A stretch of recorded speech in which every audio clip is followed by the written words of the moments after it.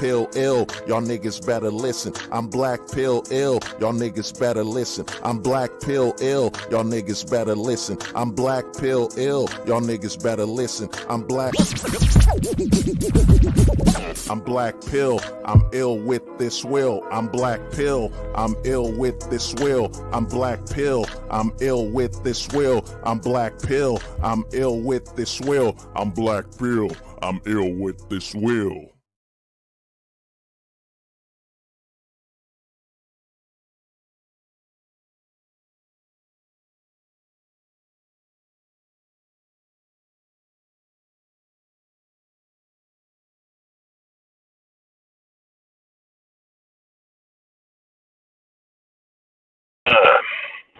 Uh, uh, uh.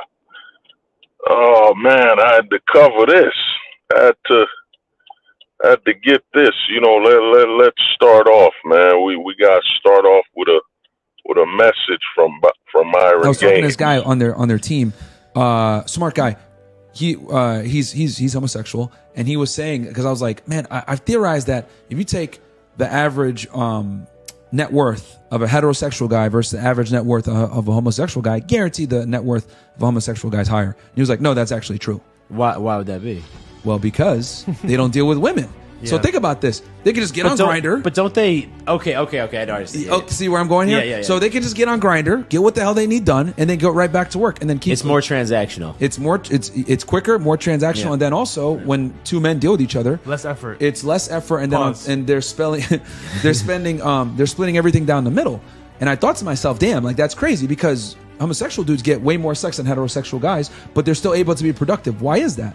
So I thought that was like crazy because I've always theorized it, but then he confirmed it was like, no, they actually do. And if you think about it, you look at Miami, you look at Austin, Texas, you look at New York City, you look at San Fran, any of these cities that have like super high homosexual populations, they live in the affluent areas.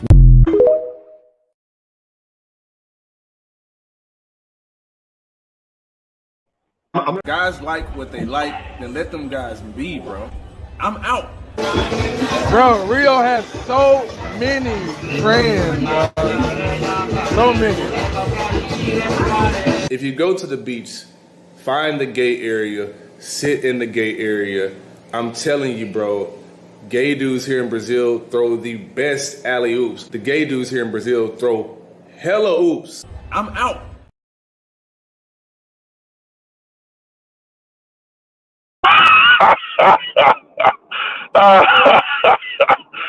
Oh man. Oh dude. Oh man. In fact, you know what, man? Let me play that Myron Gaines message one more time. I was talking to this guy on their team, smart guy.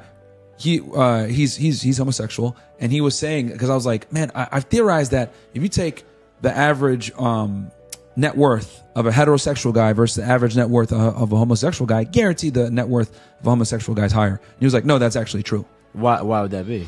Well, because they don't deal with women. So think about this. They can just get on Grindr. But don't they? Okay. I don't understand. Oh, see where I'm going here? Yeah. So they can just get on Grindr, get what the hell they need done, and then go right back to work, and then keep. It's more transactional. It's quicker, more transactional, and then also when two men deal with each other, less effort. It's less effort, and then they're splitting everything down the middle. And I thought to myself, damn, like that's crazy because homosexual dudes get way more sex than heterosexual guys, but they're still able to be productive. Why is that? So I thought that was like crazy because I've always theorized it, but then he confirmed it was like, no, they actually do. And if you think about it, you look at Miami, you look at Austin, Texas, you look at New York City, you look at San Fran, any of these cities that have like super high homosexual populations, they live in the affluent areas.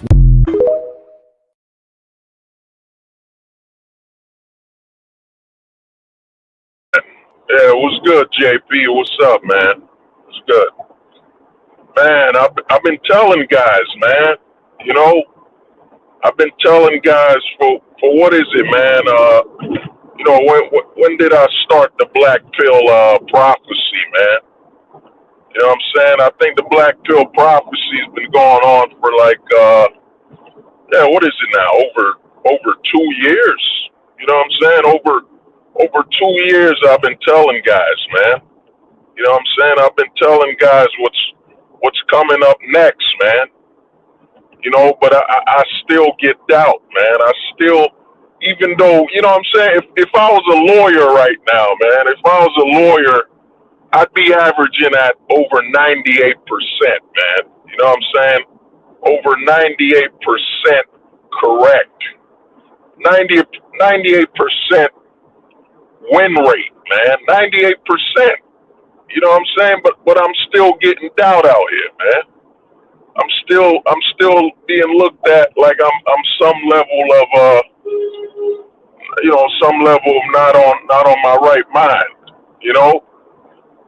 I told you guys, man. I told you that all these PUAs, you know, these red pill dating coaches, they would destroy themselves, man. You know what I'm saying? They would take themselves out. You know what I'm saying? To me, it's a celebration, man. You know what I mean? Fresh and Fit are off YouTube. The same guys that were false flagging. They were false flagging over 30 channels, man. Over 30 channels they were false flagging on YouTube. And what took them out? They got so overconfident. They got so cocky. You know what I'm saying? Fresh and Fit were like, yo, YouTube ain't gonna take us out. We false flagged over 30 channels. Nothing happened. So they got cockier, man. They got cockier and they got more big on their heads. You know what I'm saying? They thought they were invincible. So what does Fresh and Fit do next? You know what I'm saying? They go after, and I got some of the homies, man. I got some homies from the J community, man. You know what I'm saying? You know, salam alaikum. You know what I'm saying? Got some homies from that community, and what do? Fresh and Fit got so cocky, they started attacking an entire religion. You know what I'm saying? An entire religion of people, man. And then, you know what I'm saying, YouTube pulled the plug. YouTube pulled the plug, and YouTube should have been pulled the plug, man.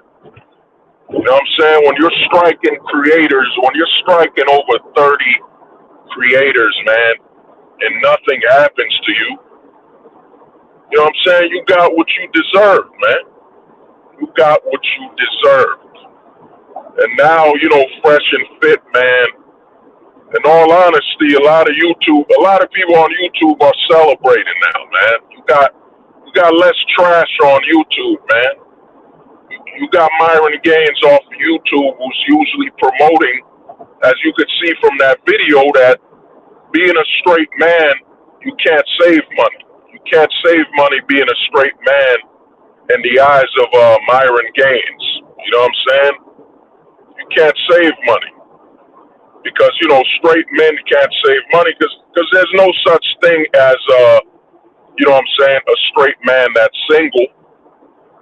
You know what I'm saying? There's no such thing as bachelors, straight male bachelors that are, you know what I'm saying, dealing with women from a perspective of payment. You know what I'm saying? It only happens when you're not a straight man, you know? Oh, yeah, I almost forgot. Warning, this is a heterosexual male's channel. Warning, this is a heterosexual male's channel.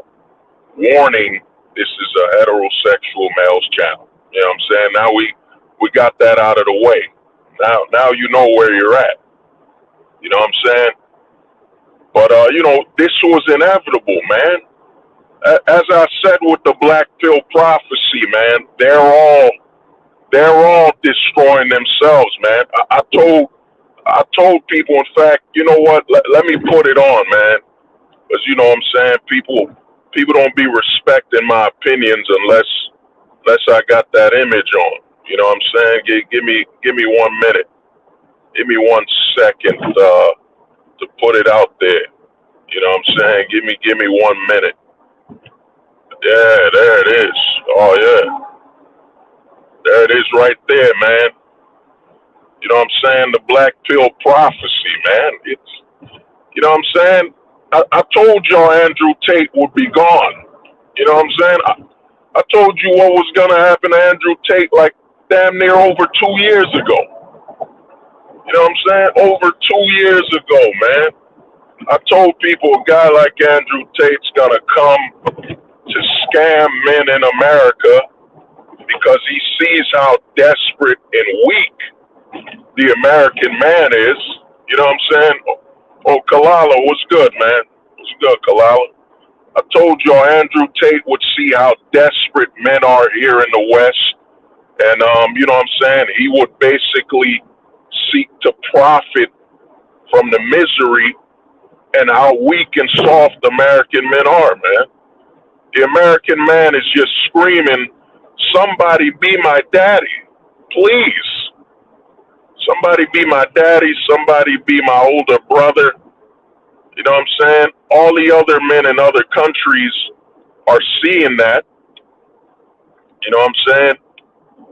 They're seeing that and they're reacting accordingly. You know what I'm saying? They're reacting accordingly. Because you know what I mean? They can smell the weakness. You can smell a soft American man from like 50 nations away, man. You know what I'm saying? 50 nations away. So, you know what I mean? I told y'all Andrew Tate would take himself out, man. There's a literal video that went viral on Twitter where it basically breaks down everything he said and how wrong and how much lies he said, man. These guys get cocky, man. You got to understand that a lot of the guys grifting on the manosphere, they're doing it. Of course, there's money involved. Yeah, there's money. There's money involved, but more than the money, there's the validation, the clout, and the fame. You know what I'm saying? Because what is it? Myron Gaines was, what was he, like FBI or something? He was making over 50 G's a year, over 50,000 a year. You know what I'm saying? Working for, I think, you know what I mean? I think, I'm not sure I remember, but he was the feds or something. He was making money. But that fame, man, that thirst for that fame in the manosphere, man, that fame to know that, and a lot of guys don't get it. A lot of guys don't get the high these guys are getting, man. The high they're getting from literally manipulating and owning other men that literally open up their wallet, that literally volunteer to be victims, man. And like I keep telling guys, man, volunteers can't be victims, man. You know what I'm saying? Volunteers can't be victims, man. Once you're aware of that, it makes sense. And what's going on is Fresh and Fit. You know, all these guys a lot of guys keep thinking, yo, man, what is it about Rollo Tomasi, man? What is it about Hogwood? You know, what is it about all these guys grifting and scamming in the manosphere? Like, what are they getting? What are they getting, man? They're getting the validation they couldn't get in high school. You know what I'm saying? They weren't the most popular guy in high school. They weren't the most commanding guy in high school. They weren't the coolest guy. You know what I'm saying? They weren't the coolest guy. And give me a second. Mommy, give me a second. Yeah, mommy, how much for the mango? $5. Give me a second. Mommy, let me get a mango. Thank you, Mom. Thank you, Mommy. Thank you. Yep. You know what I mean? I've been telling guys, man. These guys get a high, man. They get a high from robbing and stealing from other men. They get a high they could never have, man. They weren't the popular dude in school. With Myron Gaines, as you could see, man, he was popular with men in the bed. You know what I'm saying? From their photos online. You know what I'm saying? His biggest popularity amongst the jocks was being a replacement for their jock strap in the bed. You know what I'm saying? That was Myron Gaines' popularity. So a lot of these guys, man, they weren't popular in school. They didn't have a lot of men listening to them or respecting them. So now they start grifting other men. They get a whole pack of men listening to them, listening to their words, man, like it's gospel. You know what I'm saying? The same Myron Gaines who's saying that straight men can't save money. You know what I'm saying? It's funny how, in fact, let me play it. In fact, I'm in the car. I can't play it again, but in fact, give me a minute. Let me play that joint once more, man. Let me play it once more. Let me play it once more. Myron Gaines. Only a man knows what a man. I was talking to this guy on their team, smart guy. He's homosexual, and he was saying, because I was like, man, I've theorized that if you take the average net worth of a heterosexual guy versus the average net worth of a homosexual guy, guaranteed the net worth of a homosexual guy is higher. And he was like, no, that's actually true. Why would that be? Well, because they don't deal with women.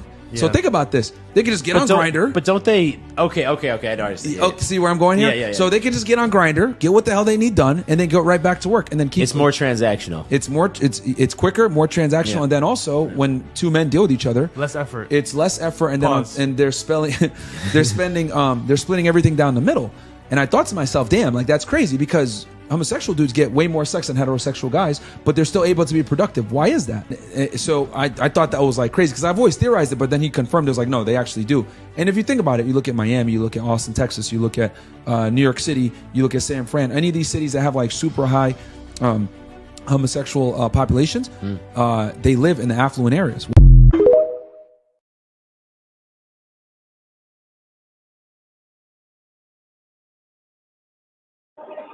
I mean, you saw that, man. A lot of people miss out on that video. He literally spoke about the locations he would go to get men. You know what I'm saying? He identified Texas. He identified Florida. You know, all the states where Myron Gaines would go to get some men. You know what I'm saying? And the thing about that math is that math doesn't make any sense. You know what I'm saying? That math doesn't make sense when straight men are the majority of men in the country anyway. So how can gay men have more money than straight men when straight men are the majority? You see the math, you see the manipulation, you know what I'm saying? The manipulation they're willing to utilize just to justify that they don't believe that straight men can do anything, you know what I'm saying? That they don't count when straight men pay for it and save money. You know what I mean? They don't count when straight men are the ones paying for the transactions. And what's funny about that is that straight men were always paying for sex more than gay men anyway. You know what I'm saying? There's a majority of straight men. So you're telling me the hookers around Vegas or wherever they're at, their main, you know what I'm saying, their main approach is to get some gay men to make money? You know what I mean?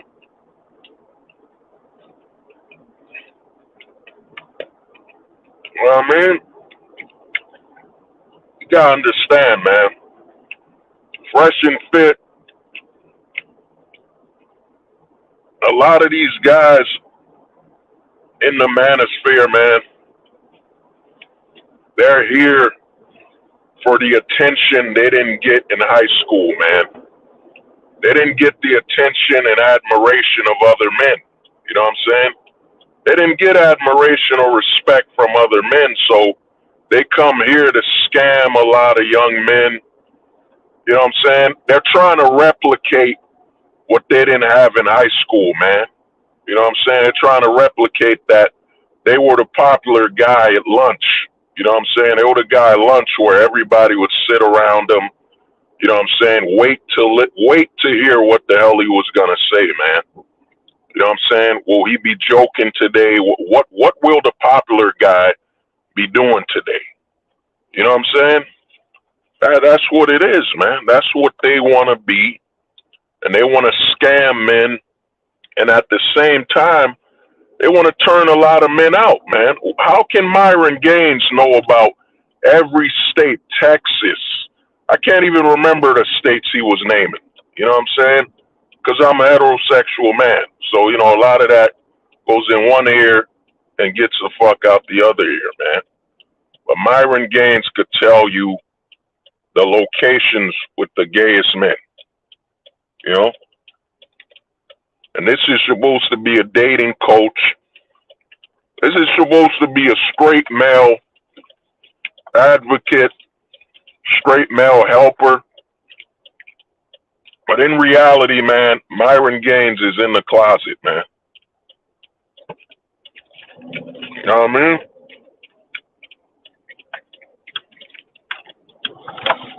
He's in the closet trying to drag straight men into the closet. You know what I'm saying? What the homie Koala said, man. Let me read what the homie. The men doing and spending on courses are clueless. No, dude, any man who's spending money on a dating coach right now, year 2023, I said, man, volunteers can't be victims, man. The problem we got in the manosphere and a lot of these spaces is a lot of men are basically, you know what I'm saying, mothering other men. You know what I'm saying? Feeling bad for them, man. I'm going to be real with you, man. I don't feel bad. I got no feelings, man. You know what I'm saying? If you're dropping money on a dating coach, that's on you, man. You volunteered for that. You know what I mean? You volunteered for that. One of the problems we lose in the manosphere is that a lot of men aren't shaming other men, bro. They're not shaming other men. You know what I'm saying? You know what I mean? They're not shaming other men. They're not joking at them, man. Not everybody needs reinforcement with love. Oh, by golly, gosh, I'm so sorry you lost all your money on that dating coach. By golly, you're still a wonderful young man. You're still a wonderful grown man. I'm so sorry for you, brother. I got nothing but love for you. I cherish you. I got love for you, man. I'm so sorry these dating coaches robbed you. Oh, by golly, I'm sorry. Oh, you know, every day before I go to sleep, I pray for you, brother. I pray for you. I say, oh, by God, how great, let me use an old word, man. Great Scott. Great Scott. What person would steal from such an innocent young man like yourself? You know, you were so desperate. You were in need of attention, and you were in need of like a brother, someone to show you how to do things. And this despicable dating coach just, you know, this scoundrel, this behemoth, this law of a man just took your money. He just took all your money. By golly gosh, how could he do that? How could he just take your money like that? Doesn't he know you're a child of God? You know, you're a child of God, and you should be loved. You should be loved by your fellow man, and, you know, turn the other cheek, you know? Turn the other cheek. Don't touch the other knee, you know? You should be doing that. And I'm so shocked that a dating coach would rob you and just steal from you like that. By golly gosh, I'm just so flabbergasted. I'm just so I don't even know how to feel right now. But I do know one thing. I feel sorry for you, and every night before I go to sleep, I pray to God that you, my brother, are feeling better and you're loved, because that's all you need is love. Come on, man. Get the fuck out of here, man. You know what I'm saying? That's the problem with the manosphere, man. The manosphere is, it's become literally the baby other men type of, the baby other men space, man. Let's all hug. Let's all hold hands. Dude, we're men here, man. I don't know you. You don't know me, man. You know what I'm saying? We're not family, man. You know? You know what I'm saying? I don't know you like that. And I mean, if you're willing to pay a man you don't even know,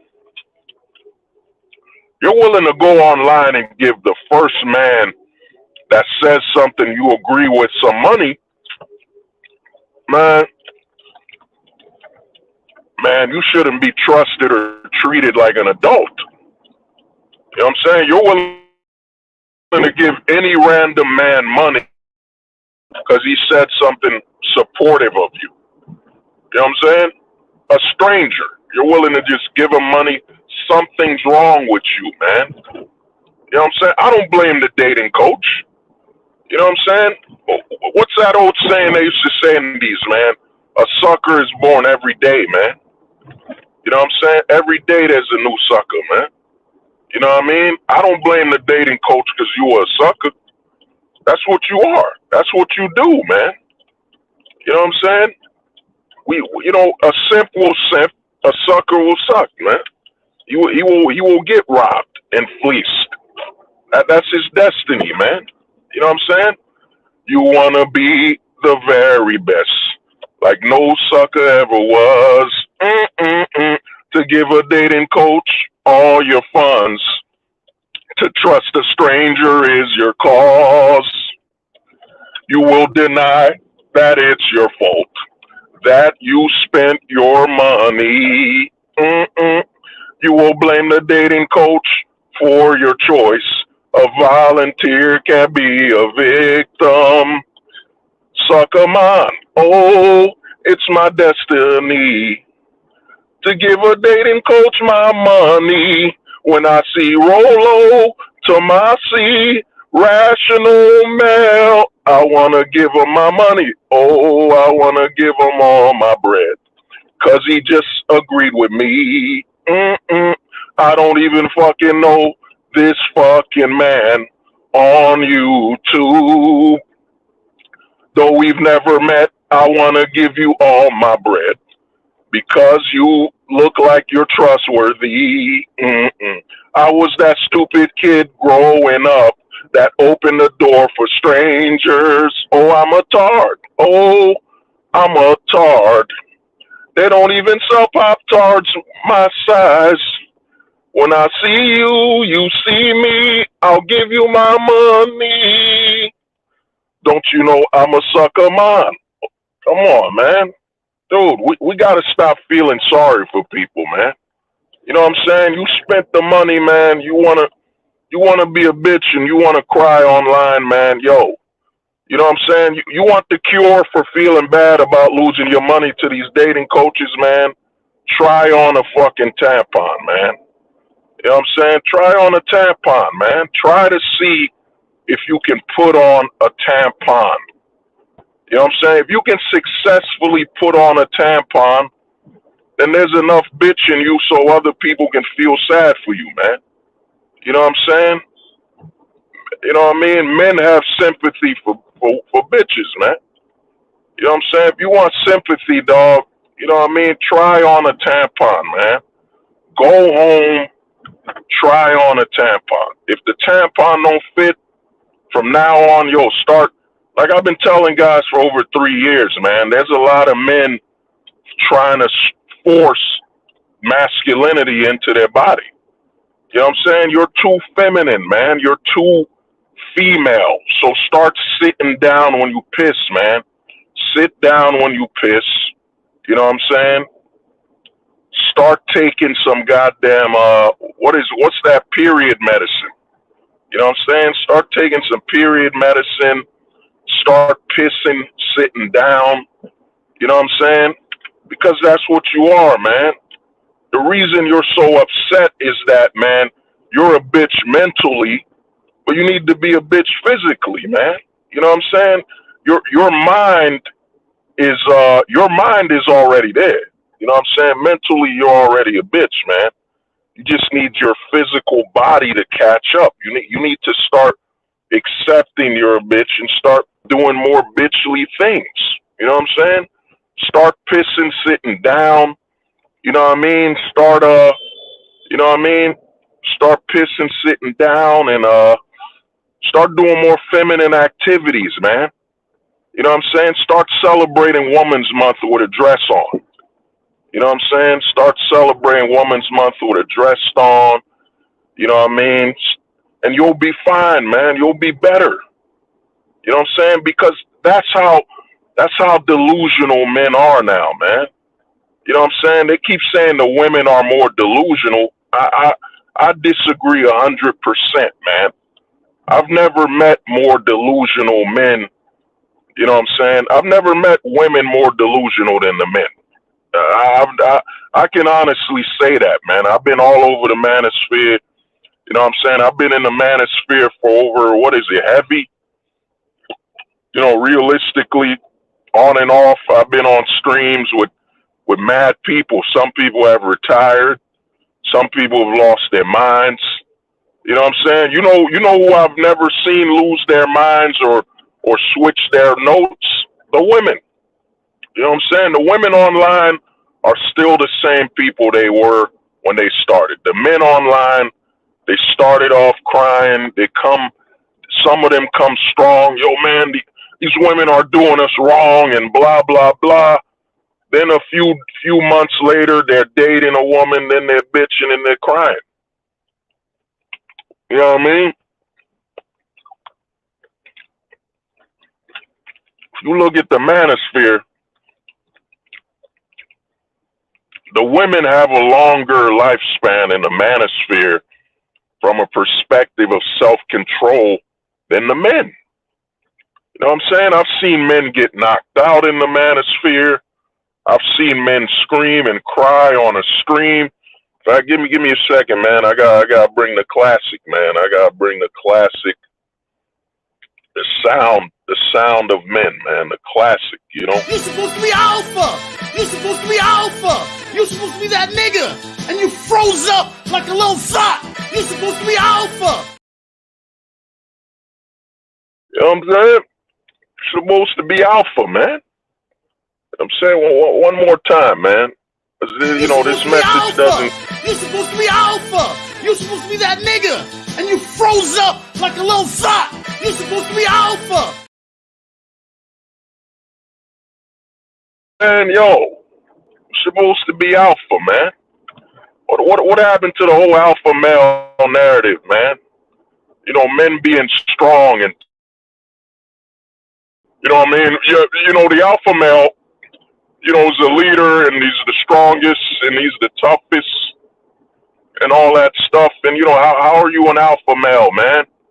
Your idol, you worship nothing but frauds and weaklings, man. You know what I mean? You worshiped Fresh and Fit. You worshiped how many more men you got keep worshiping that are either frauds or scammers? You know what I'm saying?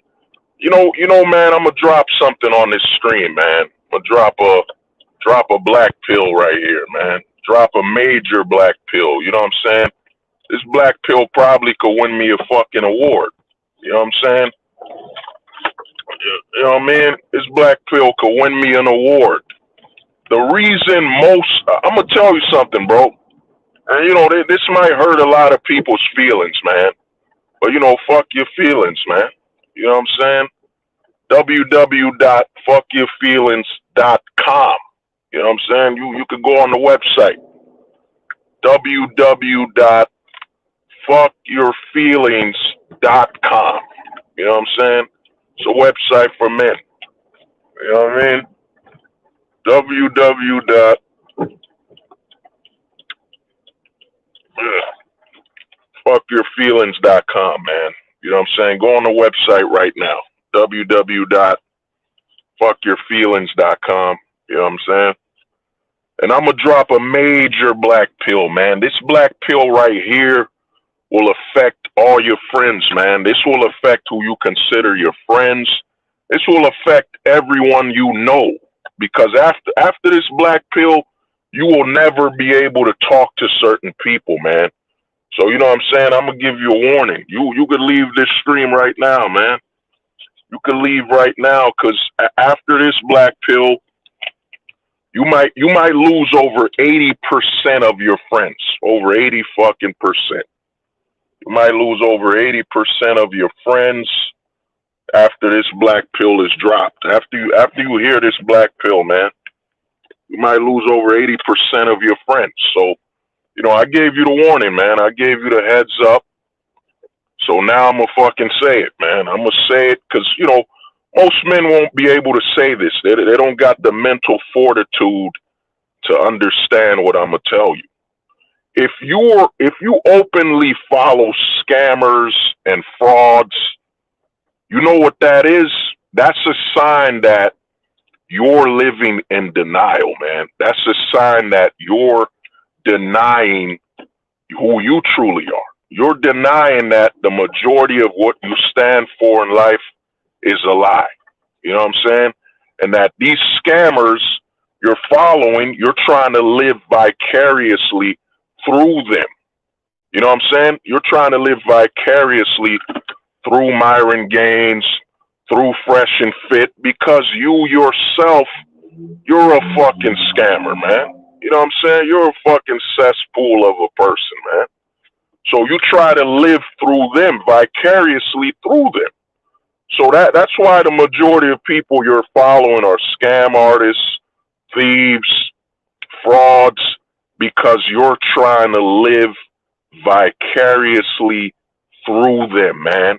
And you want people to feel sorry for you because you can't admit the truth of the matter that you're following these men. You're following all these frauds because they are who you wish you could be, man. You know what I'm saying? They're who you wish you could be, man. A fraud, a scammer, they're who you wish you could be, man. It got nothing to do with women. Oh, yeah, shout out to the homie JP, man. Sucker man. You know what I mean? You know what I mean? It got nothing to do with the women.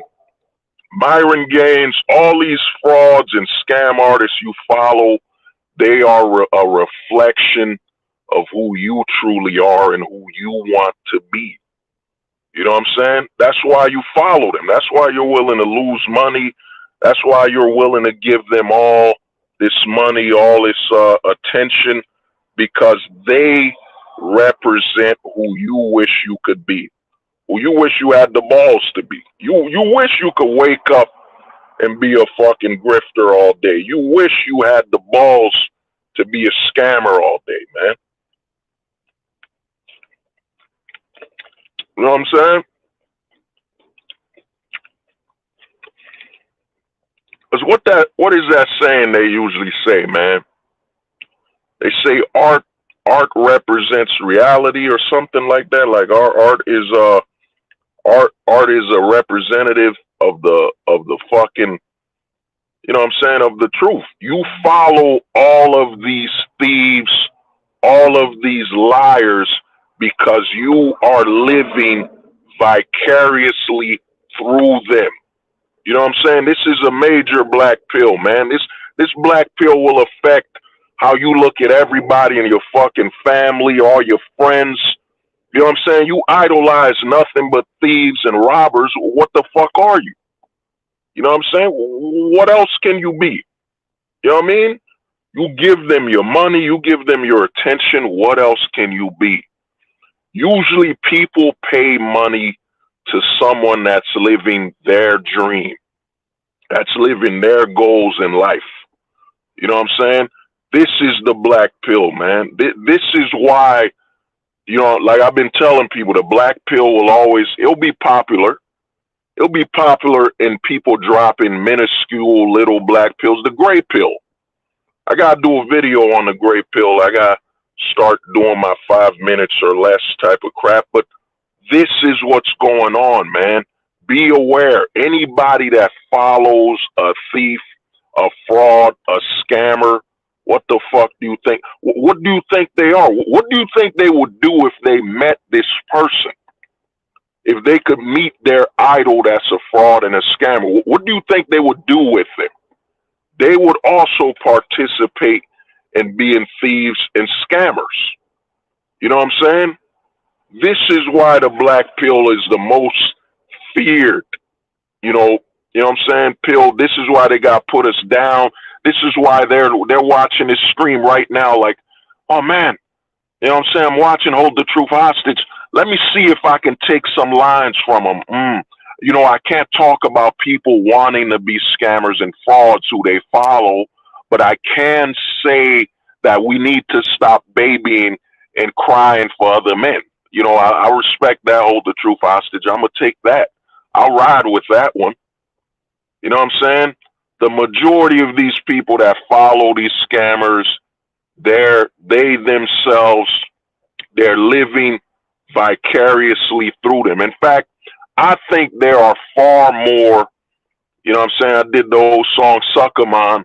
I think there are less suckers than there are people living vicariously through them. You know what I'm saying? If I'm correct, which odds are I am correct, because if you see most of the people supporting these scammers and these frauds, they're happy. They're smiling, they're laughing. You saw that new Myron Gaines video, that new Fresh and Fit. It was awesome. You know what I'm saying? They're happy because these people represent what they wish they could be, man. You know what I'm saying? That is a black pill right there, man. Try to look at your friends the same way.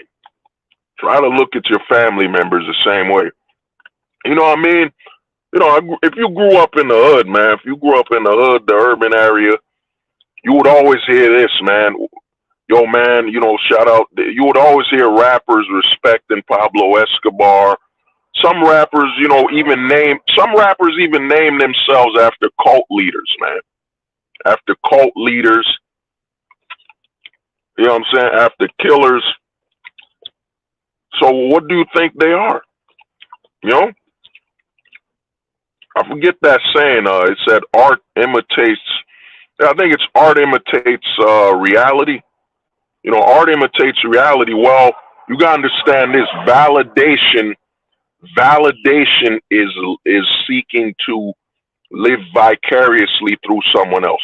That's how you gotta look at validation, man. I lost some people I used to talk to because I didn't support a grifter and a thief, man.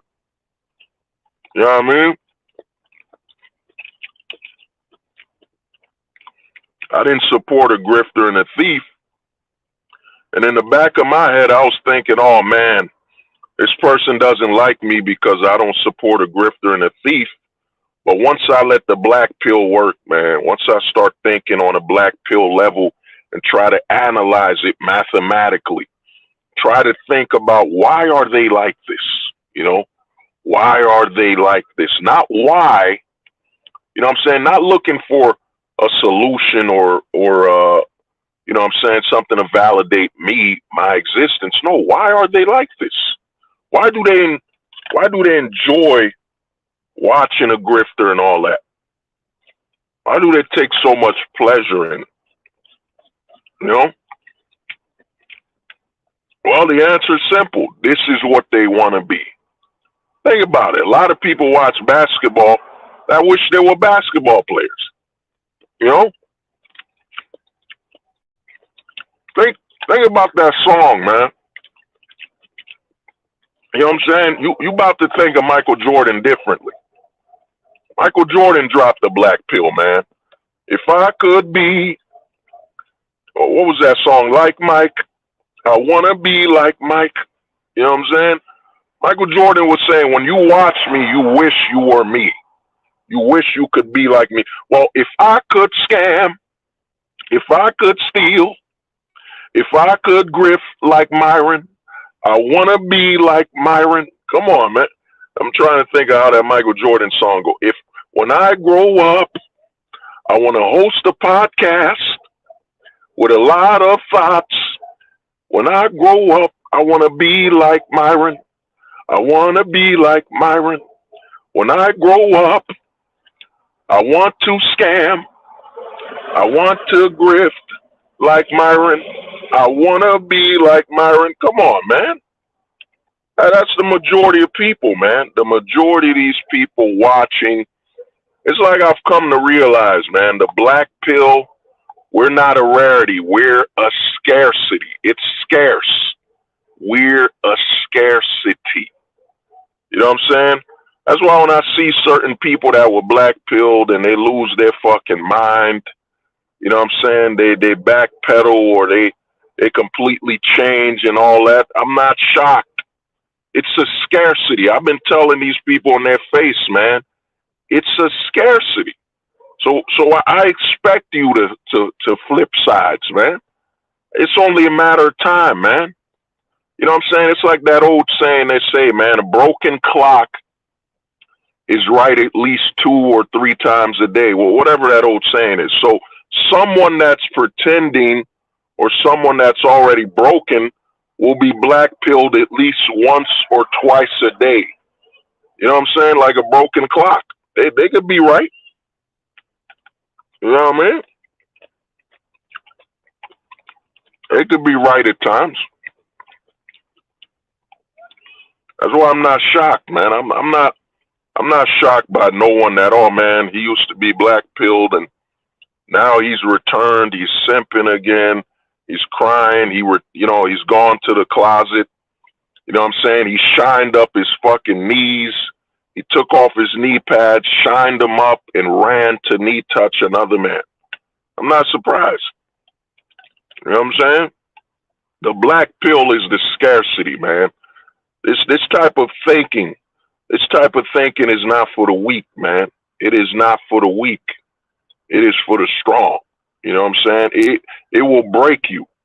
You know what I'm saying? The black pill will break you. Oh, Gamby, what's good, man? The black pill will break the average man.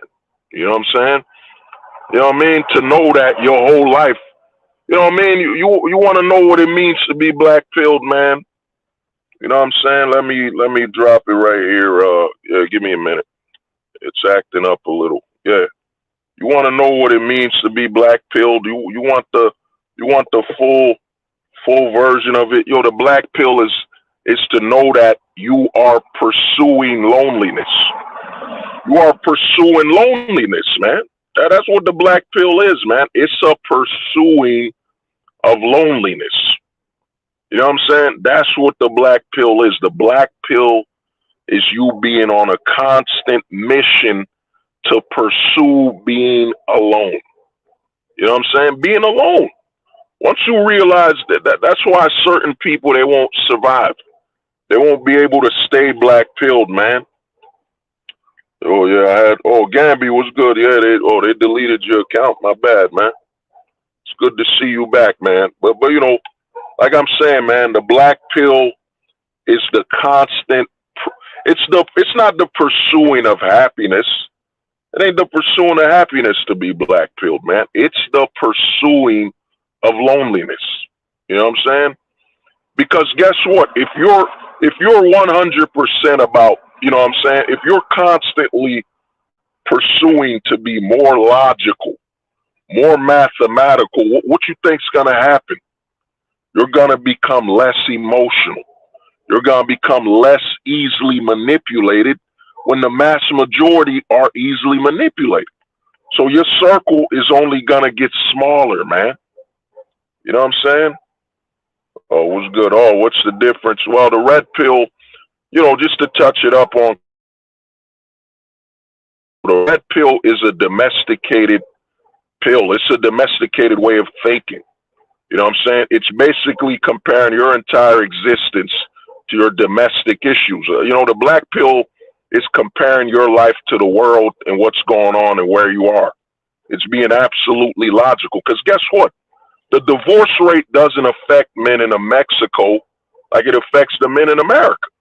The divorce rate in America doesn't affect the men in Japan like it affects the men in America. The black pill is absolute logic, man. It is a path, and here's the great thing. Here's the other thing that's separates the black pill from the red pill. The black pill is not about it's not about ideals. It has nothing to do with ideals. It has nothing to do with dreams. It's all about just seeking seeking to understand what the hell's going on, whether you got something to gain or lose. You know what I'm saying? The red pill is all about, we can bring things back. Men are suffering. You know what I'm saying? It's all about this ideology. It's an ideologue. You know what I'm saying? It's this pursuit of happiness bullshit. The black pill is simple, man. It is strictly mathematics, scientific. You know what I'm saying? The black pill don't care about your feelings, man. You know what I mean? And like I keep telling people, man, the further you go into this black pill path, the more alone you will be.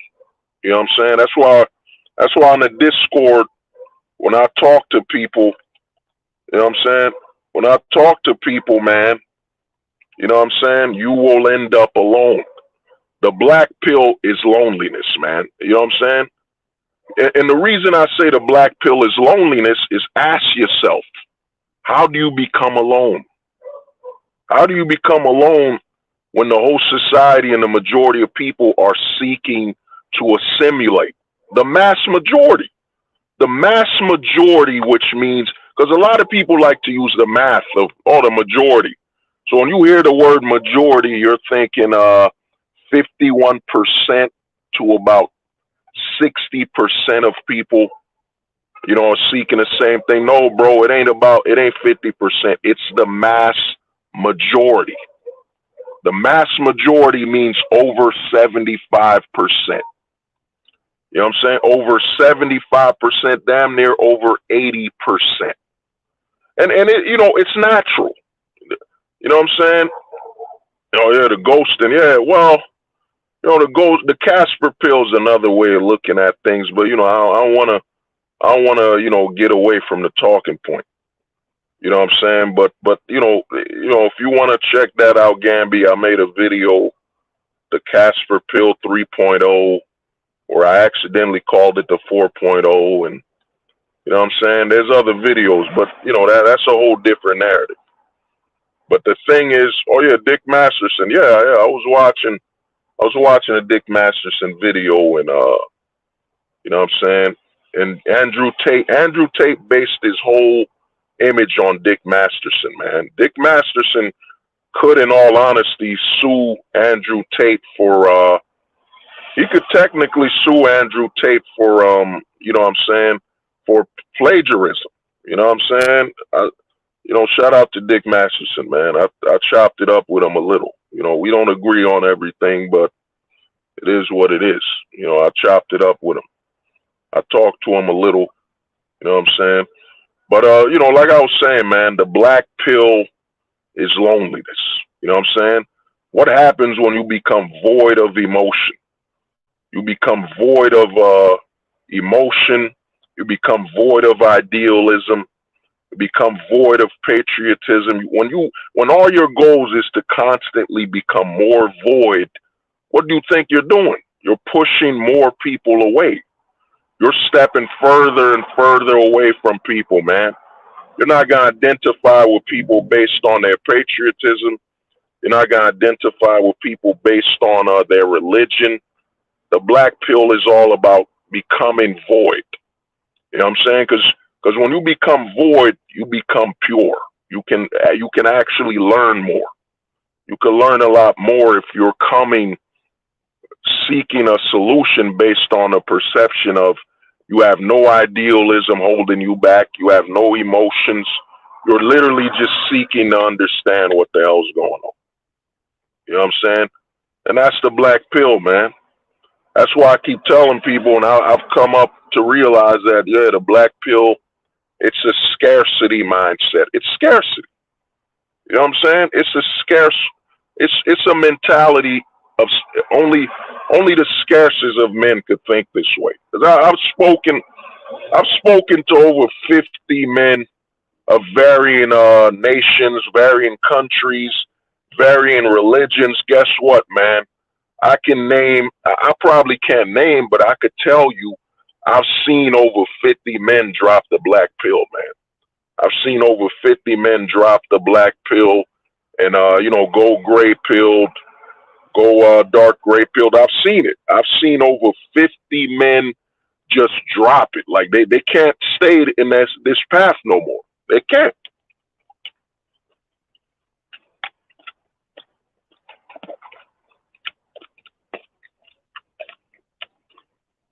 Yeah, that's what I'm saying is the next step to Ghost. Yeah. Well, Gamby, I touched up on it on the Casperfield 4.0. Eventually every man, I'm about to start streaming. Like I said, this channel will become more of a ghost channel because, the thing is this, man, eventually we got to ghost everything, man. You know what I'm saying? We got to ghost everything. That means your mind, you got to ghost your ethnicity.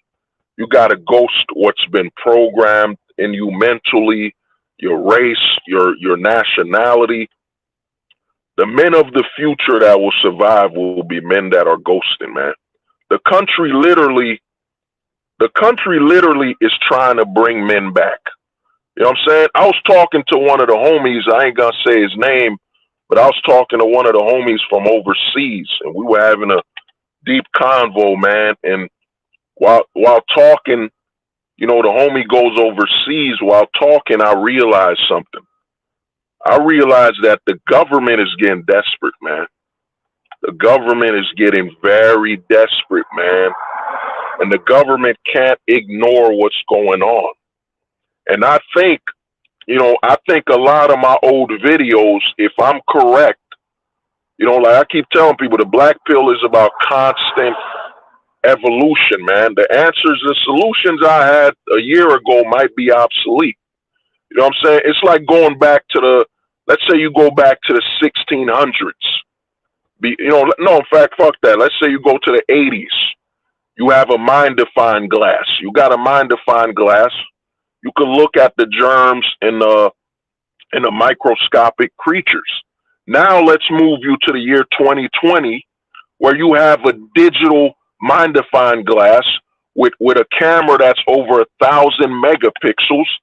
Now you could see inside of the microorganism. So, man, what I'm about to drop here, man, it might scare some of you guys, man. But it might. If this happens, man, yeah, the government's getting desperate, man.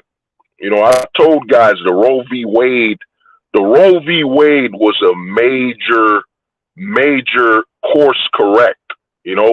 Shout out to one of the homies. I ain't gonna say his name like that, but one of the homies, he brought back the word into my head. Course correct. The government does not apologize, man. The American governments, especially the American government, it's a godverment, but the government doesn't apologize, man. The government just does course correction. And what a lot of guys don't get is that Roe v. Wade was turned over. It was overturned. Roe v. Wade was overturned from a federal level. So the government turned over Roe v. Wade. You know what I'm saying? Which said, women, the government supports, baby deletion on a federal level. So the government said, let your state decide. Now, why did the government do this? A lot of people aren't voting, man. People have given up on voting. When Trump was running for election against Hillary, far less Americans showed up. I think think about the American population is over 350 million Americans last time I checked.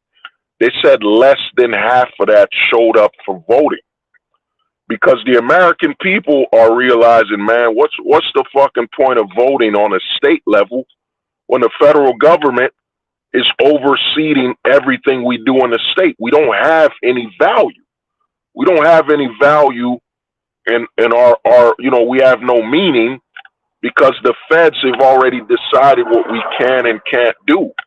The state legislator doesn't mean anything. And the federal government's like, holy shit, they're giving up. They're giving up, man. They're You know what I'm saying? They're giving up. They're leaving the facility. So the government overturning Roe v. Wade and bringing the power back to the state, I think a lot of states are going to do some. I think we're going back to an older America, an America that we haven't seen.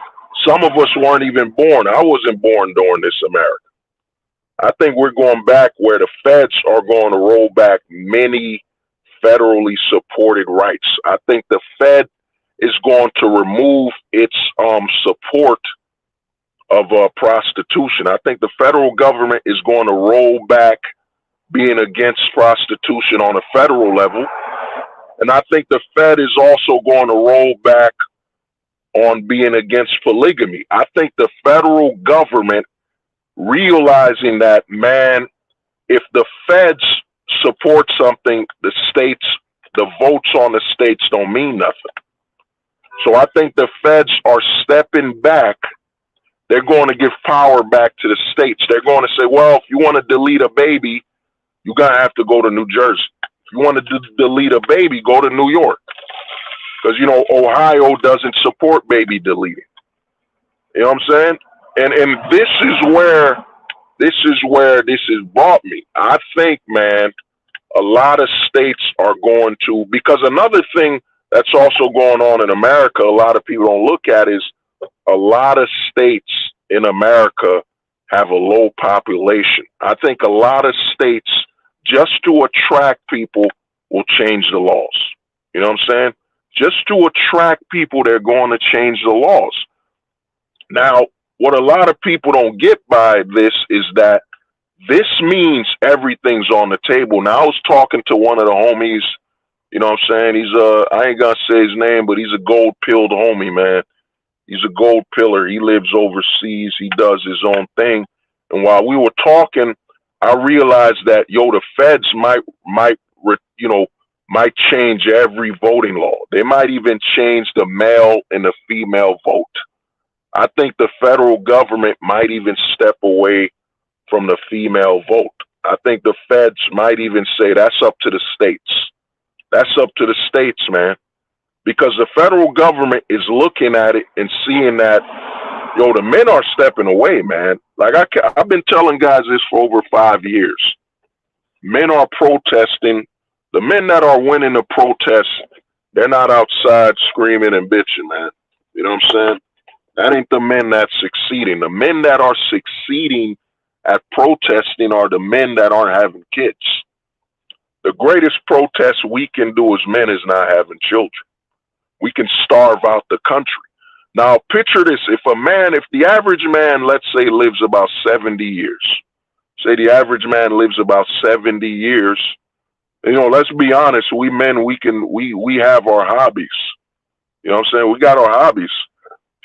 We could play the waiting game. We could play the waiting game with the government for 70 years. We could play the waiting game for 70 years.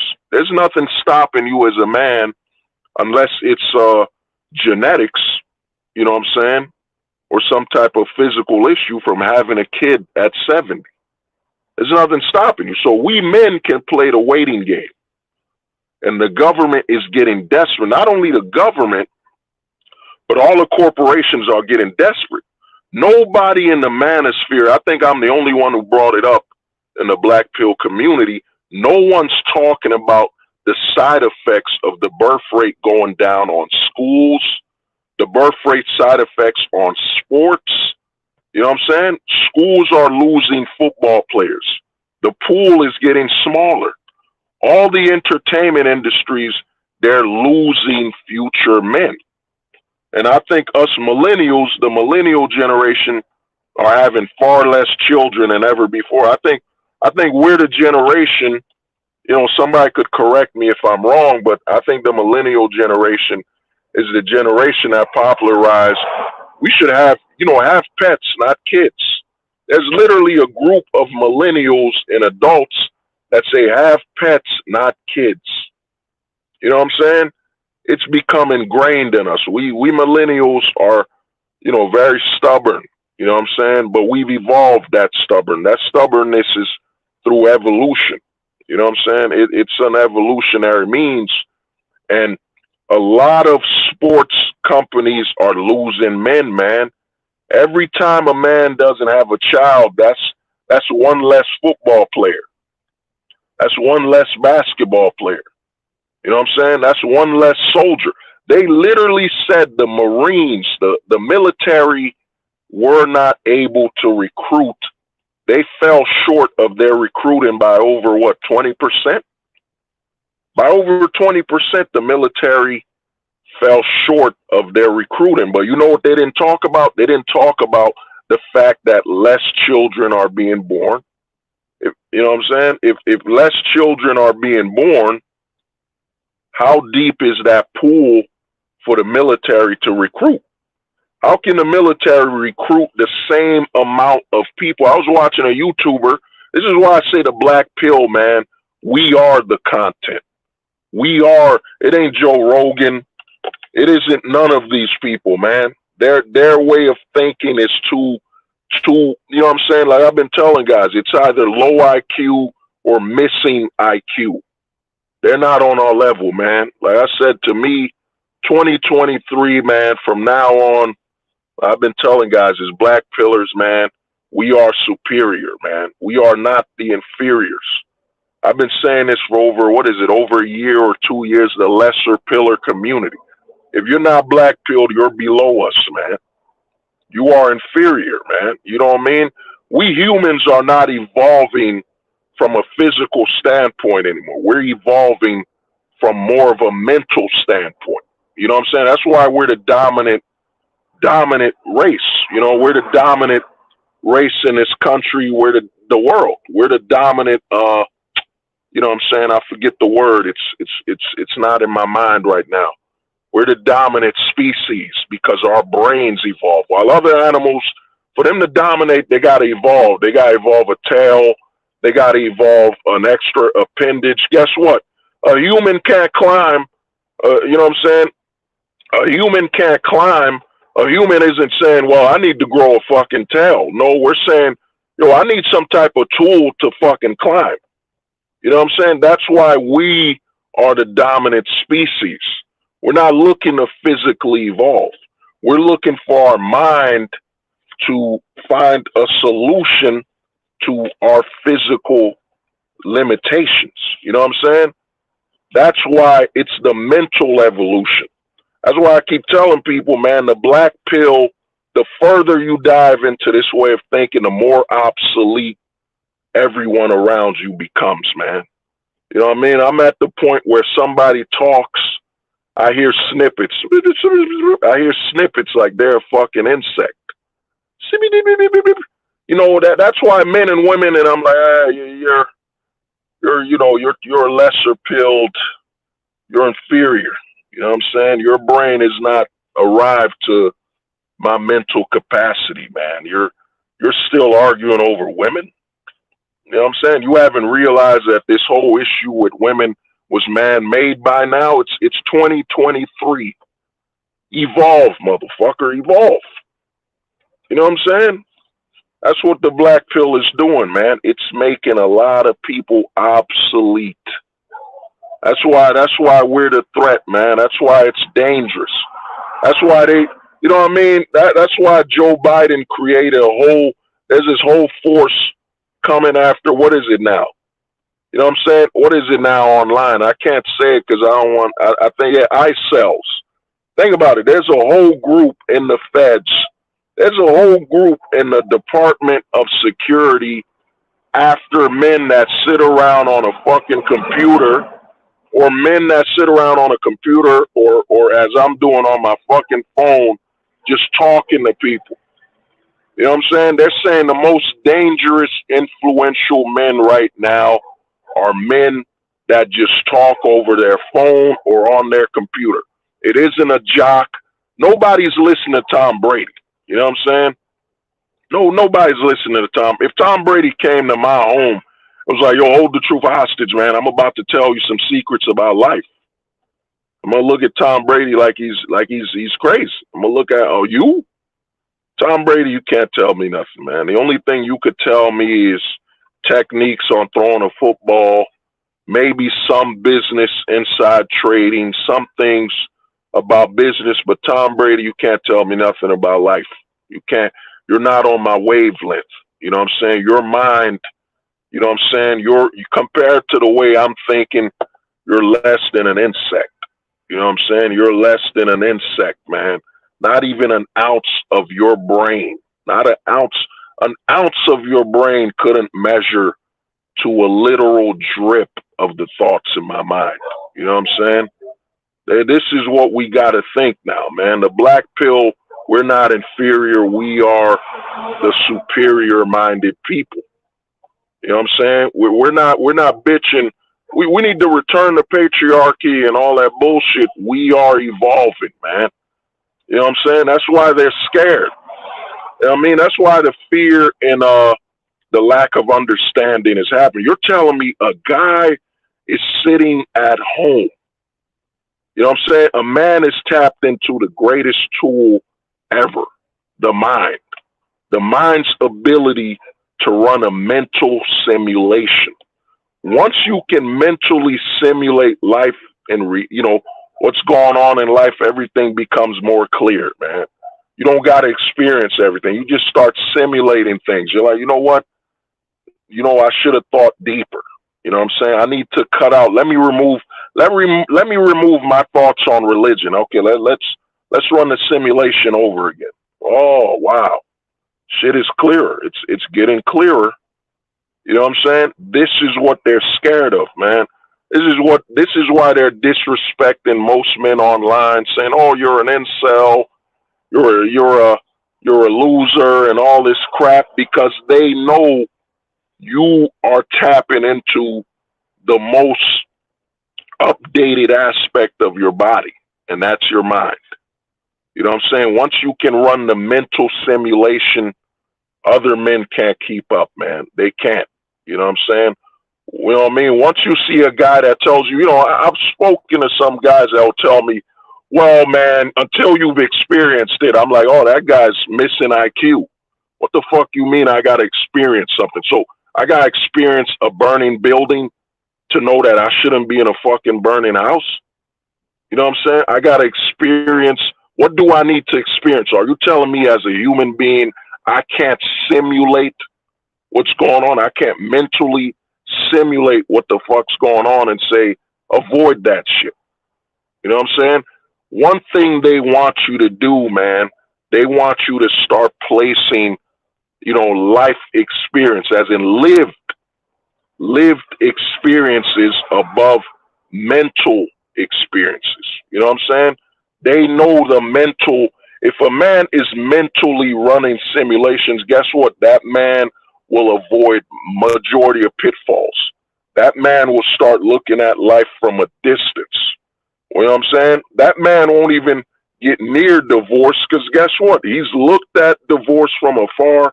He's looked at everything. He's assimilated everything. He's like, what are my odds? What are my chances of surviving a divorce? What are my chances of living through it with my assets? And you sit down at home, maybe grab yourself a fucking drink, and you just mentally simulate this and say, yeah, there's a lot of luck. I need a lot of luck. I need some connections legally. Yeah, it ain't worth it. You know what I'm saying? It ain't worth it, man. I would never fucking do it. You know what I'm saying? Versus guys I've spoken to, well, man, you haven't experienced love. You know what I'm saying? Well, hold the truth hostage. How can you say it's wrong when you haven't experienced it? Because, motherfucker, I've experienced it mentally. I've mentally run the odds. Remember, I'm a man. What was society built on? Did the man who made the wheel, did he have a physical wheel before he fucking made it? Or did he mentally think and say, look at that boulder. What if that boulder was a fucking wheel, a circle? You know what I'm saying? You know what? Let me shave this fucking boulder. Let me chop it down until it's a fucking wheel. Ooh, it worked. Just as I mentally thought it would. It worked. This is what they want you to run away from, man. They don't want you to realize what the caveman had. The caveman was thinking of shit, man. You don't gotta live everything, man. You don't gotta live everything to know what's right and wrong. You can mentally assimilate it, think about it. You know what I'm saying? Utilize your logic and common sense, and you will avoid living through the nightmares and the stupidity that most people got to learn. You know what I'm saying? I don't want to be a person that got burned to learn that fire is fucking hot. You know what I'm saying? I don't want to learn that. Oh, man. My God, guys, you know fire can burn you? Oh, hold the truth hostage. How did you learn fire could burn you? Well, I put my fucking hand on the stove and turned on the fucking stove and left it there. And, yo, my hand was on fire. Oh, wow. Man, you're missing IQ, man. If you're really that stupid, you know what I'm saying? You know, you got to understand, man. You can assimilate the majority of your life, man. Oh, the homie Gambi, you are the mental metal simulation if they want you with your hundreds of hours of content. Yeah, the homie Gambi, man. Yeah, I mean, I'm going to tell you this, bro. You know what I'm saying? That's one thing I give that AI shit, man. That AI shit is that, man. When they, somebody could train an AI on me, man. You know what I'm saying? What is it? I got over 1,000 hours of content, you know what I'm saying, through YouTube, you know. All I'm going to tell you is this, man, the mental, the greatest weapon. Think about it, man. Think about what Sun Tzu said, man, you know, to all those fucking cowards worshiping Nietzsche. You know, that's another scam in the fucking manosphere. The Nietzsche cockrider, you know, the Nietzsche cockriders, you know. And Nietzsche said, man, fuck Nietzsche, man. You know what I'm saying? What the hell did Nietzsche know, man? You know what I mean? And Nietzsche, man. And Nietzsche said, you know what I'm saying? All that Nietzsche crap, man. There's a lot of people worshiping Nietzsche. What is it, man? One of the homies told me Nietzsche died in a cave. What is it? He died in a fucking hole because he was a bitch, man. You know what I'm saying? And Nietzsche said, you know what I'm saying? All that bullshit, man. You got to understand, man. They don't want you to mentally assimilate life, man. They don't want you to mentally simulate life. Because, dude, if you can mentally simulate life, the majority of the pitfalls you'll avoid. You know what I'm saying? You will avoid it, man. You know what I'm saying? You're not going to go homeless and broke because you're going to realize, well, I ran my mental simulations on the housing market. I ran my whole mental simulation on literally owning something in the country and realized that, yeah, I don't know. You know, I don't know if that's the best plan. I'm going to leave that alone, man. You know, the boomers were homeowners. Look at them. You know what I'm saying? How many poor boomers do we know? How many boomers we know that's living off of 50 cents a fucking month, man? But guess what? They had a nice home. They had a nice house, man. They had a nice house. You know what I'm saying? Where's that house during their retirement? You know what I mean? Where's that house during their retirement? Let me see. You gotta. What is that? What's the homie, man? Oh, dark path. Yeah. You gotta see yourself mentally before acting. Oh, yeah.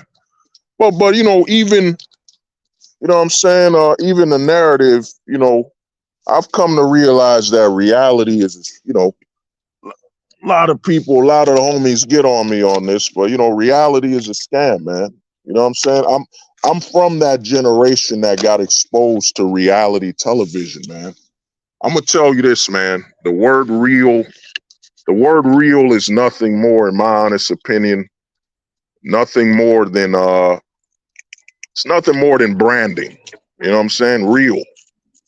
You know what I mean? Real, I'll give you an example. Let's say you said you were a hustler and a drug dealer. You've been on the block.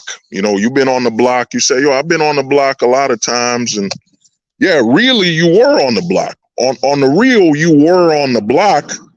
But in truth, you weren't selling drugs, man. In truth, you weren't selling drugs. You were nothing on the block. There's a different perception between the truth and reality. That's why I've been training myself for months now, man, for over a year, to start saying, the truth, the truality. I'm trying to replace the word reality with truality. You know what I'm saying? I'm trying to keep myself in a mental path where, I don't use words where, I'm supporting the lie. Because the truth is, reality can be made up, man.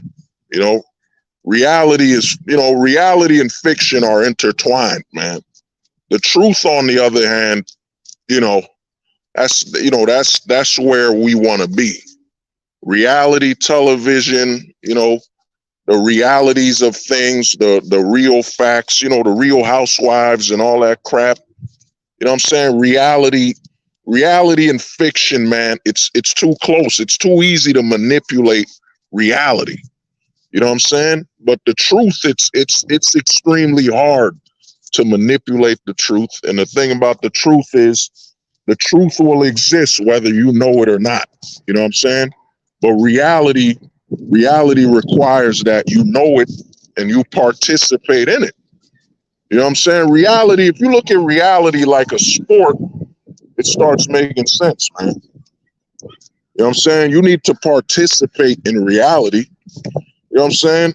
I had this channel for, what is it, man? Over 5 years, man. Over 5 years of really going in. And, I used to get, YouTube has put me back to, it's shadow ban me, whatever. It's their website. They do whatever the fuck they want. It's theirs, whatever. But, you know what I'm saying? When I had let me tell you something. When I had 2 views, when I had 1 view, when I had 0 views, you know what I'm saying? I was still telling the truth. The truth will always be there, man. The truth is there whether you see it, know it, or not. The truth is beyond your senses because the truth doesn't need you to exist. Reality, on the other hand, it needs your participation to exist. You know what I'm saying? That's why the majority of people are in this pit of misery and suffering, because they're chasing reality. They're chasing reality, man. You know what I'm saying? Yeah, you should why aren't you married? They want you to participate in all these aspects of reality. But the truth is, if you tell people the truth of why you're not doing something, then they will leave you the fuck alone, man. Because they can't deny the truth. The truth is here whether you accept it, validate it, or not. You know what I'm saying? Someone who doesn't believe cancer doesn't exist. Somebody's like, you know what? Cancer doesn't exist. Guess what? A few years down the road, the motherfucker died of cancer. Because guess what? Cancer doesn't need you to validate it to exist. You know what I'm saying? Cancer just is. You know what I mean? And that's what things are, man. That's why reality, man, I've come to learn I don't like the word reality, man. You know what I'm saying? I don't like to have that in my vocabulary. You know what I mean? There's a lot of words I'm trying to take out of my vocabulary because I think it just further reimposes the way they want me to think. You know what I'm saying? I remember when I was on MD Stream. You know what I mean? When I was on MD Stream, and he dropped a major black pill, man. When he said words have power, man. Words have power, man. And the power, in my honest opinion, isn't magical and all that. I think words have power because if you can't remove these words from your vocabulary, it's a sign that you can't live without the programming they've told you to live by. You know what I'm saying? Oh, Dreamstorm, what's good, man? What's up? You know what I'm saying? You can't live without the reality, they've given you. You know what I'm saying? So I've tried to take out words out of my vocabulary, man. I think that's a very, very healthy way of thinking is that, yo, I'm taking certain words out of my vocabulary. Fuck. I'm taking certain words out of my vocabulary. You know what I mean? To prove I can live without their terminology. You know what I'm saying? To prove I can live without their terminology, I'm trying to take words out of my vocabulary. You know what I mean? It's like I told guys with the ghosting, man. At some point, you're going to have to ghost yourself, man. You're going to have to ghost your own mind and what you've been taught and trained. Because to me, like I tell people, man, the reason I say I'm going to be focusing more on ghosting content is that I think once a man understands in his life what was his choices, what wasn't his choices, and what was forced on him, and what he had no choice to take part of, then that man will be free. So even your vocabulary, you got to ask yourself, what words do you say that were your choice? You know what I'm saying? What words are you using? What terminology are you using where all these words originate from you, as in you're the one who introduced yourself to these words rather than the society you live in and rather than the people who raised you. You know what I'm saying? That's a major question to ask yourself. You know what I'm saying? That's why I say ghosting will inevitably take over. You know what I'm saying? Ghosting will be a no, you know what I mean? There won't be no choice but to ghost. You know what I'm saying? No choice but to ghost this man. And you know, the true level of freedom will come from ghosting. You know what I mean? So to me, man, it's inevitable, man. You know? So I mean, even your vocabulary, man. You know what I mean? It sounds stupid. You know? Give me 1 second. I gotta give me a second. My brother D Storm. Give me a second. I'm about to run out of batteries. Battery's not about to charge. Oh, give me a second. Yeah.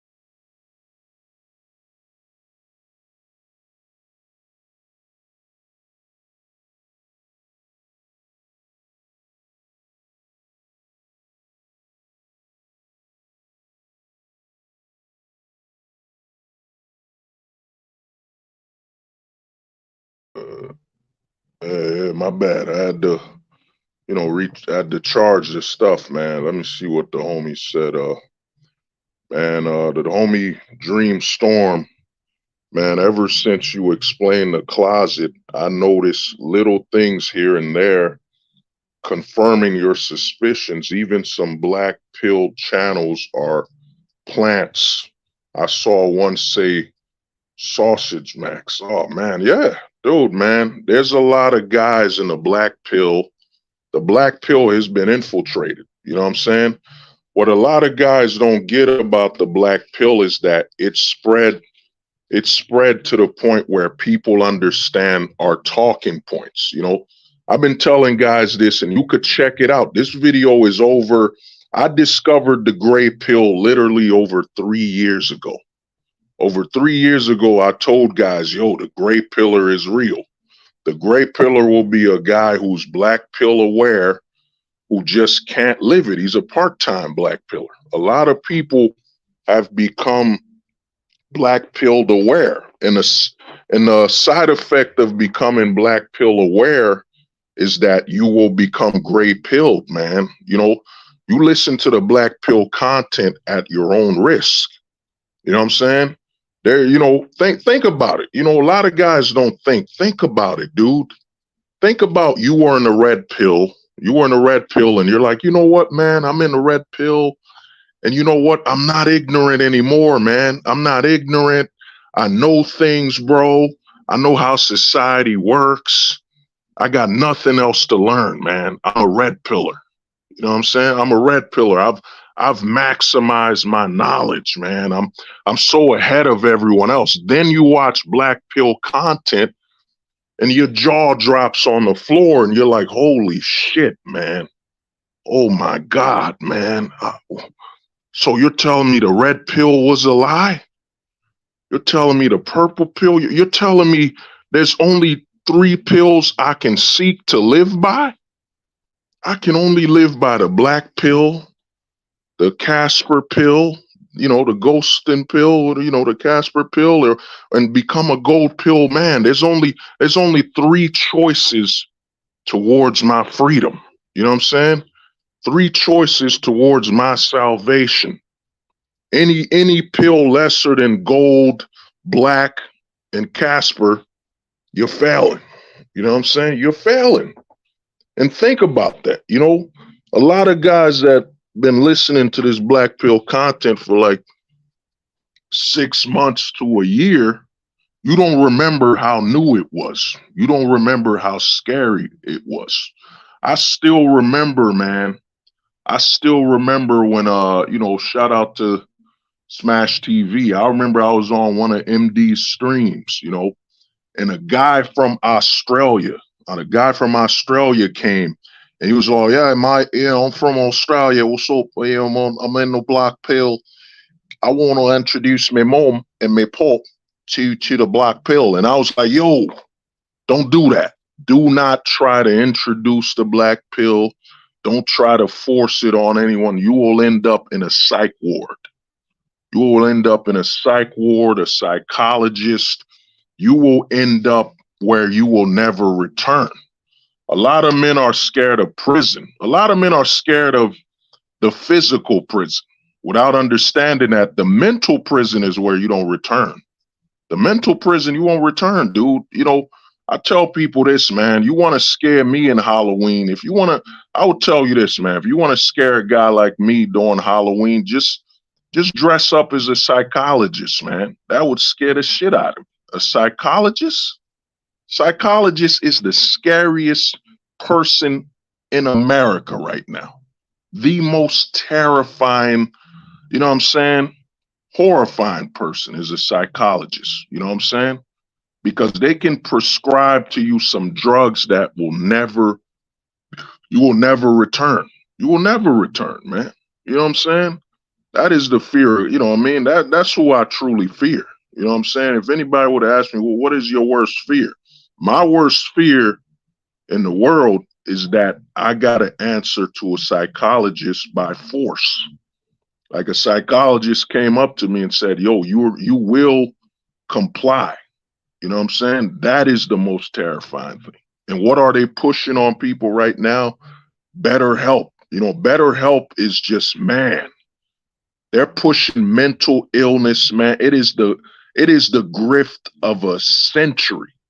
The mental grift is the greatest grift ever, man. People just don't understand how much money the mental grift can lead to. The mental grift doesn't care if you're a woman, a man. The mental grift just cares if you have a mind.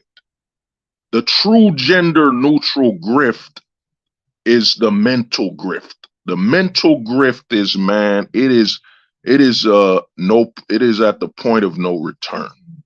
You know what I'm saying? I saw, with the homie Gamby. Yeah. Oh yeah, of course, Gamby. Like I said, you change your vocabulary. But the mental grift, man, it is the most dangerous grift known to man. It's like I said on a stream, man. People think I was joking. We're gonna have to give awards to the Zoomers. We're gonna have to give awards to Gen Alpha if they were normal. If like a Gen Alpha kid comes at you and like, yo, dude, hold the truth hostage, man. I just graduated high school. And I'm gonna be like, oh, word? Yo, you look normal. You sound normal. How are you still normal? You know what I'm saying? That's what the millennials have to face. What we millennials have to face is the fact that we're gonna have to look at the Zoomers and be shocked by the fact that they are normal. We're gonna have to look at Gen Alpha and say, wait, what? Gen Alpha kids talking to you, hey sir, how are you doing? You're gonna be like, wait a minute. Why didn't you call me a him, her, or all that other bullshit? You're normal? Oh my fucking God, you're normal. And notice what Gamby said, your grammar changes everything. What are they changing in the kids now? They're trying to have, I'm in Jersey, man. The governor in Jersey just changed the law to have it that the schools will be gender neutral. The schools will no longer say, hey, sir, hey, ma'am. The schools will now be gender neutral because they know the power of words. If we can get these people to change their terminology, it's kind of like now. It's kind of one thing a lot of people don't notice when I talk, and you could clip it. You could clip me, man. How many times have I told you how I feel? Have I said, I feel this, I feel that, I feel this, I feel that? No one's noticed that. They changed the whole. I remember as a millennial when the word think was removed in people's grammar, when people started saying, I think, and I saw it, I was like, what the fuck's going on? What the fuck do you mean you think? I mean, you feel. You know what I mean? I'm asking you directions. Why do you need to tell me how you feel for some fucking direction? Do you think you know it or you don't?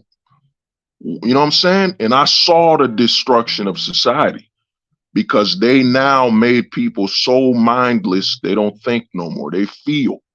It's all about a feel. And if you want to know the Zoomers, anybody that's a Zoomer and a millennial and like a Gen Alpha, because I've seen a channel who's watching, they'll know this word, vibe. Notice how many people are using the word vibe now. A lot of people are saying, yo, that song, that's a vibe, man. You know what I'm saying? That's a vibe because it's the way they feel. They can't explain, they can't think whether it's good or bad. Yeah, I don't understand what this rapper's saying, but dude, it's a vibe. I know he's just saying glippity gloop, whatever the hell he's saying, but it's a vibe, man. Because what they did to us millennials, and I saw it before my own eyes. You know what I'm saying? I've always been a holistic person. Look up the word. A word you should really invest in and know about it is the word holistic. I always forgot that word. Shout out to one of the homies on the Discord. In fact, give me a minute. Let me share a link to the Discord. Give me a minute.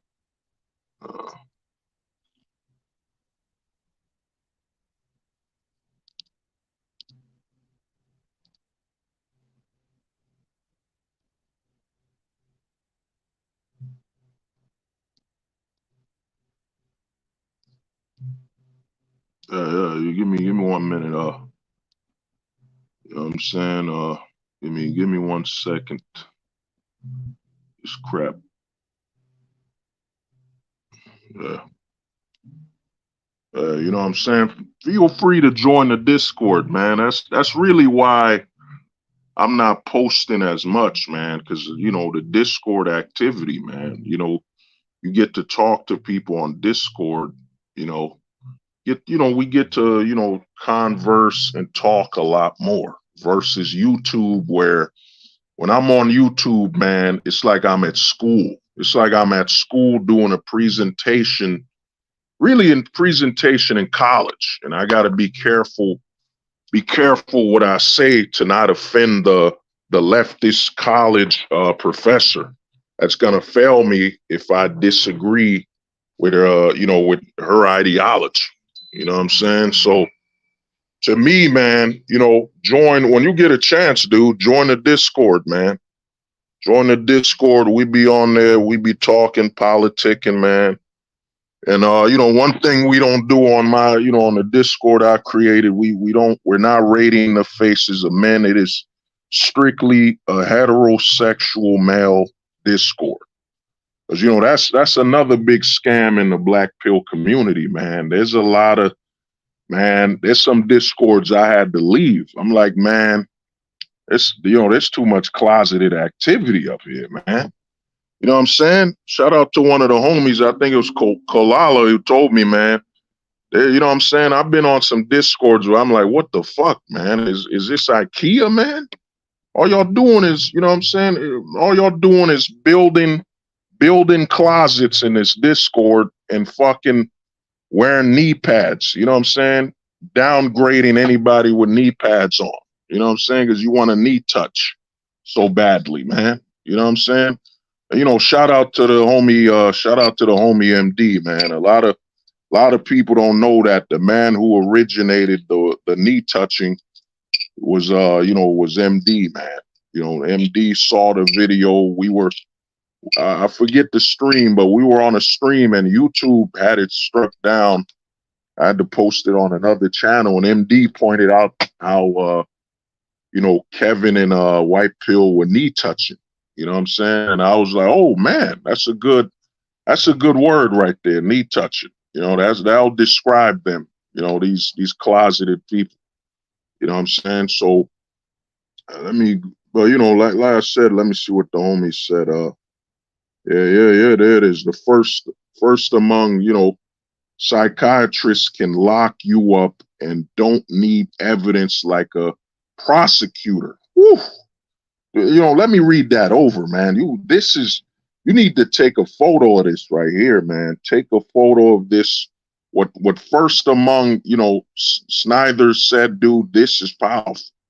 Psychiatrists can lock you up and don't need evidence like a prosecutor. Come on, man. This shit is real right here. My bad. This shit is true. This is the truth right here, man. You got to catch yourself with the words. But yeah, to me, man, we're in a generation, man. I personally, I'm in my 30s. I do not think, and I've seen some millennials, there's a lot of millennials online bragging like, we millennials are all sane. No, dude, I've seen a lot of millennials that have lost their fucking mind. Tattoos everywhere. They're drugged up, they're twitching up. You know what I'm saying? You want to know, if you want to know the spirit animal of today's generation, man, he's on fucking South Park. Remember the character name? I think his name was Tweak. Remember Tweak from South Park, who just kept tweaking and twitching? You know what I'm saying? That's today's generation's mascot, man. You know what I'm saying? That's the mascot of this generation. Tweak. You know what I'm saying? Who used to tweak up in South Park. You know what I'm saying? But let me see what some people have said. You know what I'm saying? Let me scroll down. Yeah, let me see. Imagine that someone clone Hold the Truth hostage and replace him with a virtual clone. In fact, he can be a deep fake created by an AI talking to us. Oh, Oh man. Oh dude.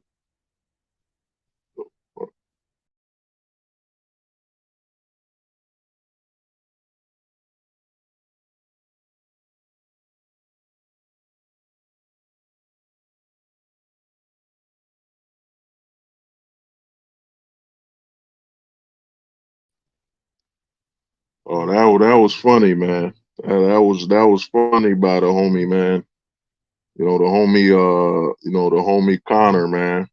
I've tested AI, man. AI, the problem with AI right now is AI does not value life. It can't write from a perspective of something that values life. It can't. It can pretend, but it can't, man. AI's major issue is that AI cannot speak with with a caring for life, for self-controver, what's the word? Self-controversion. The word is blurring out of my brain, right? Self-conservation, whatever, self-controversion, whatever the fuck that word is, man.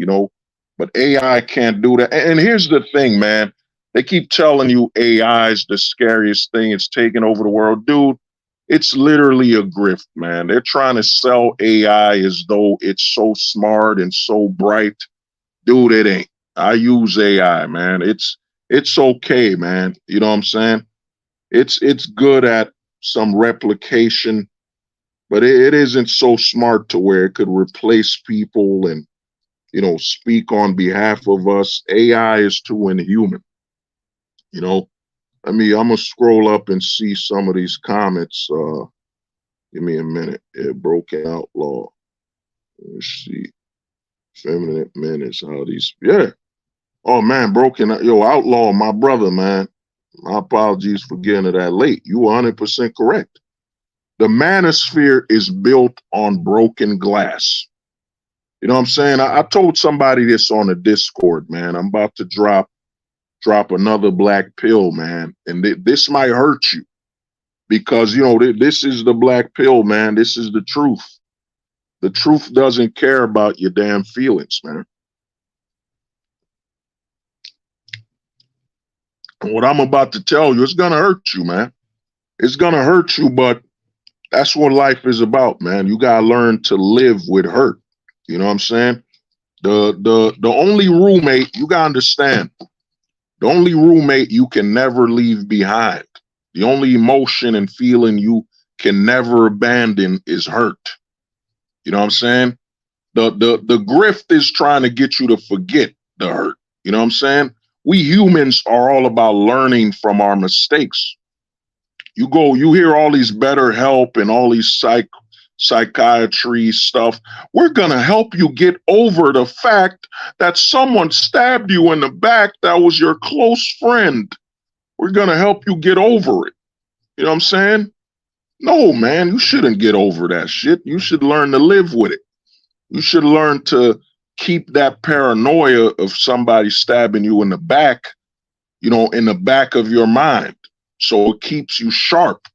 You know what I'm saying? I've seen that scam and that grift where they tell you, well, hold the truth hostage, man. You can't, you're going to lose sleep. You're going to lose sleep being bitter and keeping these memories. No, I won't. You know what I'm saying? Our ancestors had to keep in their mind that a fucking cave lion tried to kill him. You know what I'm saying? He still slept. And you're telling me I'm going to suffer for just remembering some asshole stabbed me in the back, tried to rob me, or did something stupid? I'm not going to lose no sleep over that, man. You know what I'm saying? They try to control you by having everything about forgetting. You need to forget and move on. I live by a simple rule. The rule I live by, 2 quotes. There's, well, 3. But the quote that I think most people won't accept is this, man. Never forget, never forgive. That's how I live, man. I'll never forget and I'll never forgive, man. You know what I'm saying? I keep that in the back of my mind as a way to avoid, replicating what happened before. We live in a society that keeps telling, yeah, forget, forgive. Forget, forgive, forget, forgive. Hey, you need to forget and forgive. Come on. Give me a handshake. Give me a hug. You need to forget and forgive your government. Forget and forgive your wife. Forget and forget. Forget and forgive. You know what I'm saying? Try to say that fast. Forget and forgive. Forget and forgive, man. That's one of the biggest scams in society, man. Never forget. Never forgive. You got to learn to live with that, man. And you got to accept that it ain't going to make you bitter. You know what I'm saying? It's just you're leaving in your mind certain things you need to avoid. You know what I'm saying? I never forget. I never forgive, man. There's a lot of stuff I don't forget. I haven't forgiven in over 20 years. Has it made me bitter? Am I losing sleep? No. I just keep it in my mental Rolodex. So when somebody talks to me, hey, you know, man, I've always had your back, man. We've always been good friends. And I'm like, you don't remember, do you? You think I don't remember? Nah, man, it ain't gonna happen again. I don't care if you're now a devout Christian now, you're a born again Christian, you're now Jehovah's Witness. Guess what?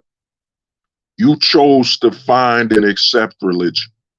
Just as you chose to find and accept, you could choose to abandon it as well. I'm not stupid, man. You know what I'm saying? You got free will. It was your free will to now accept religion as a way to attempt to control and you know, put an extra layer over yourself so you can avoid your natural instincts to commit robbery and destroy. You know what I'm saying? You just put a little wall. Oh man, I want to rob them so bad. I want to steal, but God wouldn't want that. Whew.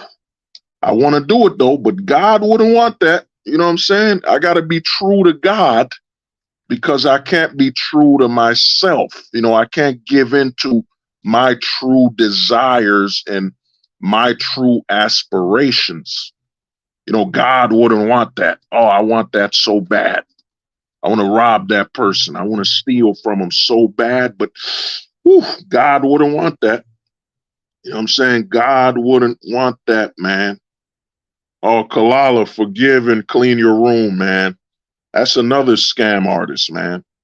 You know, George Lee Peterson. All you gotta look at is George Lee Peterson's daughter, and you could tell he's a scam artist and a liar. You know what I'm saying? George Lee Peterson. I watched a video where they broke him down. It was some lesser pillar, some red-pilled guy, you know, red pill aware, whatever the fuck you want to call him. He broke down Jordan Lee Peterson, and he broke him down intellectually. You got to clean your room. I'm like, no, dude. I knew he's a scam artist. Look at his daughter and look at what he's talking about. He's talking about cope. Jordan Lee Peterson sold the best-selling book ever, 12 Ways to Cope. You know what I'm saying? From the makers of 12, you know, from the writer of 12 Years a Slave, 12 Steps a Slave. You know what I'm saying? Jordan Lee Peterson, 12 Steps a Slave. You got to clean your room. If you clean your room, all things in life will make sense. It ain't. So you're telling me it's more important that I clean my room than clean society? You know what I mean? 12 Steps to Slavery by Jordan Lee Peterson. Oh my God, I didn't know being a slave could be taken in just 12 steps. Thank you, Jordan Lee Peterson. Such a proud slave right now. You know what I'm saying? I didn't know I could be so proud to be a slave, and all it took is 12 steps. You know what I'm saying? Come on, man. 12 steps. You know, anybody selling a one size fits all.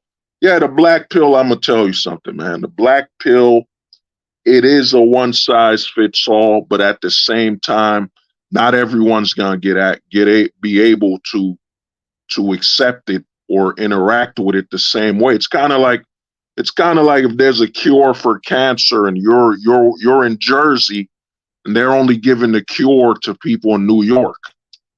You know what I'm saying? They're only giving people the cure in New York. You know what I'm saying? Just because you can't access the cure doesn't mean it ain't the fucking cure. You know what I'm saying? I've had to talk to people like that. Oh, hold the truth hostage. I can't live like that. And I can't be thinking this way. I'm like, all right, then, man, you don't have to. That don't change that I'm right. You know what I'm saying? I'm still right.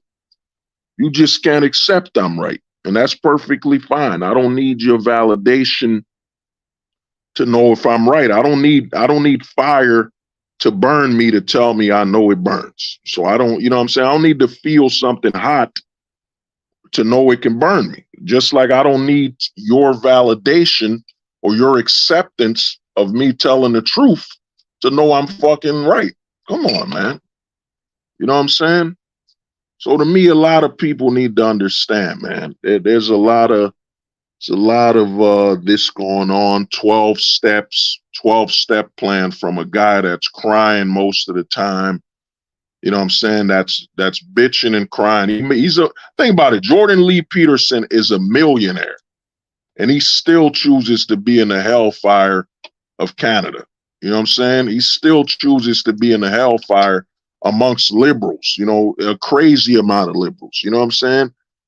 A fucking chicken can't hatch in Canada without that chicken saying, you know, we need hatch rights. We need hatch rights. You know what I'm saying?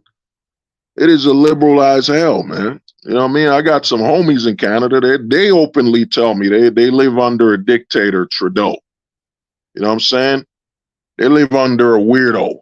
You know what I'm saying? So, you know, some of the homies tell me, well, imagine California as a country, and they tell me, yeah, it's Canada. I'm like, shit, damn. Well, that's where you're at, dude. That's wild. But he told me, well, that's where he's living. That's where he's staying. You know, that's where he's doing his business. You know, respect. You know, he's living his life. He's doing whatever he wants to do. You know, so to me, man, Jordan Lee Peterson, it's like a constant scam artist. You know what I'm saying? You had, you know, Kevin Samuels, who was a scam artist, telling women you're average at best, looking like Steve Urkel. You know what I'm saying? Looking like Steve Urkel. You know what I'm saying? He was wearing a suit and all that bullshit. Then you got the new Action Grip, comes with Kung Fu Grip. Don't miss your chance to get the Andrew Tate action figure. Andrew, tell him, well, if you bought this toy, it comes with red pill grip. It comes with signaling a triangle with your fingers. You know, what are you waiting for? It's me, Andrew Tate. Boy, right now, the Andrew Tate action figure. You'll be able to point at a thought with this action figure. And in fact, my action figure can actually scare thoughts away from you. Thoughts, it can scare. I'm sorry, I'm an Englishman. So thought is, thought, more apologies. But, you know, the Andrew Tate action figure comes with red pill grip, comes with, even has the ability for you to remove Monique, the covers to expose Monique's. The Andrew Tate action figure comes with knee touching action. So you can remove the parts and knee touch the action figure of Andrew Tate. Come on, bro. And you'll be able to leave the Matrix. I know, and the funny thing about that whole Matrix thing is that, dude, the Matrix was released, over 24 years ago. You know what I'm saying? That's the age. That means the majority of the Zoomers were not born during the Matrix. And that's Andrew Tate's biggest selling point. They got me in the Matrix. Like, Andrew, watch a new fucking movie, man. Watch a new fucking movie, man. The Matrix came out in 1999, Tate. Update your movies, man. Like, watch Inception. If I was a grifter like Andrew Tate, I would have been grifting the Inception. Dude, they wanna program it in your dreams, man. They want to put this American dream in your mind. And I'm trying to break the dream The inception, bro. They want you to be inceptive, man. Don't you know you're trapped in the inception? That's what I would have been grifting. I would have been grifting Inception. Inception was it was an update to the Matrix. Inception was like, no, man, you don't need technology, man. They can come into your mind, your dreams, and have you do things in the real world. That's what I would have been hustling. I would have been hustling the Inception. Yeah, bro. You know what I mean? Don't be Inception, man. Don't be inceptive, bro. Don't you get it? They got you in your mind. Leonardo, man. You're still wowed by the Matrix? No, bro. The Matrix wasn't real, man. Inception was. They come in your dreams. You ever had a dream where you woke up yelling and then you looked in your room and you were missing something because you told the government where your stuff was in your dream? They're reading your dreams, man. They got you all inceptioned. I'm trying to get you out of the inception stage, man. Now buy my book, 12 Steps to Overcoming Your Dreams. So you can have goals. Buy my book now, 12 Steps to Overcoming the Inception. That's what I would have been grifting, man. If I was a future manosphere grifter, that's what I would have been grifting. The inception grift. You know what I'm saying? Take the inception pill, man. Take the inception pill. Think about it. Why would the government, notice where we live, bro? Why would the government need all this technology to take over when they can inceptively inception your brain? They can get in your dreams. And think about it. When you're in your dreams, you feel safe, man. You know what I'm saying? You guys are watching a Matrix when Freddy Krueger was actually the deepest pill. Take the Nightmare on Elm Street pill, man. That's what the government is doing. It's coming into your dreams. And what you don't get is that you could die in your dreams. So that means a government agent is in your brain, in your dreams, and he's going to kill you in your dreams to access what you have in the real world. You know what I'm saying? Think about it, bro. Think about it. You know what I'm saying? Nightmare on Elm Street. Where does the government host most of its programming operations? On a street. On a street, man. Nightmare on Elm Street was trying to warn you. And think about it. Nightmare on Elm Street was made over 20 years before The Matrix, man. So that means the dreams scenarios came before The Matrix, man.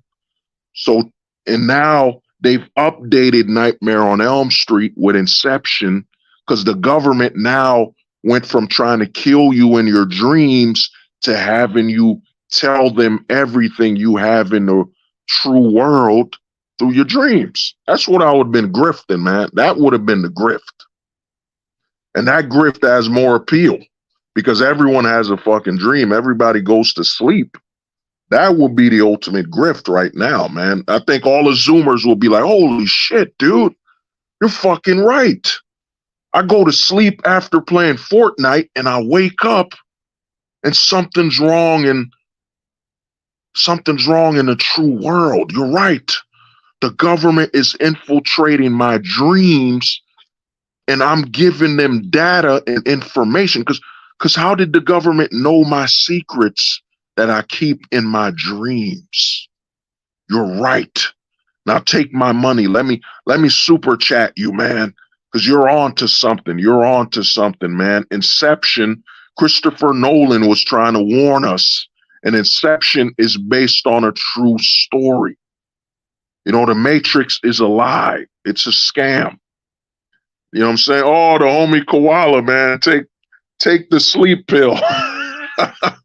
Koala, let's build on. Think about it, man. NyQuil. How come they were selling us NyQuil, ZQuil? They were selling us all these sleeping pills, man. Because the government and think about it. You can buy sleeping pills without a prescription. Think about it. The government can get you to sleep before you can even get access to preventatives for cancer. You can't get preventatives for cancer without a prescription, but you can get sleep pills without a prescription because they want you to have easy access to falling asleep. They want you to buy all these sleeping pills, NyQuil, and think about it, dude. They even got DayQuil so they can keep you awake after you sleep, so they can have you daydreaming and control you while you're awake. Think about it, bro. Think about the sleep pills, man. You know what I'm saying? Order this course. You know what I'm saying? Yo, Koala, you could buy my course on how to sleep. I'm going to sell you a course right now. How 12 steps to sleeping without the government infiltrating your dreams. You know what I'm saying? You could buy it right now, man. I'm selling it for just $500.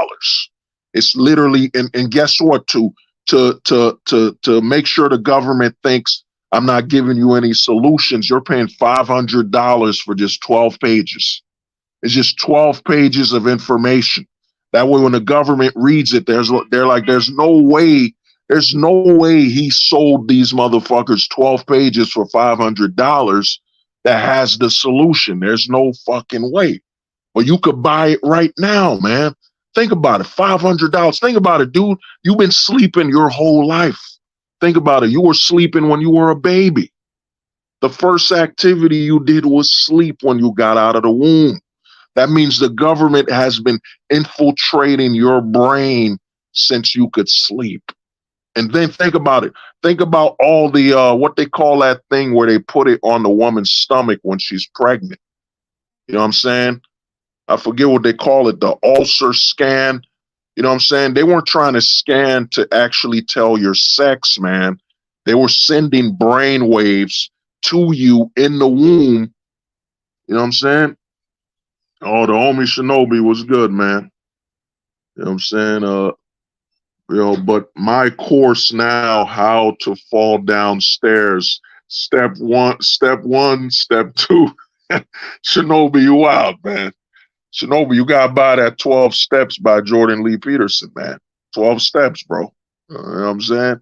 You buy those 12 steps by Jordan Lee Peterson, man. You'll be able to cure and change your whole life. You know what I'm saying? But yeah, let me see what else. Let me scroll a little above. Let's see what happened.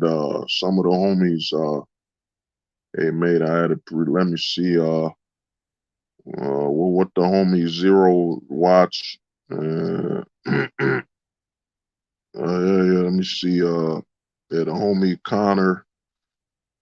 Yeah, all I'm saying is this, man. You gotta understand, you gotta understand that there's power, man. The power in words is actually getting you to accept it. Think about it. The generation after us millennials, the Zoomers will grow up. Think about it. By the time the Zoomers are, not even the Zoomers, by the time Gen Alpha is 18, think about it. By the time Gen Alpha is like 13 years old, they grew up on him, her. They grew up on the programming to get nothing. The programming to get nothing. Because the reason they want you to buy all this gender politics BS is gender politics gives the government the ultimate grift. Nothing. They don't got to do nothing. I've been online. I've been targeted by some people on Twitter where they tell me, yo, I identify as this gender, that gender. They're fighting for it. They fight. You got people losing sleep because you didn't identify their gender. You didn't identify a mental construct. You know what I'm saying? They're fighting for nothing. And the government is winning. They're winning. We got a whole generation of nothing lovers. You know what I'm saying? The millennials wanted something. The millennials wanted something. Gen X wanted something. The boomers were too high on what they got to see themselves giving up or throwing everything away. You know what I'm saying? Gen X wanted something, millennials wanted something. Gen Z will want nothing. Gen Z will want nothing and fight for nothing. Gen Alpha will not even know who the fuck they are. They will not even know if they want to be human. They won't even know if they want to identify as a living person. You know what I'm saying? Gen Alpha will literally be, yo, how dare you identify me as a human? You know what I'm saying? How dare you even say hey to me? You don't even know that I'm alive. How dare you what is it? What's after gender? Like, what is it when you're alive? Like, what would they call that if you're alive or dead? Well, what do they call that? Identifying. How dare you choose to identify whether I'm alive or not? I'm a zombie. You know what I'm saying? I identify as a zombie, sir. You know what I'm saying? And you saying I'm alive and saying hey to me, you looking at me or waving at me, it offended me because I'm a zombie. I'm not alive. How dare you place your living standards on me? I'm a zombie. You know what I'm saying? But to get back to something I was saying is that, man, the government is getting desperate, man. The birth rate decline it's a lot of people don't get what's so important about the birth rate. The less people you have, the more openings and unguarded territory you have. The less voices you have. You know what I'm saying? The less people when the enemy draws near. When the enemy draws near, who's going to be able to identify him when you have certain sections of the country where it's literally just nothing but trees and plants. There's no living people there. And it costs so much to maintain it when there's no taxpayers. You know what I'm saying?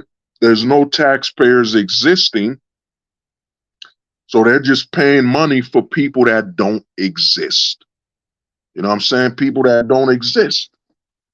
So the government is desperate.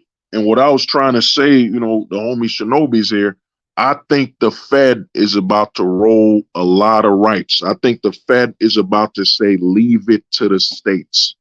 And one thing I was getting to is that the feds, I think the government's going to step away from marijuana. I think that's what the government's going to do. They're going to eventually say, you know what? Marijuana, that's a state issue. That's got nothing to do with us. If you're a state and you don't want people to smoke, you're a Bible Belt state or whatever, you don't believe in people smoking the herb or getting high, that's up to you.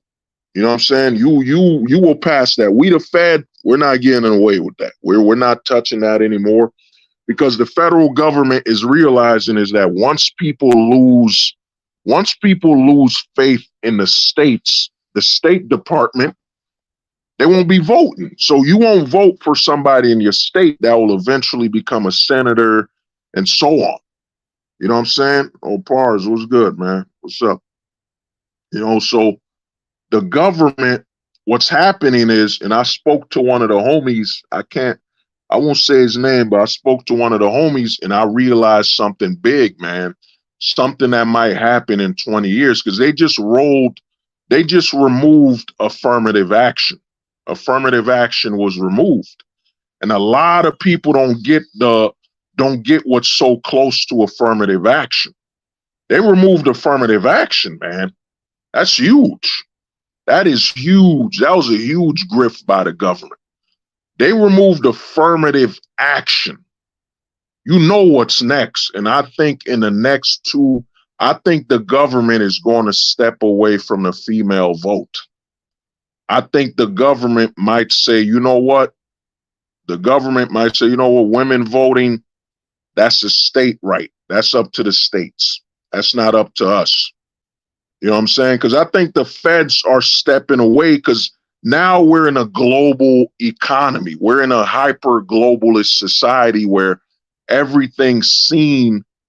You know what I'm saying? Everything's seen. You know, whatever the American government does, Japan sees it, Korea sees it, India sees it. And the thing is, the way America's been dominating is America's a melting pot of money. People from all other countries will bring their wealth here. So I think the feds are like, you know, the feds moved away from baby deleting. The feds moved away from forcing forcing what I just said the word. Damn, what was it? When you bring races of people to your job, fuck, I forgot the word.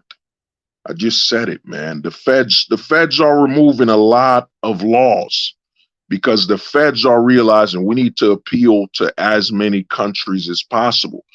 You know what I'm saying? America will be a more welcoming country if it's a state issue, not a national issue. As in, if the nation doesn't support baby deleting, that means somebody from the Middle East, let's say somebody from the Middle East, let's say they're from the Middle East, they don't believe in the whole baby deleting. They just won't touch New York. They won't touch California. They won't touch Jersey. They'll go to Texas. They'll realize that, yeah, man, in America, there's a state for you, man. You know, come to America. There's a state for everybody. So I think the feds, man, because they removed, damn, what was the name of that? Shit, man, it's that racial thing. Yeah, affirmative action. They removed affirmative action. And I think the feds are going to continuously step away. They're going to give the power to the states because they know the country will appeal a lot better if the power's to the states rather than the Fed. Because in America, I mean, every state could be its own country. Yeah, the homie Dark Path. Yeah, so they removed affirmative action. And what a lot of people don't get is the dominoes are falling. The next step, the Fed needs to move away from marijuana. Once the Fed steps away from marijuana, I think the next step, the Fed is going to step away from, I forget there was another law too. It wasn't affirmative action. It was a law that about racial marriage. Like, you know, a state had to recognize that a white woman and a black woman and a white man could get married. I forget the name of that law that was passed. It was a big law where they had a white woman and a black woman and a white man get married. I forget the name of that law, but I think what's coming up next is that the state's gonna move away from marijuana. And I even think the state is slowly stepping away from drugs too. You know what I'm saying? The Fed is going to leave it up to the states. And I think what's going to happen because of the male population rate, the population rate dropping, I think the state is going to move away. The Fed is going to move away from the female vote. I think the feds are going to say, that's up to y'all states, man. Y'all recognize what y'all want to recognize. As long as it doesn't threaten or recreate another civil war, we're okay with it. Because the states, the American population is dropping, you know, it's falling off a cliff. You know what I'm saying? And in 20 years, there's already certain states. An exercise you need to try is walk around your town, man. Walk around your town, I'd say around like, if it's a safe town, or go to the suburbs. Walk around the suburbs, I'd say around like probably 2:30. 2:30, man. Walk around 2:30 and look at the township. If you don't see a lot of crossing guards with children and families, and walk around, look, I know a lot of people stay at home to play with their phones and video games and all that, but I think usually the way you tell if your town is less populated is the schools. Walk around your town and you'll see if your town is quiet based on the fact that there are far less family activities. You know, no moms and dads walking their kids to school, picking them up. You will notice that your town is a lot more quiet. Like around my neighborhood, I started noticing that, yeah, man, the birth rate has dropped. And it's affecting my own town, man. I've noticed that when I went to school, when I was in kindergarten when I was in 8th grade, man, when we used to leave 8th grade, bro, we were like a herd. It was like a herd of fucking gazelle. You know what I'm saying? A herd of wildebeest. When we left school, there was so many kids and us leaving at the same time, cars couldn't move. Like cars couldn't move, man. There were cars stuck in traffic because there was too many of us kids leaving the schools, man. Now it doesn't look like that, man. I know a lot more charter schools have opened up, but it does not look like it, man. I'm in my town, and my town feels empty, man. My town feels empty, dude. It does not, because, you know, in the black community, you got to look at black men as the future of what men will do. And in the black community back in, I think, 2000s, less than 40% of black men are having children. Now, assuming that the white men follow by half, so that let's just say 20% of white men aren't having children by choice. And let's just say the minority men are higher due to their lower standing on the political spectrum or whatever it may be. So you're looking at it, and unlike the other men, because a lot of men like to compare us American men to the Japanese men, you know what I'm saying, to the Japanese men and other countries of men that are not having children. Oh, dang, the homie D Storm said the Asian guys are already there. Yeah, you know what I'm saying? So they like to compare us American men to, oh, we American men are just like the Japanese men. No, we're different. We're a whole different breed, man. When we American men don't have children, we're not a hikimori. We're not trapped in a house. You know what I'm saying? We're not trapped in a house like a hikimori. We're not otakus. We still live our lives, man. We're still out there drinking, partying, you know, because a lot of men don't understand that they've shamed you to have a female as a chaperone. You know what I'm saying? A lot of men in America have been shamed to always, oh, you're going to the movies by yourself. The fuck's wrong with you, bro? Why don't you have a female chaperone? Oh, you're going to the bar by yourself. The fuck's wrong with you? Why don't you have a female chaperone? You're going to the restaurant by yourself. Why don't you have a female chaperone? You know what I'm saying? When in reality, the way America originated, the bars started where men used to go to the bars by themselves and just drink after hard days of work. You got to remember, men used to work 18, 24 hours. That's one thing I give Japan. Japan is the American labor force back in like the 1940s, 30s. That's where Japan is at. You could be working in Japan for 12, 18-hour shifts. They got guys in Japan sleeping on the train because they're so tired. And then in Japan, you can't refuse. If your boss is like, we must drink sake tonight. You know, oroku sake. Let me put my Master Splinter voice. You know what I'm saying? If I was the boss's Master Splinter. You know what I'm saying, let me see who up here. Dreamstorm, Kalala, Dark Path, pause. My sons, we must go drinking. And you're like, dude, I just worked 18 hours drinking. Damn, that Master Splinter voice could hurt you, man. God damn. And I respect that voice actor who did Master Splinter's voice, man. We must go drinking now, my sons. You know, we must go drinking. You know what I'm saying? The Asian guys, the guys in Japan will work a 15-hour shift. And if their boss is like, you must come drink sake with me. You must come drink sake. You know, they got to go drink. They got to go drink sake with their boss, man. Come drink sake. Pause. Join us.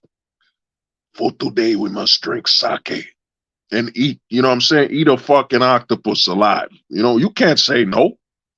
Your job is on the line. Japan is America. When it comes to the labor force in Japan, they're America back in the 1930s, 1940s, where your boss told you, your boss said jump and you said how high? You know what I mean? How high, boss? There were no labor unions and all that. Japan, you work till you die. But you know, the difference between us and the men in Japan is that the American man is used to just living for himself. You know what I'm saying? We'll still go to the bar. We'll still get hammered, drunk, partying all night.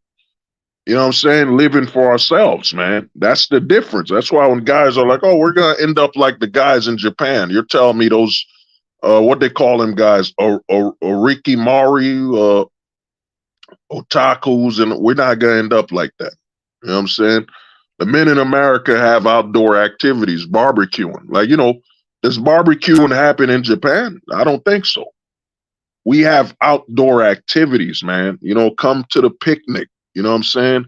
Come to the park. We have activities where we were forced to freaking socialize. You know, Japan, when I think of Japanese culture, I can't really think of what they would do that would require them to go outside. You know what I'm saying? I don't really know. Somebody could educate me, but they don't barbecue. You know, they don't have cookouts. They don't really have maybe they got picnics. Maybe. You know what I'm saying? Do they have block parties? I don't think they got block parties. You know what I'm saying? The Japanese are not exposed to a lot of outdoor activity. We, the American men, like, even if you're introvert, there's an introverted guy out there that's like, I just like barbecuing. You know what I'm saying? You know, I don't give a fuck about the bar. I don't give a fuck about going outside, but I love barbecuing. And he's introverted. You know, I get to barbecue. I go out there and barbecue with people. You know what I'm saying? As long as we're talking about barbecuing, I'm cool. You know what I'm saying? That's the American man's life. We have something to do. Oh, man, I go to game tournaments, you know, arcades or back in the day or fishing. You know what I'm saying? A Japanese man, I don't know what they're doing. You know what I'm saying? I don't know the activity the Japanese man got, you know? Oh, they got too damn, oh, you messed up, Pars, you know? I mean, you messed up, Kalala, man, the radiation. Nah, the Japanese men, man, what happened to them, that's another thing Kalala brings up, a big thing, is that, think about it. You as a man grew up in a nation where they got nuked and they had to surrender. Like your emperor, I heard the emperor of Japan surrendered. So think about it. You grew up in Japan before the nuke. They were warriors. They were soldiers. You know, they were samurais. They had, you know, think about it. The Japanese invented the kamikaze. The Japanese had balls, man. They had balls of fucking, you know, their balls were, you know, they think about it. Like, you know, you got self-deleting bombers. You know, you got the self-deleting bombers, but those dudes are walking. They're walking and they got like a bomb strapped to themselves. But think about kamikaze, man, dropping yourself from an airplane.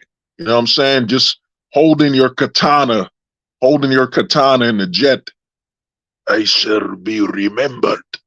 Pull out your sword and just kamikaze into a fucking other plane, man. The Japanese had some insane balls. You know what I'm saying? Insane. You know? Then you grow up in Japan after the nuke.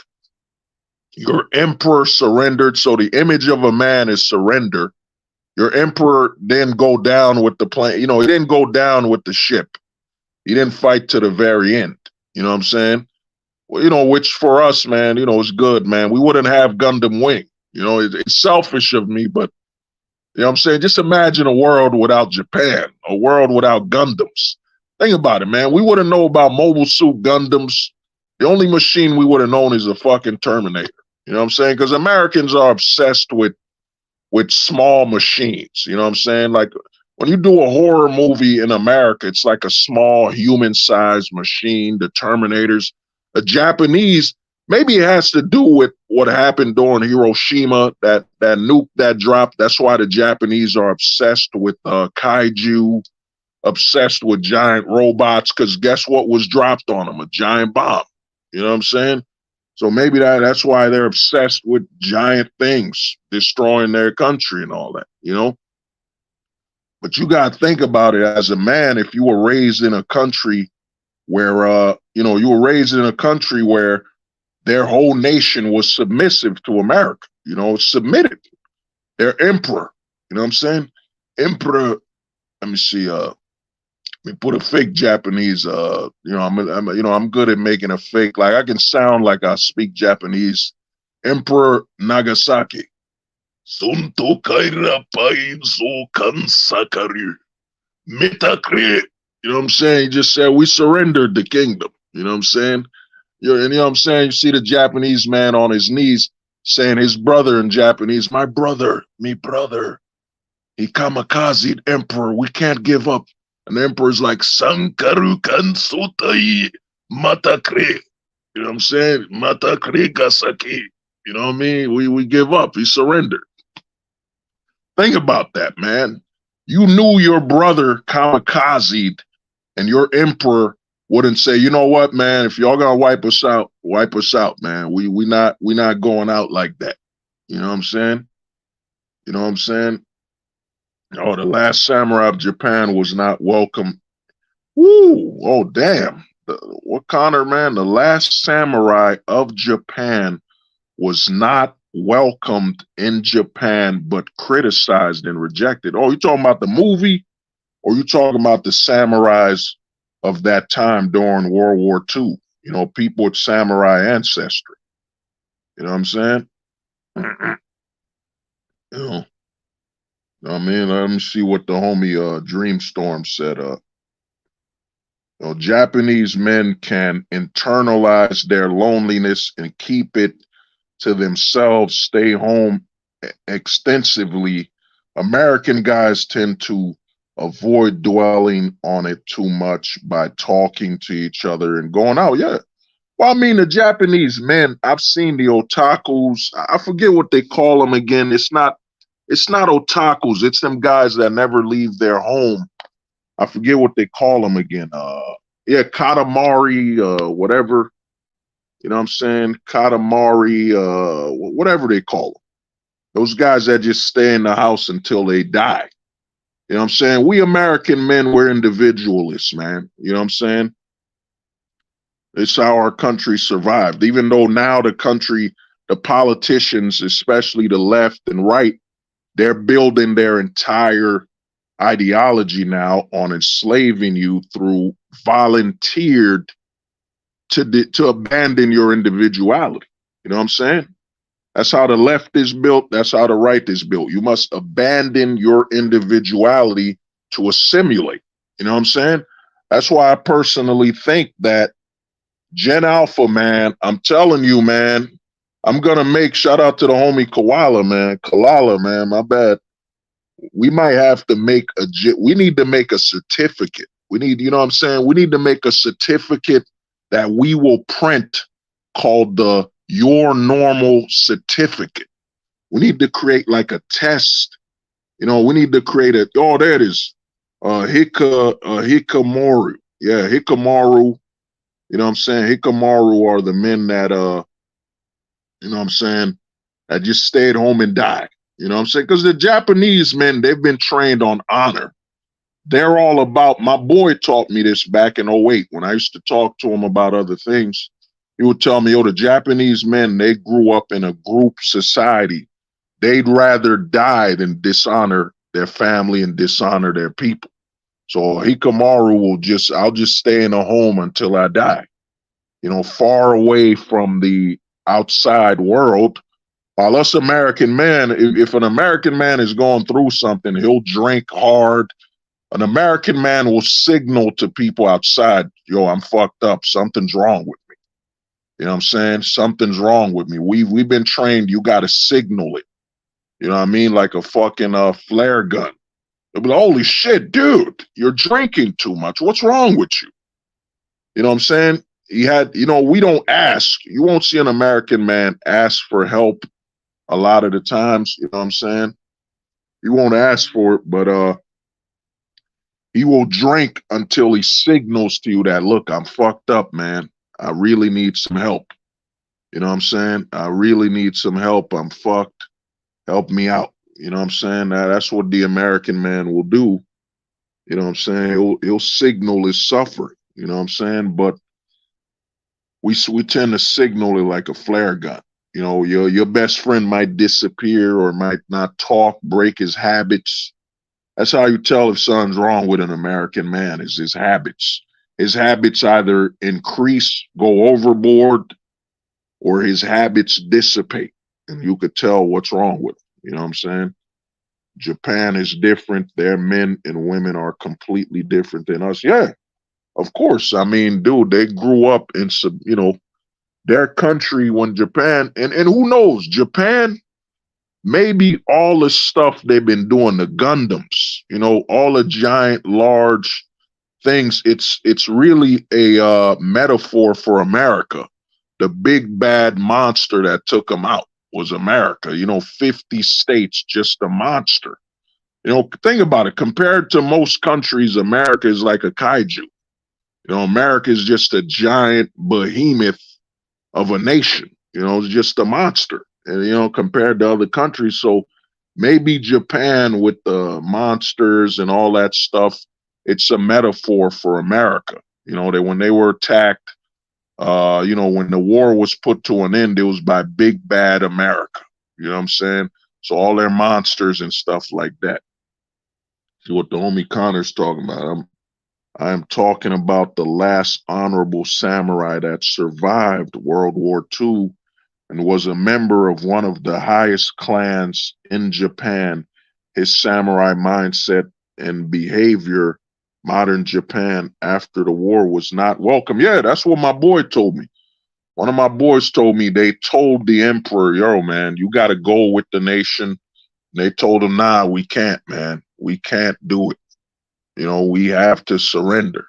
You know what I'm saying? We have to surrender. And, you know, that's what happened. You know what I'm saying? Oh, man. Yeah, oh, wow.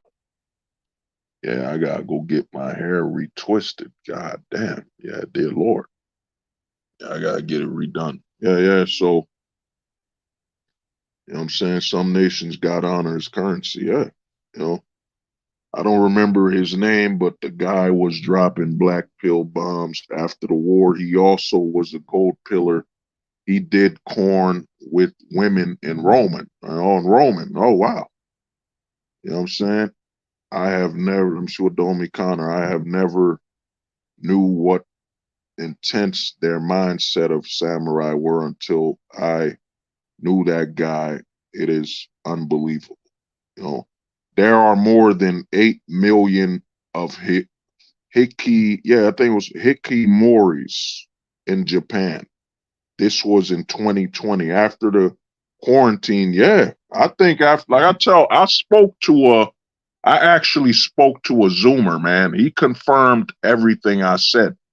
I spoke to this Zoomer, and the Zoomer told me after Conan 19, you know, what happened to you? He said, yo, man, he said he wished Conan 19 happened again because he is an introvert. And I told him I get it. You know what I'm saying? I get why, because Conan 19 made being an introvert a survival tactic. A lot of introverts, after 2 to 3 years of Conan 19, they will never accept or evolve or see their introversion as a weakness. They see their introversion as common sense and survival. An introvert after Conan 19 is like, why the fuck y'all want to go outside so much? Don't you know it's bad for your health? Don't you know it increases your chances of getting sick and an illness? So introverts after Conan 19, they see it as a survival mind state. So a lot of introverts will never break out of it again. You know what I'm saying? They don't see it as a weakness. A lot of introverts are like, yeah, you know, man, you know, I'm good. The way I am, it's the best thing ever. You know, like the homie Kalala said, yeah, nostalgic for the lockdown. Yeah, introverts weren't bothered. He told me, man, I loved it. He said, I wish I could go back to that, where I could just sit at the crib, collect some bread, and live my life. And I was like, I knew it, bro. You're an introvert. So the introversion, he fell deeper into it because Conan 19 made being an introvert about survival. Let me see what the homie said. Let me read some of the. Yeah, Negus. Fresh and fit devalue black women, which means they devalue black American men. Yeah. Well, Fresh and Fit was nothing but a bunch of scammers, frauds. And, you know, if you haven't seen it, let me show you. Let me play this for you. I was talking to this guy on their team, smart guy. He's homosexual, and he was saying, because I was like, man, I've theorized that if you take the average net worth of a heterosexual guy versus the average net worth of a homosexual guy, guaranteed the net worth of a homosexual guy is higher. And he was like, no, that's actually true. Why would that be? Well, because they don't deal with women. So think about this. They can just get on Grindr. But don't they? Okay. I already see. Oh, see where I'm going here? Yeah. So they can just get on Grindr, get what the hell they need done, and then go right back to work, and then keep. It's more transactional. It's quicker, more transactional, and then also when two men deal with each other, Less effort. it's less effort, and Pause. then they're splitting everything down the middle. And I thought to myself, damn, like that's crazy because homosexual dudes get way more sex than heterosexual guys, but they're still able to be productive. Why is that? So I thought that was like crazy because I've always theorized it, but then he confirmed it was like, no, they actually do. And if you think about it, you look at Miami, you look at Austin, Texas, you look at New York City, you look at San Fran, any of these cities that have like super high homosexual populations, they live in the affluent areas. Myron Gaines, man. What heterosexual man ponders every day? Man, those guys in the closet, like they got to be living a life. I mean, you know, especially if you have a portable closet. Think about how affordable it is to have a closet. You know, think about it. Think about how affordable it is to be in a closet, to travel with a closet. You know, they have such a better life.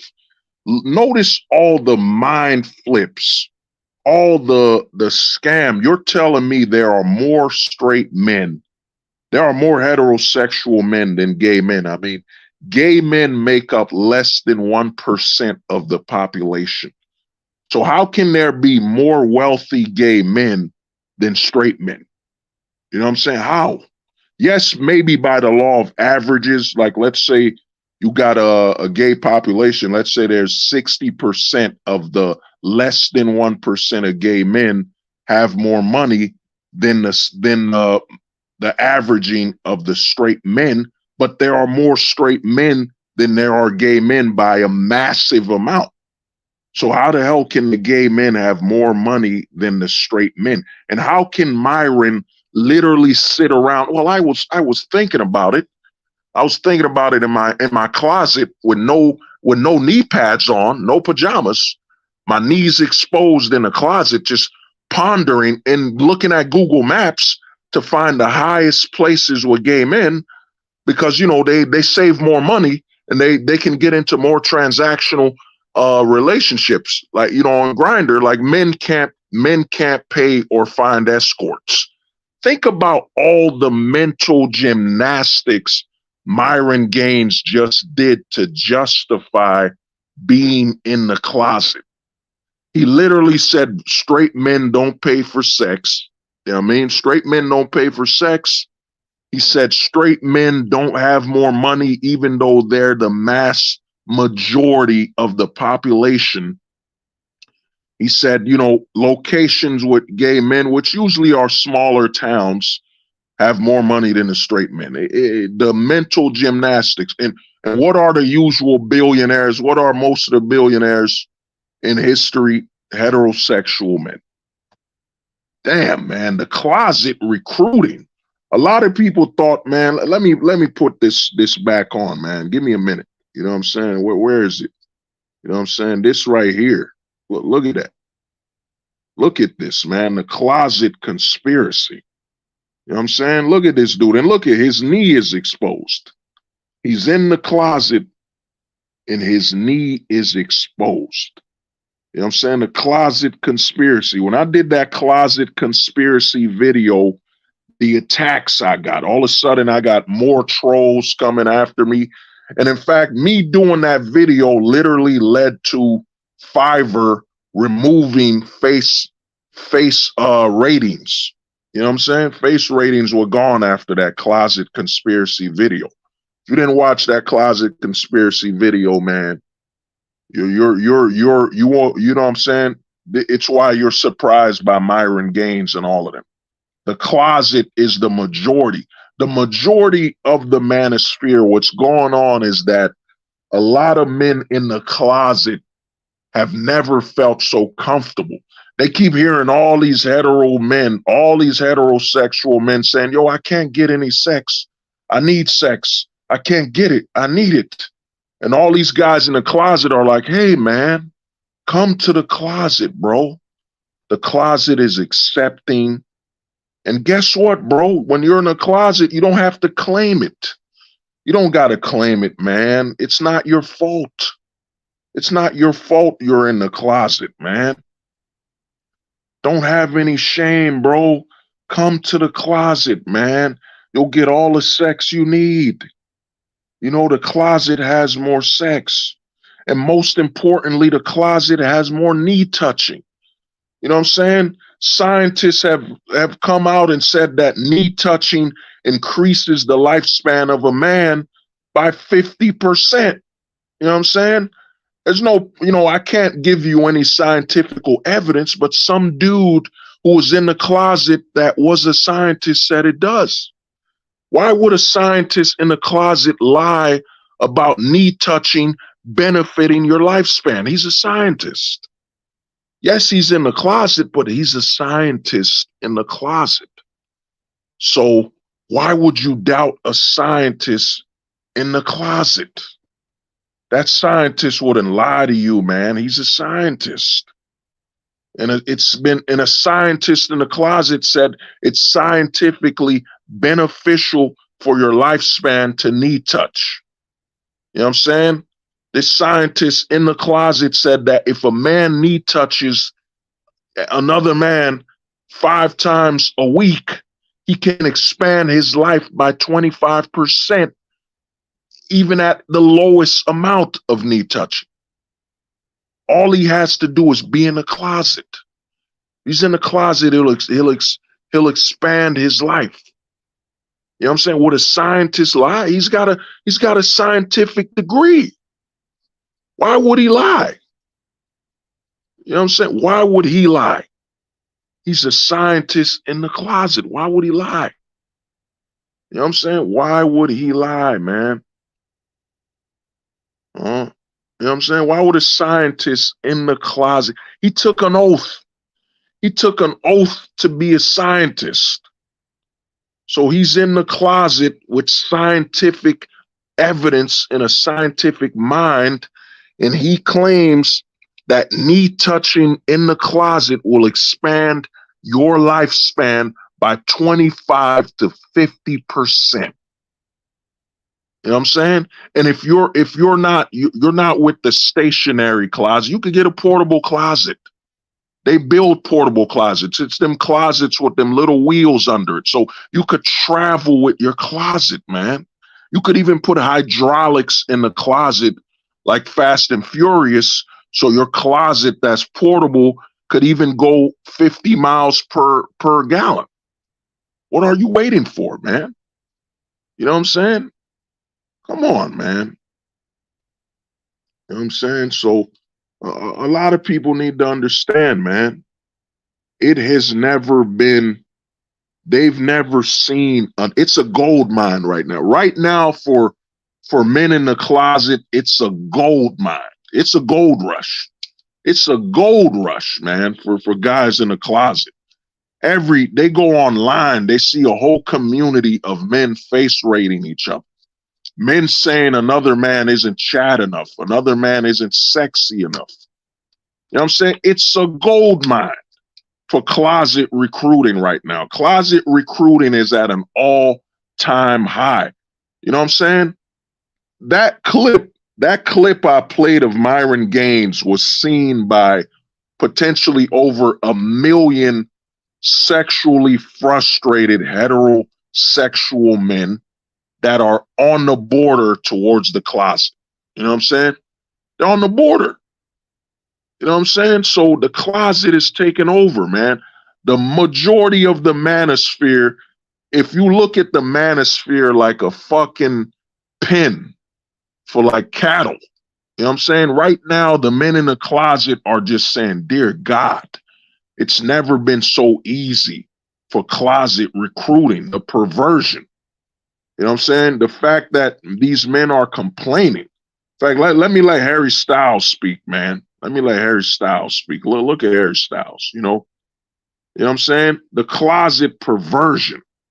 It's so easy to closet recruit right now. You know what I'm saying? To recruit guys into the closet. I've been telling guys since I first hopped on MGTOW, since I hopped on Smash TV, when I first hopped on Smash TV, I told guys they would operate with a fucking open closet policy, man. They would operate with an open prison policy. An open prison policy, man. You know what I'm saying? Yeah.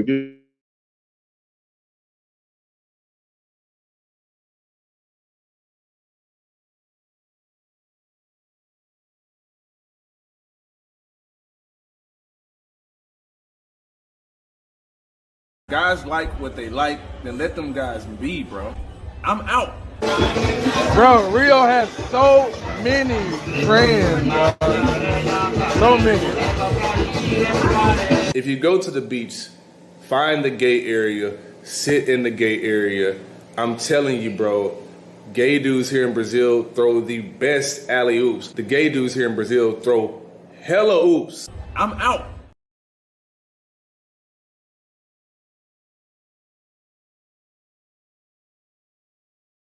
Only a man knows what a man needs.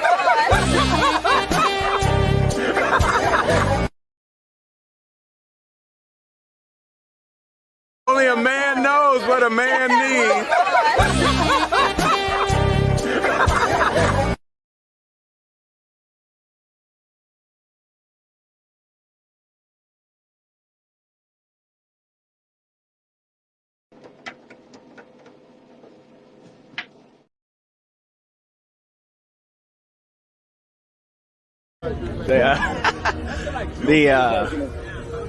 The dudes is that's the only thing about being out here. I told you I was a gay beach, so the dudes are like jaw dropping when they see me. You gonna see a couple of them on camera do it. It's funny as hell, but that's fun because as long as they homegirls see, that's as much as attention that I need to get.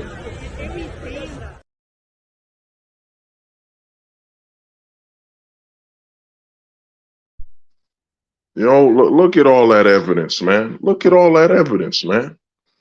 I've been telling people the closet is taking over, man. The closet is the future.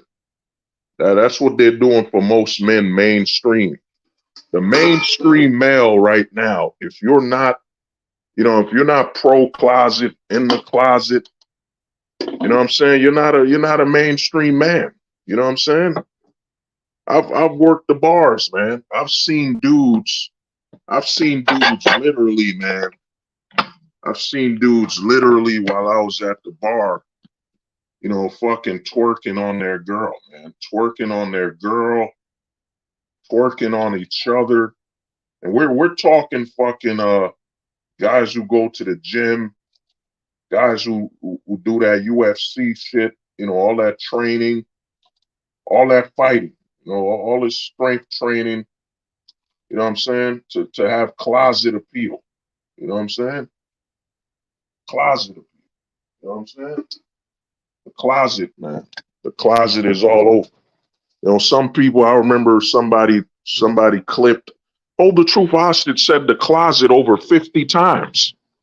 You know what I'm saying? They were like, oh, Hold the Truth Hostage said the closet over 50 times. Yeah, but why won't you mention all the closeted activity in the manosphere? That the fact that channels with over 100,000 subs are deep in the fucking closet, man. You know what I'm saying? Why mentioning things that heterosexual men would not think about? You know what I mean? Myron Gaines could literally name over 10 states where he could find himself a dude in a closet. You know what I mean? Let me answer with the homie Connor. Do you think that the more men are in the closet, the more women will be available for heterosexual men. Is not why. Well, you know what? I used to think that, man. I used to be one of those dudes like, oh man, you know, that dude's gay. There's more women for us. You know what I'm saying? There's more women for us, man. I used to think like that, but now I see it. Like I told guys, you know, nobody believes me. Like I told guys with the pink pill, man. The pink pill proves me 100% accurate. You know what I'm saying? Let me get a better image, because this is the future. The future of men in the West is to be in the border between heterosexual and homosexual.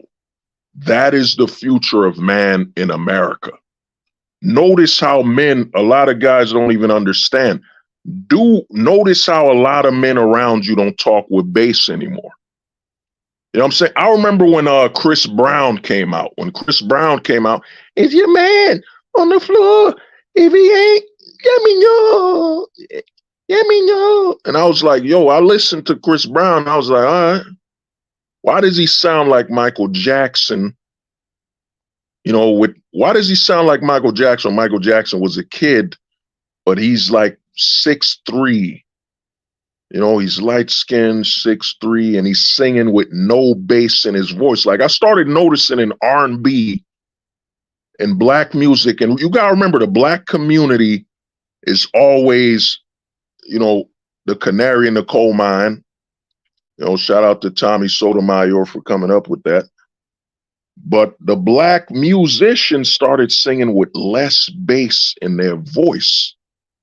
And you gotta understand that less fathers were around. And I started noticing men around me are purposely talking with less bass, as though they have to attune, like they're trying to synchronize their vocal patterns to the women.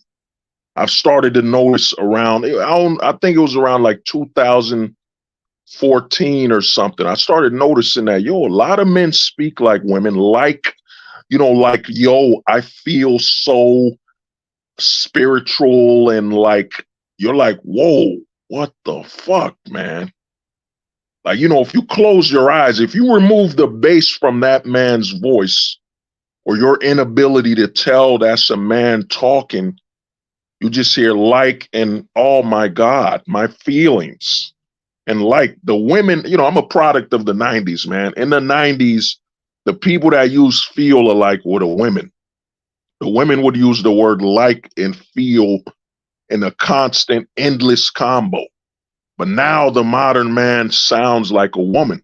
I think, in all honesty, to answer what the homie Connor is asking, is that there's not going to be more women. The reason for that is that the average woman, you got to think about it. Women now don't know how to cook and all that stuff.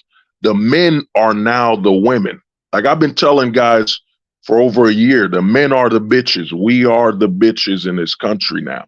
There will actually be less women, because now women will be taking a feminized man that is willing to clean the household, play the roles that the woman would play.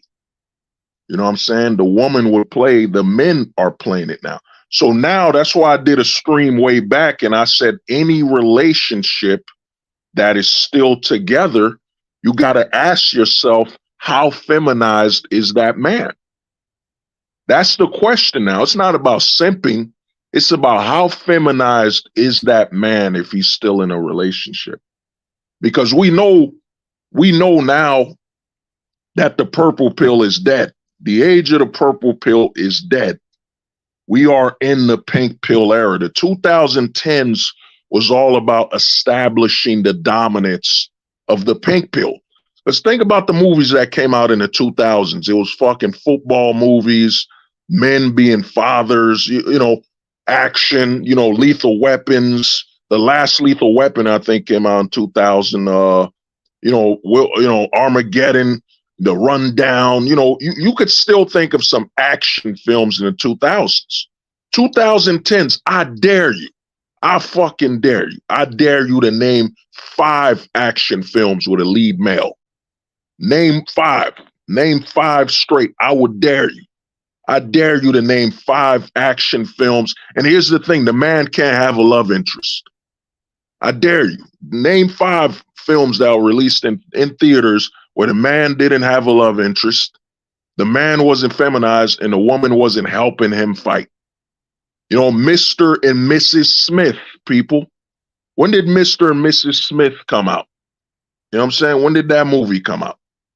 A movie about a male spy and a female spy that are on equal footing. She could beat him, he could beat her. No superpowers, nothing. Same equal standing. Name an action film. Name 5. I would dare you. I dare you to name 5 action films right now where the man wasn't a bitch. You know what I'm saying? Name from the 2010s. Name 5 in the theaters. It's got to be a theatrical release. Name 5. Oh, look at that. The homie, Mr. and Mrs. Smith. 2009. Look at that. Look at that Dreamstorm. 2009. Almost was a product of 2010. Very close. But name it, man. Name 10 action films. You can't name the Fast and Furious. You can't name that one. Remove that from your lips. Remove that. You know what I'm saying? Because after Fast, I think after Too Fast, Too Furious, the men started becoming bitches in that movie. The women ain't need the men. So name it. Name, man. Yeah, look at that. Try it. No, bro, you can't. Ojit, you can't name a movie from the 90s. Name 5 movies from the year 2010s where it was just the male lead, the male was the savior, the protector.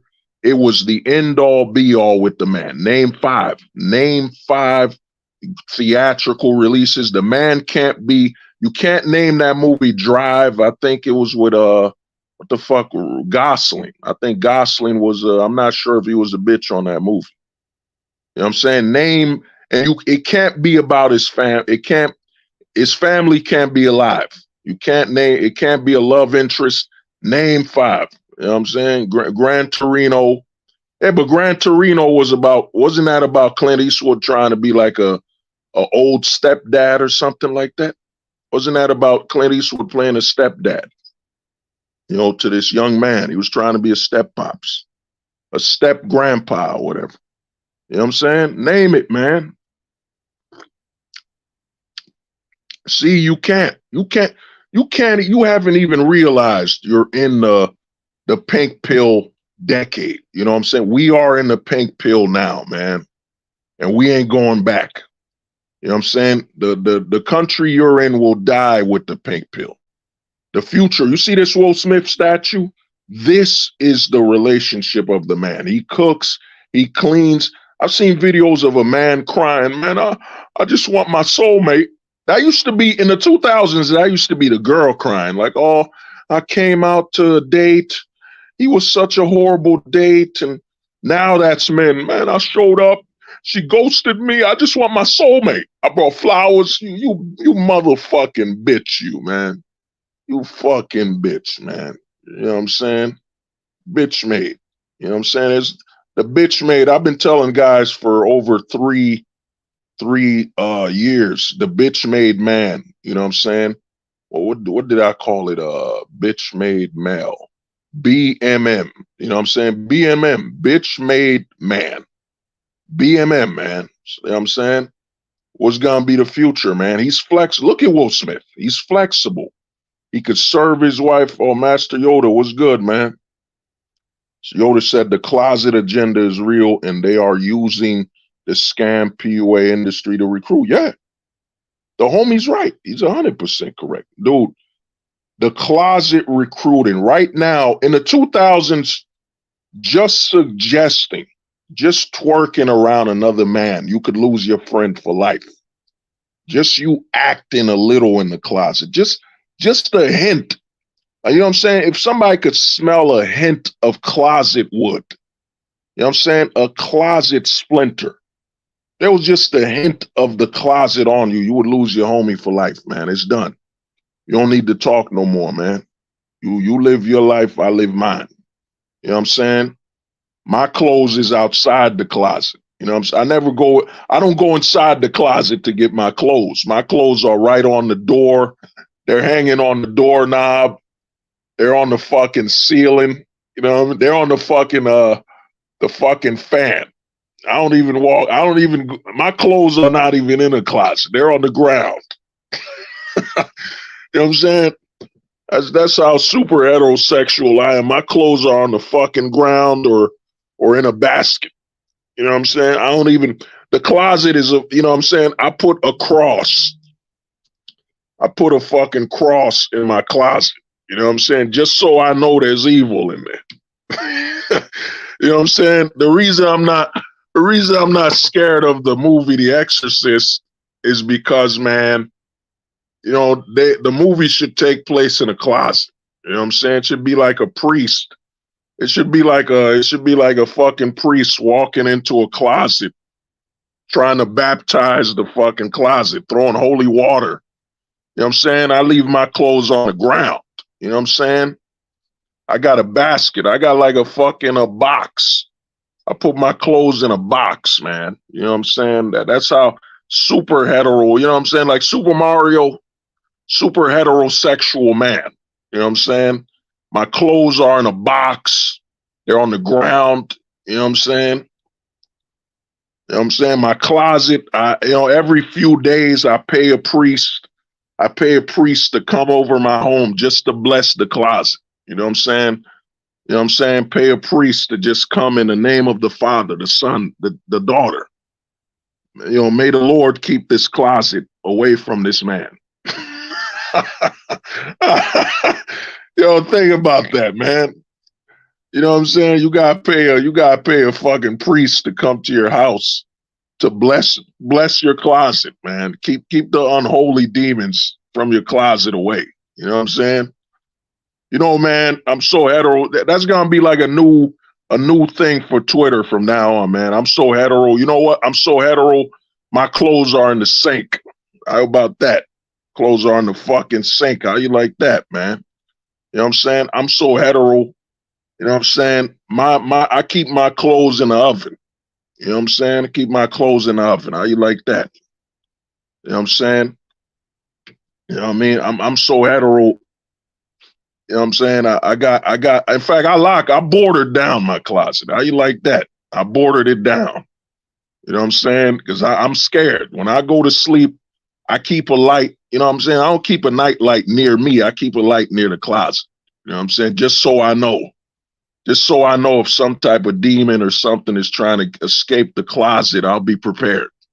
You know what I'm saying? I keep a shotgun with me. You know what I'm saying? I keep a shotgun right near under the bed.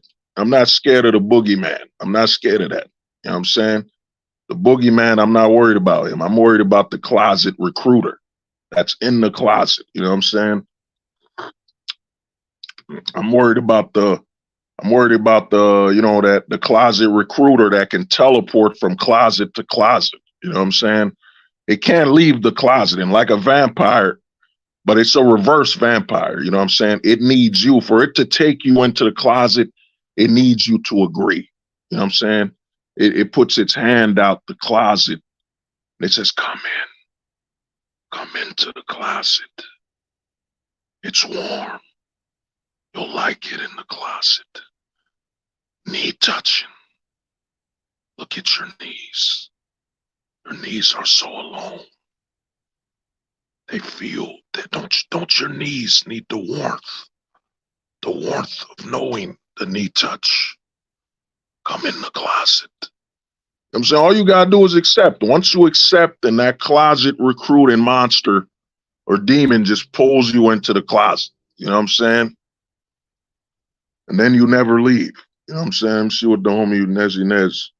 Yeah, I had, the homie Nezzy read Nez. I read The Man Vantage.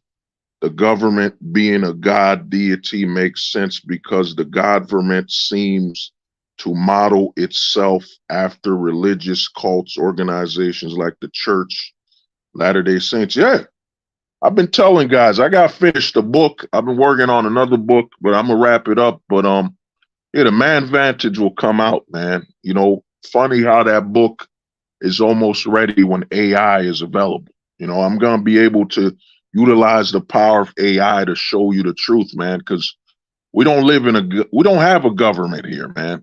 If you say you live in a government, you're disrespecting America. We have a government, but you know, to get back, like I said, man, Myron Gaines, we're in a new America, man. We're in the closet America. Every man now, think about it. I've seen it. Men are styling themselves. Men are spending more time deciding what they'll wear than their woman. You gotta look at a woman today and compare her to a man in the 2000s, and you will be shocked how the woman of the 2010s synchronizes with the man of the 2000s. Men in the 2000s, you know what I'm saying? I'm gonna show you. You would go where you put your clothes, you would smell it, you would smell your shirt, you know what I'm saying? You would smell your underarm. You'll be, I'm good. You know, I'm good, man. You put on some fucking you know what I'm saying? I'll show you, man. You put on some fucking what is it? Being a man. You put on some lotion, man. You know what I'm saying? Gotta keep that cocoa butter. You know what I'm saying? You put some lotion on your face. You smell your shirt, and you went outside, man. That was a man. That's a woman now. The women will literally come outside, pajamas, looking wild. You know what I'm saying? The style for women now is the Wolverine. Like, look up a Wolverine. No, not a Wolverine. It's more like a porcupine. Look up a porcupine, and I guarantee you'll be damned. That's the average woman today. Will come out just looking wild. You know what I'm saying? Porcupines' spines are just all over. You know what I'm saying? Men now in the year 2010, hey, bro, is my skin glowing? Like, you know, I put on some baby Shea makeup, bro. Does my eye, you know, is my eyebrows popping out, dude? Bro, tell me your boy is looking good. Tell me your boy is looking good, man. You know what I'm saying? Oh yeah, no, dude, there's no such thing as a bisexual man. No such thing. You know, I've been stating it, part-time straight. I call it PTS, part-time straight. There are a lot of part-time straight males out there, especially in the manosphere, a lot of part-timers and being straight. There's no such thing as a bisexual man. You know what I'm saying? That's a goddamn scam. And yo, kind of ignore his culture, Sudan. What? They had slaves. They are total. I'm confused. Man, I don't know if this Negus person is trying to see if you're not trolling me. You know, I get trolls here. Wouldn't be surprised. You know, let me see what the homie said.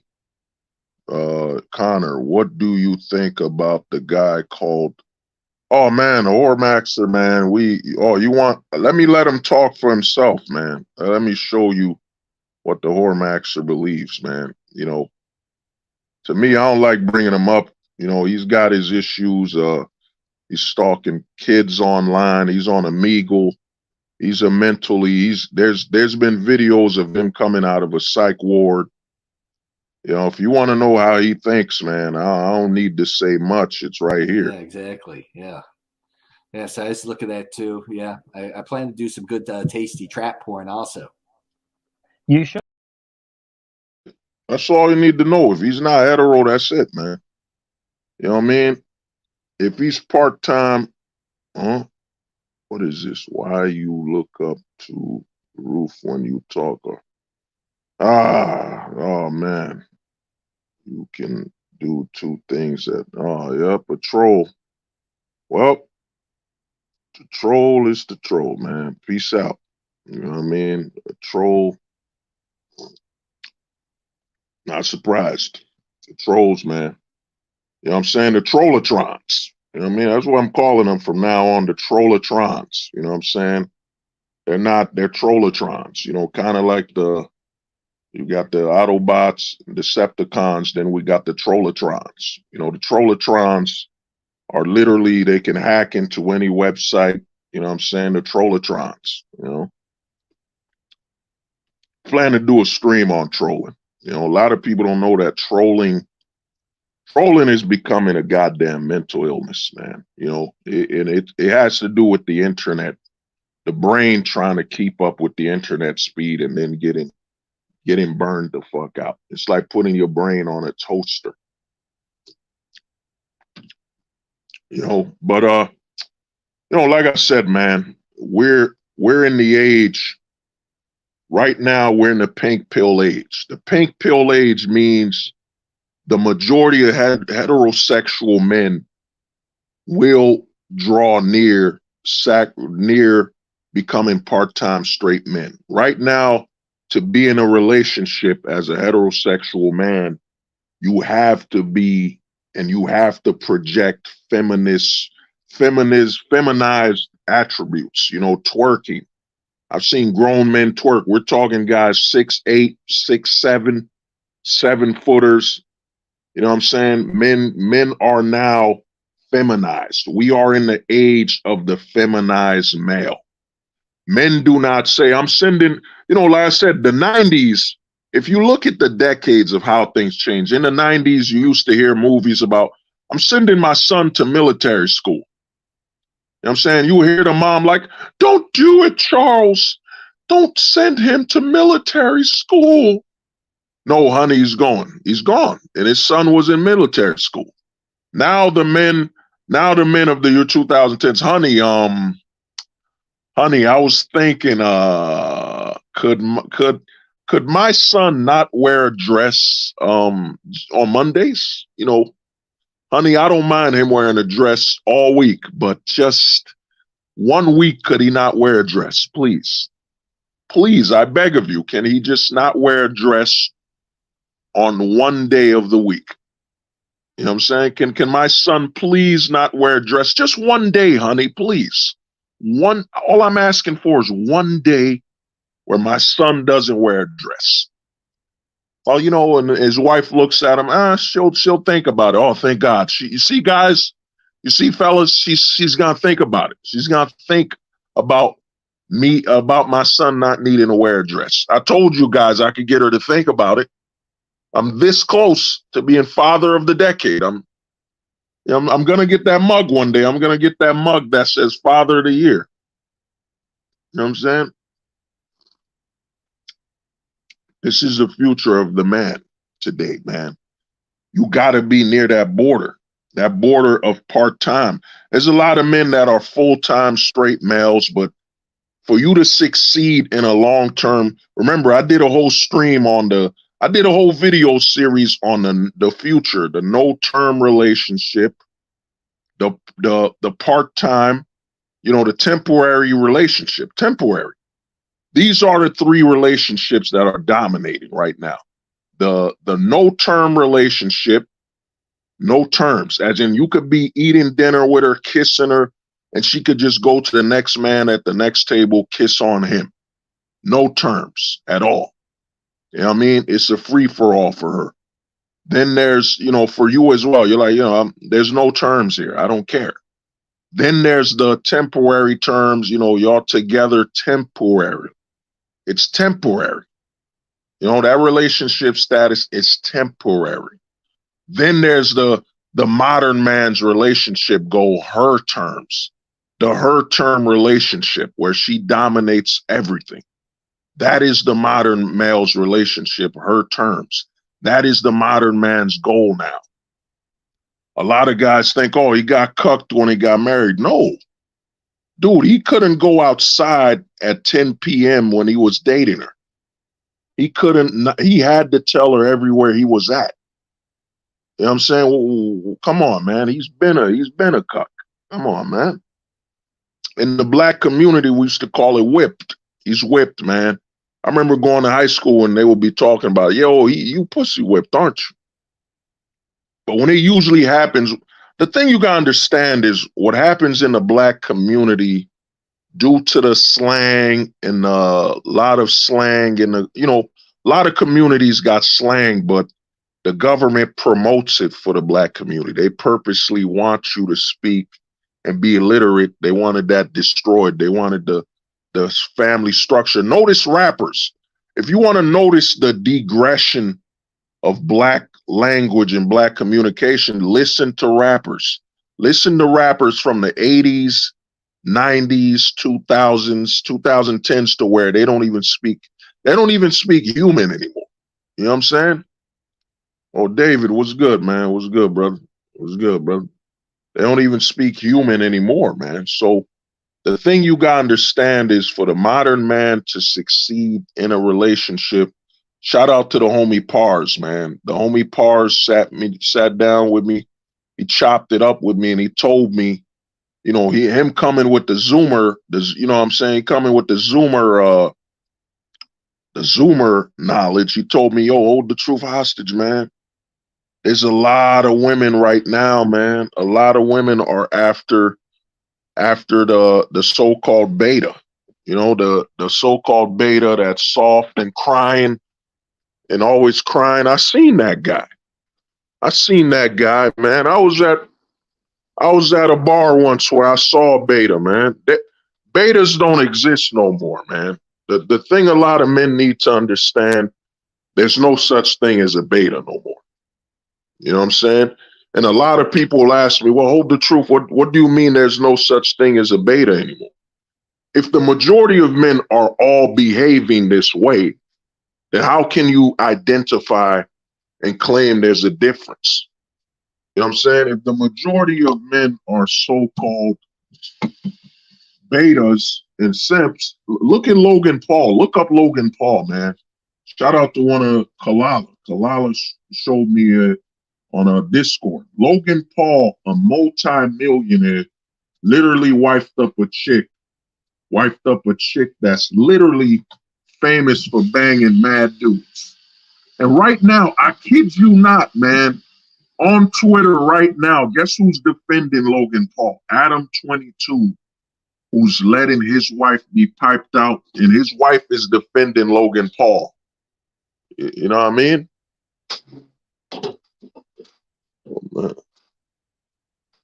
So to me, you gotta understand, man. The simp doesn't exist anymore, man. The simp is dead, man. There's no such thing as a beta.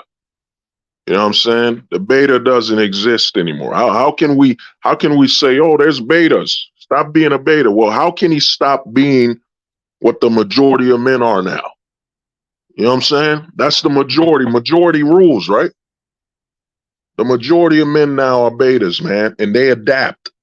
Men have adapted. I'm talking millennials. I'm talking Gen Xers. You know what I'm saying? A lot of guys want to say, oh, the Zoomer generation are so soft and bitch made. No, man. It's all the generations. You know what I mean? Men adapt. Men adapt, man. You know what I'm saying? Especially if their wives are jealous of the younger generation of women. You think a woman that's 50 years old is still going to be submissive and follow her man while she's watching TV of younger women bossing around their man? Come on, man. Get the fuck out of here, man.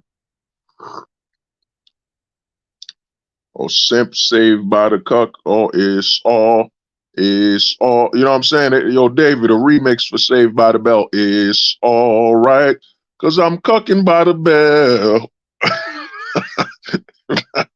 You know what I'm saying? Saved by the Bell, man. But yeah, this is what you get here, man. There is no generation, all that generation crap, it don't mean nothing. The women adapted, man. You're telling me you've never seen an OnlyFans with a chick that's 40? You've never seen an OnlyFans with a chick that's in her 50s and all that? Come on, man. It's all right, because I'm cucking by the bell. You know what I'm saying? You know what I mean? But yeah, nah, dude. The women adapted. Me, David, David, shout out to the homie David, man. He another generation, like, Gen X. I'm late millennial. You know what I'm saying? All of the women adapt, man. The older women are jealous of the younger women. The older women are like, man, I wish I could have been in charge and thoughting like these chicks. You know what I'm saying? I wish I could thought like that. That's what these older women are wishing. So I've seen it where 50-year-old man, 50 years old, and you're like, Harold, yo, Harold, what's good, man? I'm a little younger than Harold. I'm like, yo, Harold, what's good? Where you been, man? I haven't seen you in the bar in a while. I haven't seen you. Oh, man, yo, hold the truth hostage, man. I can't be at the bar like that no more, man. My lady got me on a schedule now. I only go to the bar when she wants to go, and she usually never goes. And these aren't made-up conversations, people. These are factual. These are true conversations I've had. They're jealous because they wish the pink. Ooh, Dream Storm, man. You might open a church with this one. In fact, let me read it with my preacher voice. Let me read it with my preacher voice. They're jealous because they wish the pink pill arrived, blossomed when they were in their 20s, not there in their 50s. Can I get a simple my brothers of the Simple Church? Now, can a brother donate? Can a brother donate to the Cup Fund? In fact, now let me get my napkin. You know what I'm saying? Where's my napkin at, man? Can't be a pastor without some type of fucking, there it is, yeah. You know what I'm saying? Right on time. Can a brother donate? Need you to donate to the Cucking Fund for the pastor. My baby moms who's sleeping with the pastor across the street. He's a different type of religion, but we both serve the Lord. So how can I be cucking when we both serve the Lord? My wife is sleeping with another pastor, but he serves the Lord and I serve the Lord. So how can we be cucking? You know what I'm saying? Yeah, man. You know what I'm saying? You gotta understand that, man. This is the future, man. A lot of this manosphere content you're watching.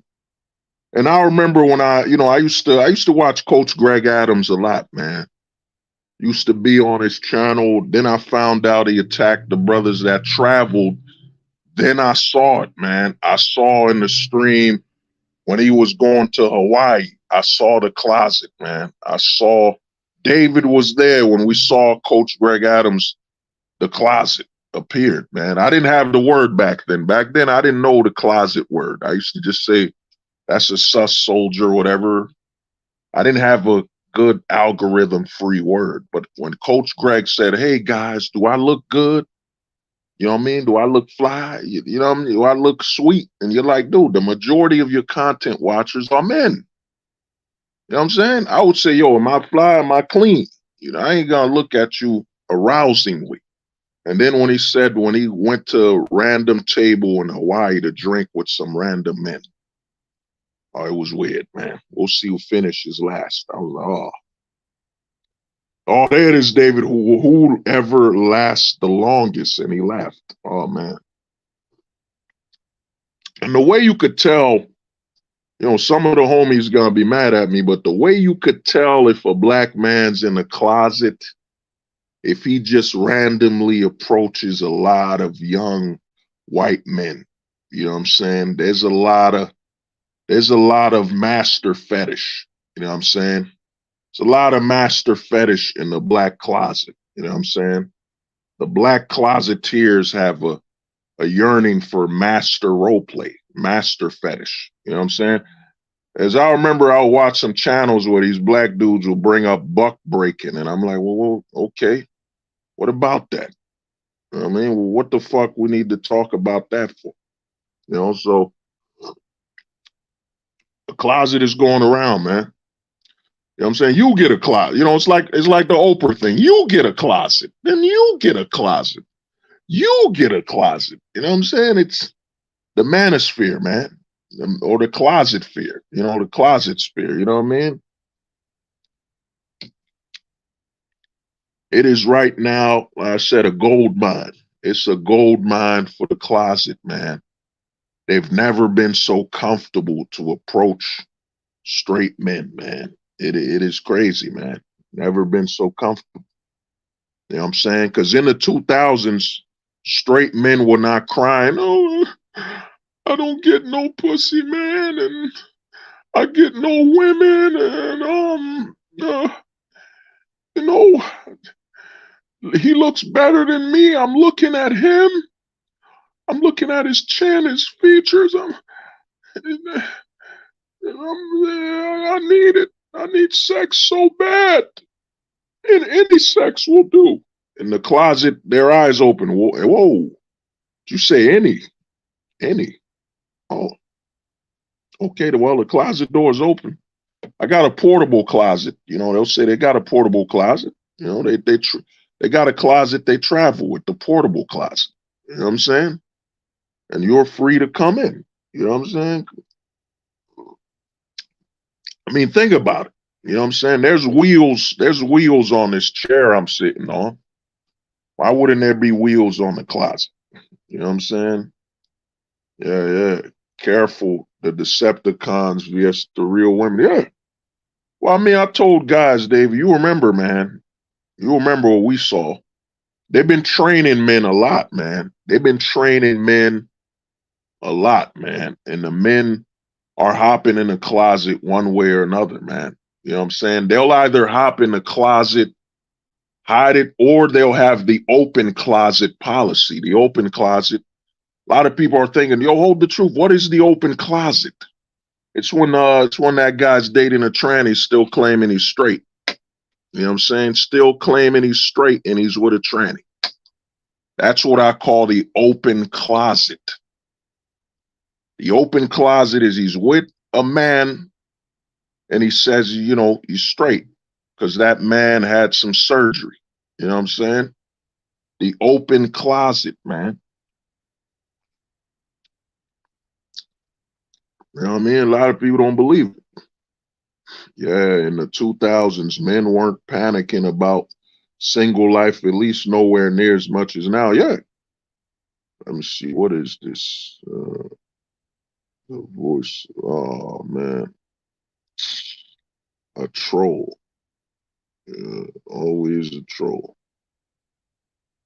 You know what I'm saying? The trolls is coming. Let me see that. The trolls are strong.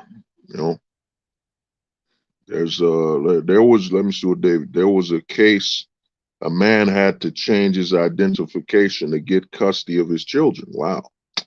Well, that, I mean, he wanted to change, man. Like I tell a lot of guys, man, I'm removing sympathy, man. You're proud of your manhood. You got to remove sympathy, man, because that man ain't my brother. That man ain't my brother by blood. I wasn't raised with him. I didn't grow up with him. There's a lot of men using narratives. You know what I'm saying? There's a lot of men, a lot of guys don't get it. Guys in the closet want to have kids too, man. He's still a man. You know what I'm saying? In the black community, David knows this. They call him down low. I remember when I was little. It was early in the 90s, man. Super early in the 90s. I remember I went to a barber shop where I was watching a movie on BT. I don't remember. You know what I'm saying? I'll be having flashbacks, subconsciously, things that were hidden in my subconscious resurface. And I remember in the 90s, I was getting a haircut. Back then, the barber used to just shave my sideburns for some reason. It used to piss me the hell off. I don't know if anybody else experienced that when you were little. The barber would cut off your sideburns and you're like, dude, you know how hard I worked to get my sideburns as a little kid? You just gonna shave off my damn sideburns? Come on, man. I used to get them type of cuts, man. So, but I remember they talking about down low and all that, man. Dude, man, it's happened, man. You know, the Steve Harvey situation is pure comedy. Yeah, he got cucked. He volunteered. Let me put this brand on, man. You know what I'm saying? Let me put the banner. You know what I mean? This banner right here. You know what I mean? There it is right here, man. You need to put that on a shirt. Volunteers can't be victims, man. Put that on a shirt right there. You know what I'm saying? That shirt will change your life. There's a lot of men fighting custody, not for the kids, man. You know what I mean? I think I'm one of the only people that speaks this way, since the manosphere is built on babysitting other men and being a bitch. But there's a lot of men fighting custody, not for the kids. I've been saying this for years. Not for the kids. They're fighting that custody battle just to stay close to the baby moms.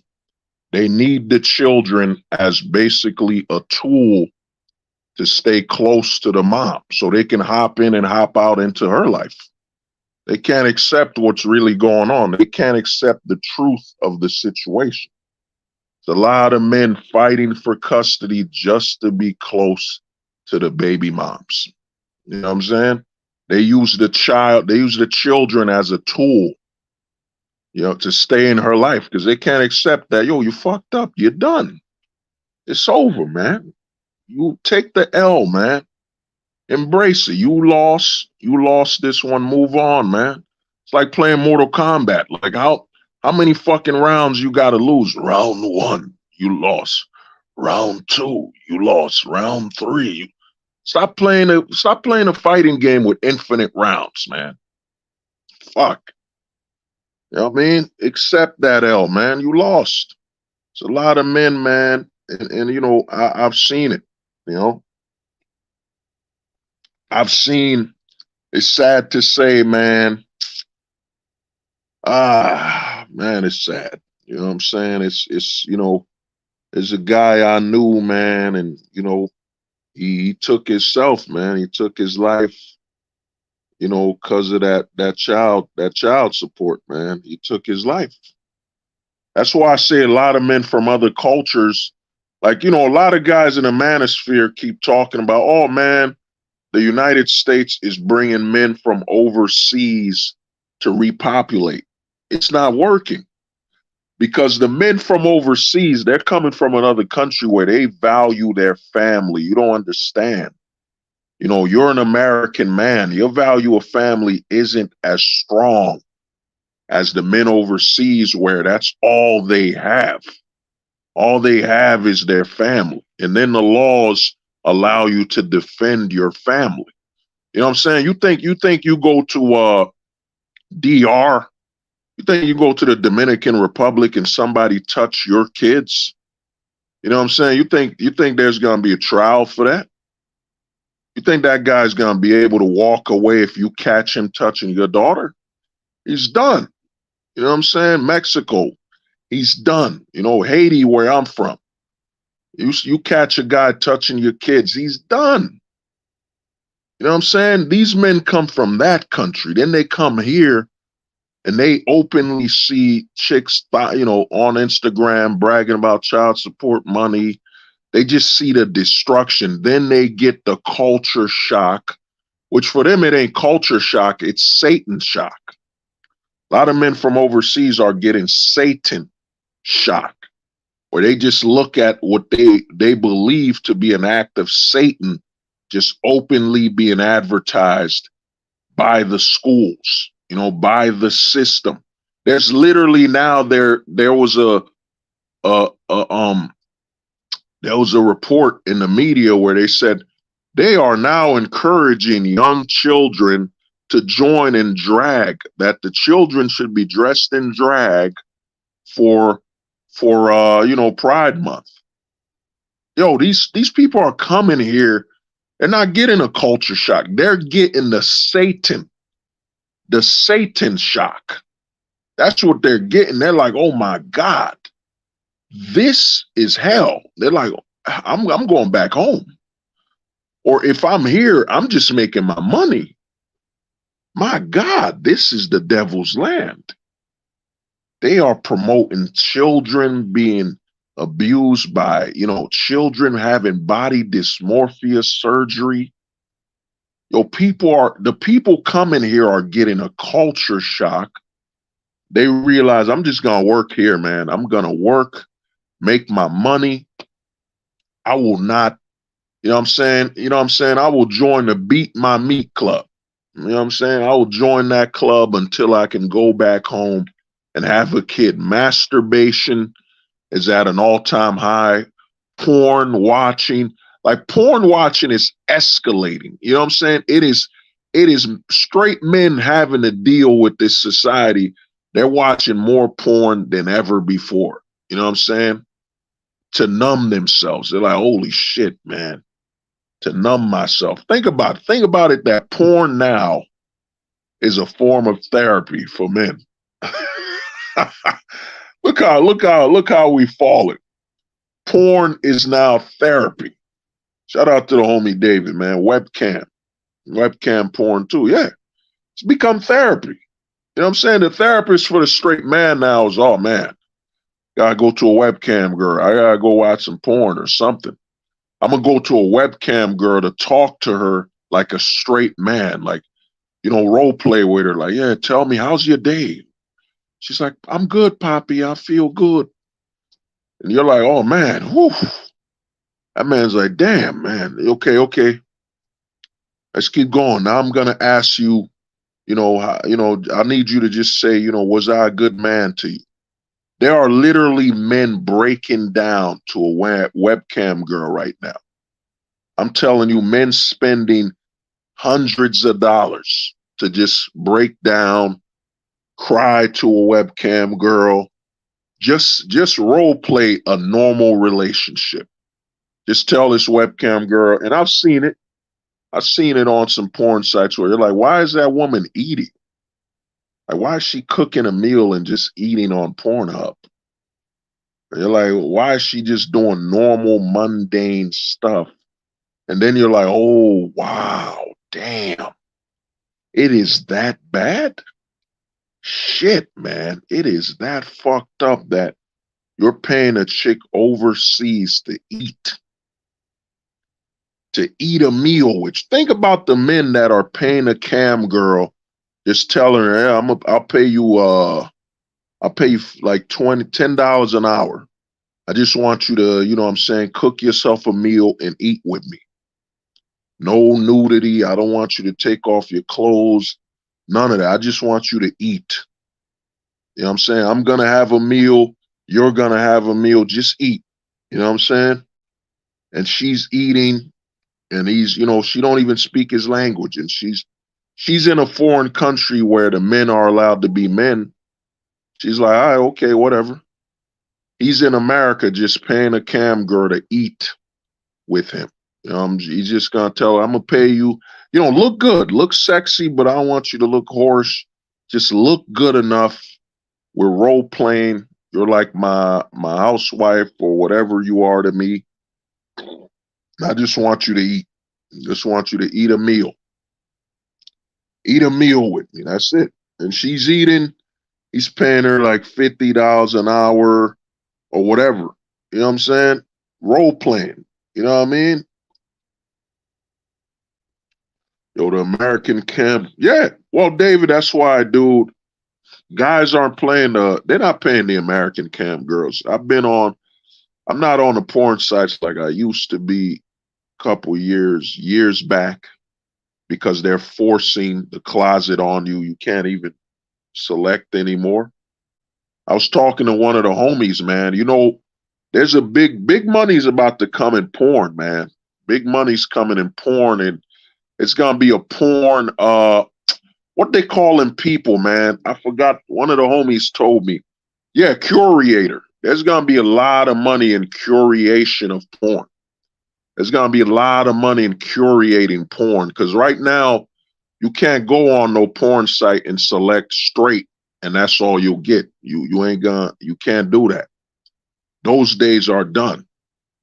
There's a lot of people about to make money. Oh yeah, corn. I forgot. Yeah, corn. There's a lot of people about to make money on porn curation. Like, you know, there will be guys that are like, yeah, dude, I curate the best heterosexual porn you can get access to. Just pay me $50 a month. You know what I'm saying? $50 a month, and I will curate the straight porn for you. My website. I will favor the best straight porn, and you follow me.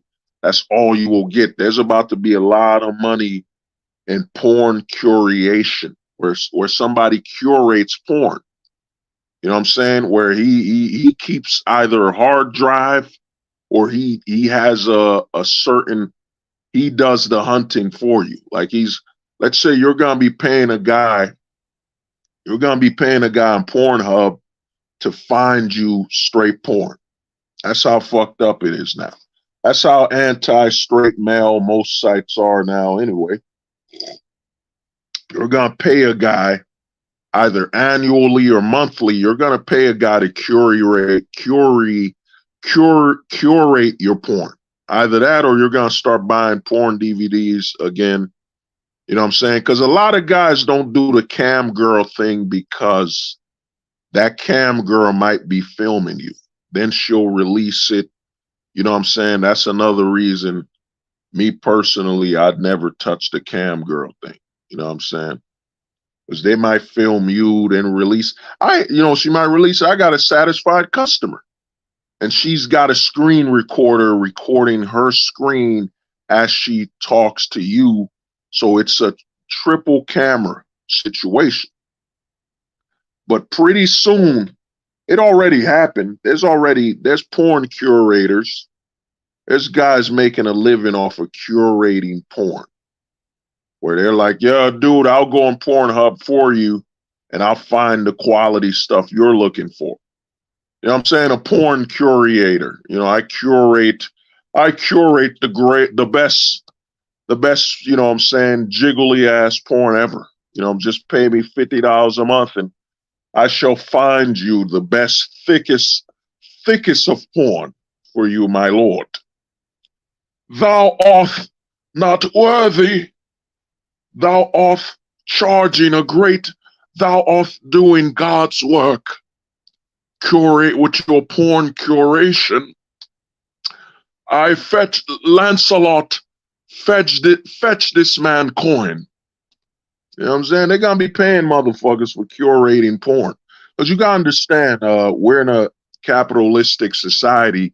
Whenever something goes down, another thing rises up. Business. Like, remember when they removed smoking? Once they removed smoking and you can't smoke everywhere, the smoke shops popped up. So now you can't go on a porn site to find straight content for yourself as a heterosexual male without them popping shit up on you. Now the business of porn curation is going to be big. There's going to be guys advertising, I got you, man. What you need? You know what I mean? Like dealing you a drug. You know what I'm saying? You scratch your neck on Pornhub like, well, you know, man, I got a weakness for these, you know what I mean? These redheads, you know what I'm saying? So, you know, man, if you could hook me up with some redheads, you know what I'm saying? And not them skinny joints. Hook me up with, like, you know, some thick redheads. And, you know, I got you. $50 a month, I got you. You know what I'm saying? And a guy's going to curate you the best redheaded porn you could ever get. You know what I'm saying? People will start making money. In fact, anybody watching this stream now, you might as go on Fiverr, man. You might as go on Fiverr and start up porn curation. You know what I'm saying? You'll probably word it better and say, yeah, I'll curate some porn for you. $5.99 a month or whatever you could get on a subscription, and I will curate your porn for you. I got you. You know what I'm saying? One of the homies is like, well, you know, I'm only into twins, man. You know, twin lesbians. You know what I'm saying? Twin lesbians. And that guy's, I got you. Say no more. I got you, man. $50 a month. I will get you the best twin porn you can get. You know what I'm saying? Yeah, let me see what Domi Dreamstorm. Yeah, rope. Look at that. let me put the pastor voice, for Dreamstorm. Let me get my paper. We have arrived at the moment where we're on the land of Satan, where you must pay a woman to role play normal and mundane stuff in the Lord's name because it doesn't exist. My brothers, it doesn't exist in real life. I said it doesn't exist. Normal things no longer. My brothers, your girl now will ask you to come to the pride parade, my brother. And you say no, you will be reported, my brother, as a hate crime. Can I get a simple hallelujah in the church? Can I get a simple hallelujah in the church? The first St. Simp's Church on Simp Boulevard. Can I get a simple hallelujah, my brothers? Remember to put some coin in the cuck basket. The pastor needs money for cucking, my brothers. You know what I'm saying? Come on, man. This is what's going on. Dude, a cam girl I used to freaking with just did a scene with Jason L. Love. Oh, damn. Oh, that's crazy. Corn. Oh, Optimus Prime. Yo, give me a minute. I gotta fix my...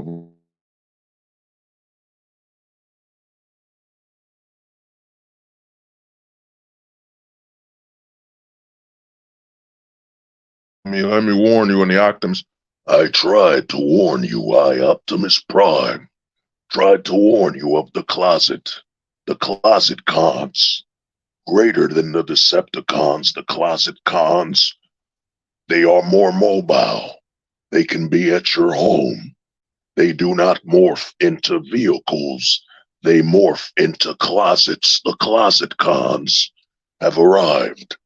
You did not heed my words, Optimus Prime. You said, Optimus Prime, you're being too worried, Optimus Prime. All this speaking of the closet, Optimus Prime, it has made you unaware of reality. But I, Optimus Prime, tried to warn you of the closet cons. You did not heed my word that the closet cons are worse than the Decepticons. I, Optimus Prime, tried to warn you. You said, Optimus, you're insane. What type of transformer would just transform into a closet, Optimus Prime? Well, the closet cons. The closet cons are greater. They've learned why become a vehicle when they could be a closet in your home. I have warned you, Optimus Prime. I have tried to tell you of the closet cons. You did not heed my words. You did not heed the words of Optimus Prime. Think about it, human. I, Optimus Prime, fought the Decepticons for a millennia and tried to warn you. And when I, Optimus Prime, warned you of the arrival of the closet cons, you did not heed my words. You shall wake up in a closet with no knee pads on. Only then shall you learn of the closet cons. And only then shall you meet my words as Optimus Prime. I tried to warn you when Starscream screamed in the closet. You did not heed my words, Optimus Prime. You know what I'm saying? Nobody listened. Nobody listened, man. You know what I'm saying? Oh, are you... Ah, man, the trolls are coming. You know what I'm saying? And appreciated the info, Truth. I got my brother, man, Dark Path. You already know, man. You know what I'm saying? My brother, man, you already know. Yeah. Oh, damn. You got classmates as cam girls. Damn. That's heavy, man. That's why I tell guys there is no such thing. We're in the age Transformers 9. Who is that? Following the role. I'm confused. Might be trolling, but yeah, this is why I say there's no such thing as there's no longer a term to relationships. Because there's not a man here. I've been saying this for years. If you're not faster than a cell phone call, you're not faster than a cell phone call, you're not faster than a direct message, you're not faster than a video chat, then how can you honestly be able to claim any woman? Especially in the system and the laws we're in. There's no such thing as a man in a relationship. You know, there's no such thing. You know what I'm saying? Some people will say, oh man, you're looking at things from an absolutist level. Well, isn't the law absolute? You know what I'm saying? Isn't the laws the way they are absolute? So you're angry, you're pissed that I look at things from an absolutist perspective while the law is absolute. You know what I'm saying? So you're mad that I'm not a part of the legal system and I speak in absolutes. You're basically saying you can only respect absolutes when it's the law. You can't respect someone outside of the legal system speaking in absolutes. The law is very simple and it's written in absolutes. You're a man and you know what's going to happen. That's it. That's literally, I don't got to go into semantics and all that other crap. You're a man. That's it. That's all you need to know. You're a man and you're going to get what comes with being a man. You know what I'm saying? That's it. That's how you should live. You know what I'm saying? If you look in the mirror, like I tell most guys, man, most guys are afraid to look in the mirror and accept that they're a man. You know what I'm saying? I told guys, you were born a target. You know what I'm saying? You were born a target. You know what I mean? I wrote that in Man Vantage. I got finished the book. I'll finish it. My goal is to release it by September. But you were born a target. You know what I mean? My apologies. You were born a target. As soon as you were born a male, it was done.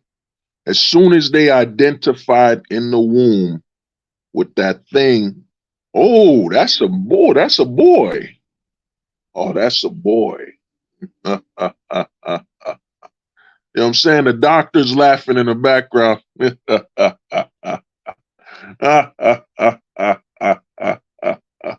Oh, he's a boy.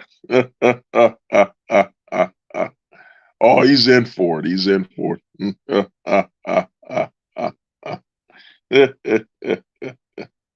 know what I'm saying? The doctor just checking that. What they call that? Is that a sonar scan when they scan the mom's stomach? Get the word for it. Is it a sonar? The scan for the stomach. You know what I'm saying? As soon as the doctor now, and the thing a lot of guys don't get about gender, a lot of guys don't understand the power of this word gender and what the propaganda was about. The propaganda of gender was about no longer respecting the man's sex. It was a declaration. Any country that says we're all about gender politics, it's about disrespecting the value and recognizing what a man brings to this world. His sex. A man brings sex into this world. You know what I'm saying? Children, their sex might be a man, their sex might be a woman, or if it's a super rare case, there might be a hermaphrodite, born with two parts. As soon as gender politics, once a doctor says, yeah, let me identify the gender of the baby, you should feel disrespected. What the fuck you mean? Identify the gender of the baby. What the fuck, man? Well, you don't know. Tell me the sex of the baby, you son of a bitch. The fuck you mean the gender? So you don't respect what I bring into this world, right? You don't respect that I'm a man. You don't respect the interaction. It's disrespecting what men create. Men create sexes. You know, boy, girl, hermaphrodite. You know what I'm saying? This is what this is why I keep telling guys, the black pill is an endless void. You got to keep going. You keep going deeper and deeper. You don't understand. No doctor or hospital respects you. Why can't they honor what you bring into this world? A man doesn't bring gender into this world. A man brings sex, either a male, female, or hermaphrodite. You know what I'm saying? Hermaphrodite. But they don't respect what you bring into this world because you're a man. You're a man. You know what I'm saying? A lot of guys don't get what's going on, man. You know, I didn't even write it in the book, but I might have to put in a chapter is that we live in I'm gonna drop another black pill, man. You know, this is why I tell people when you watch these streams, feel free to rewatch it. You know what I'm saying? I'm dropping so much stuff that you won't be able to get it on the first round. You might have to rewatch this stream 10 times. You know what I'm saying? And take notes like, oh, that's what he was talking about. You know, oh, that's what he was talking about. Damn, hold the truth hostage, calm down. You know what I'm saying? You're dropping too much. You know what I'm saying? You're hailing black pills. You know what I mean? You're not dropping them, you're hailing them. You know what I'm saying? It's affecting the brain. It's too much. That's why I'm telling guys, take your time, man. The stream is 4 hours. I mean, my plan was to go an hour today. You know, shout out to the homie, Black Circle, man. Black Circle would be here right now. You know what I mean? He would hop on irregularly to just tease me and say, oh, you still going? Yo, I remember when Black Circle did that to me, man. I was in a stream for like, what was it, man? It was like 6 hours, and Black Circle came back and said, oh, you still going, man? I just ate lunch. Oh, man, you still going? I just went to buy something. I just did my laundry. You're still going. You know what I'm saying? So, but I'm about to drop a major black pill, man. I know I say this a lot, but it's the truth. A lot of these will alter your mind. You want to know what society you live in? We live in a Virgin Mary society. A Virgin Mary society. I know what you're thinking. What do you mean we live in a Virgin Mary society? You know what I'm saying? I'm about to repeat it, and I'm gonna give your mind give you 20 seconds to catch up. Maybe you might catch this before I say it. We live in a Virgin Mary society. I'm gonna give you a few seconds to contemplate.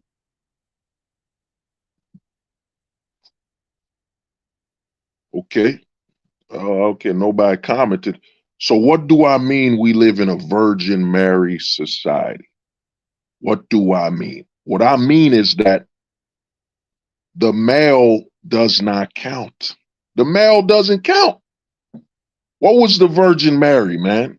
She gave birth to Jesus through immaculate conception. Immaculate conception. When a government in your country deems, and like I said, we're in a godverment. When we're in a godverment that thinks itself a deity. So consider the government God. So consider the government God, and the government has deemed any child born is of immaculate conception because we don't recognize the father. We do not recognize the father in the court system. We do not recognize the father in the family court at all. So every child that is born is of immaculate conception. You know what I'm saying? This man fighting for custody, we don't know what he is. You know what I'm saying? The family court is designed, and think about it. When you think this way, the family court makes sense. It makes absolute sense. the family court is like the Crusades. You know what I'm saying? The Crusaders. They are here to protect the right to immaculate conception. This is why the woman will get the children over 98% of the time. Because the father has to be it has to be for the father to win or claim his children, it has to be a damn miracle.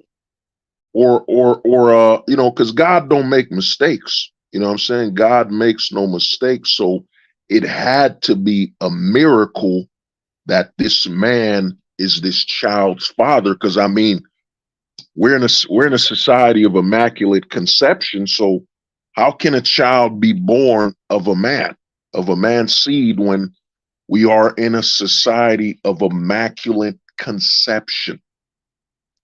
When you look at the family court through that perspective, it all makes sense. You know what I'm saying? Because the problem with a lot of guys in the manosphere, they're trying to make sense of something that doesn't make sense. So when you're trying to look at the lens of something that doesn't make sense, look at it through the lens of fiction and religion. And if you look at it through that lens, yeah, the family court makes perfect sense.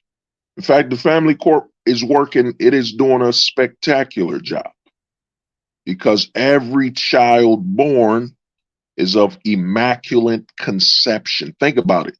He's my miracle child. Every child's a miracle, even though there's 350 fucking children. You know what I'm saying? 350 million children, everyone was a miracle. Because in this system, because when you go to other countries, you don't hear them bragging about children like a miracle. They just say, yeah, that's me. You know, if you in Spanish, that's mijo 1, mijo 2, mijo 3, niña 1. You know what I mean? I'm trying to keep my Spanish because I'm learning it. That's niños 1, niños 3, niños 2, niños 4, niños 6. You know what I mean? Come on, man.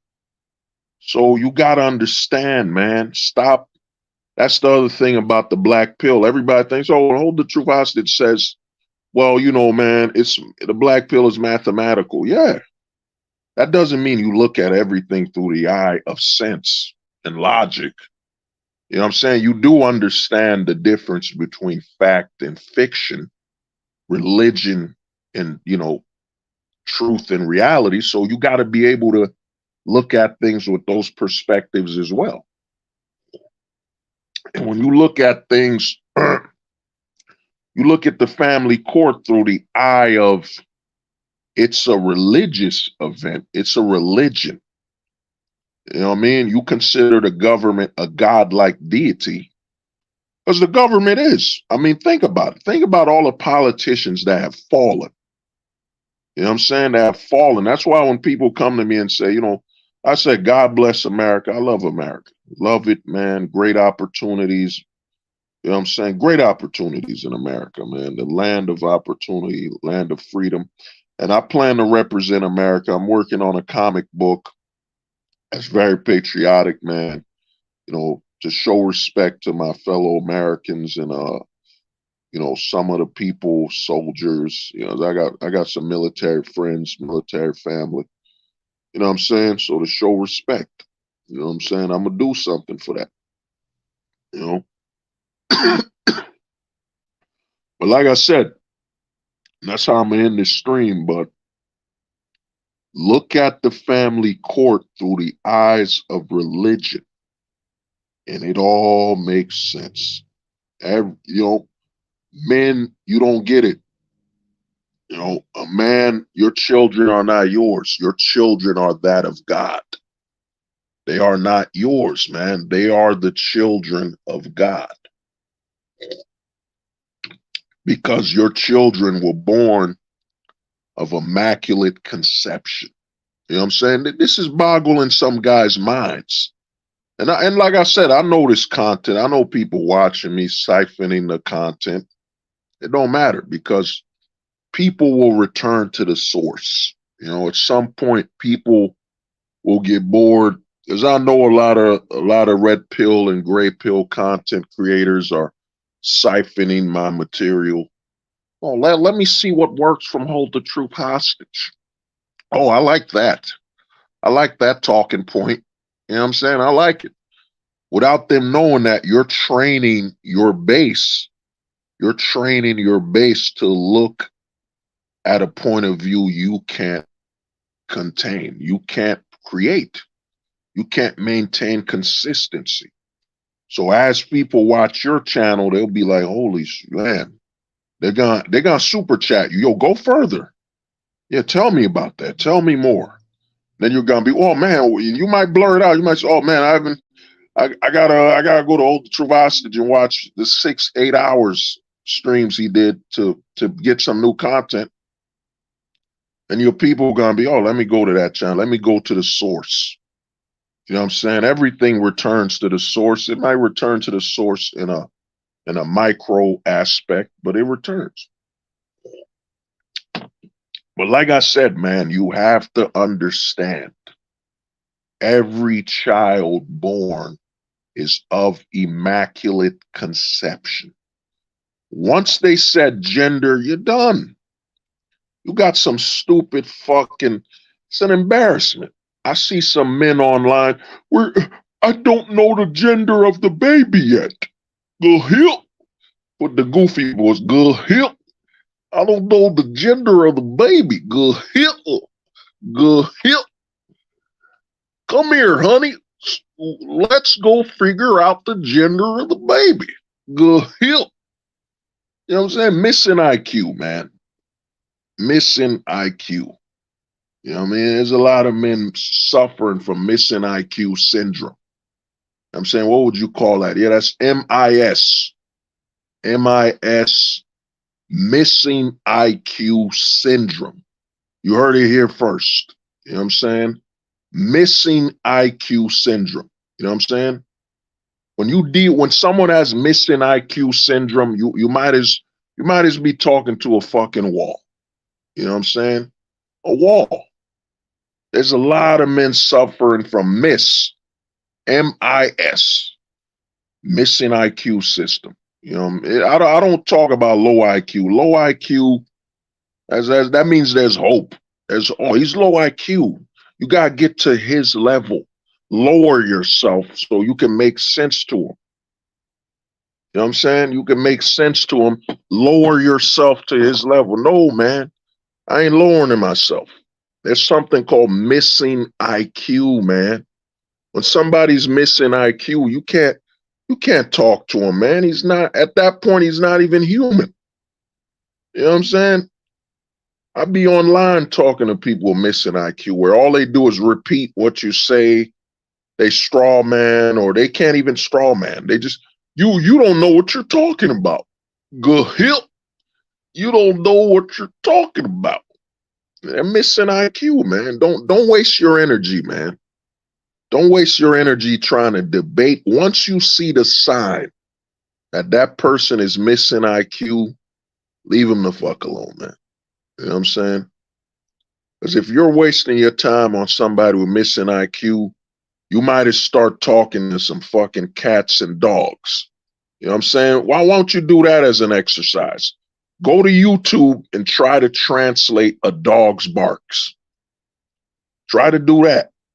You know what I'm saying? Try to do that. Go to YouTube and try to translate. He went, oh, that dog is saying 5 + 5 to the power of 9 multiplied and divided by the sentient beings of the light. That's a smart ass dog. Try to translate barks.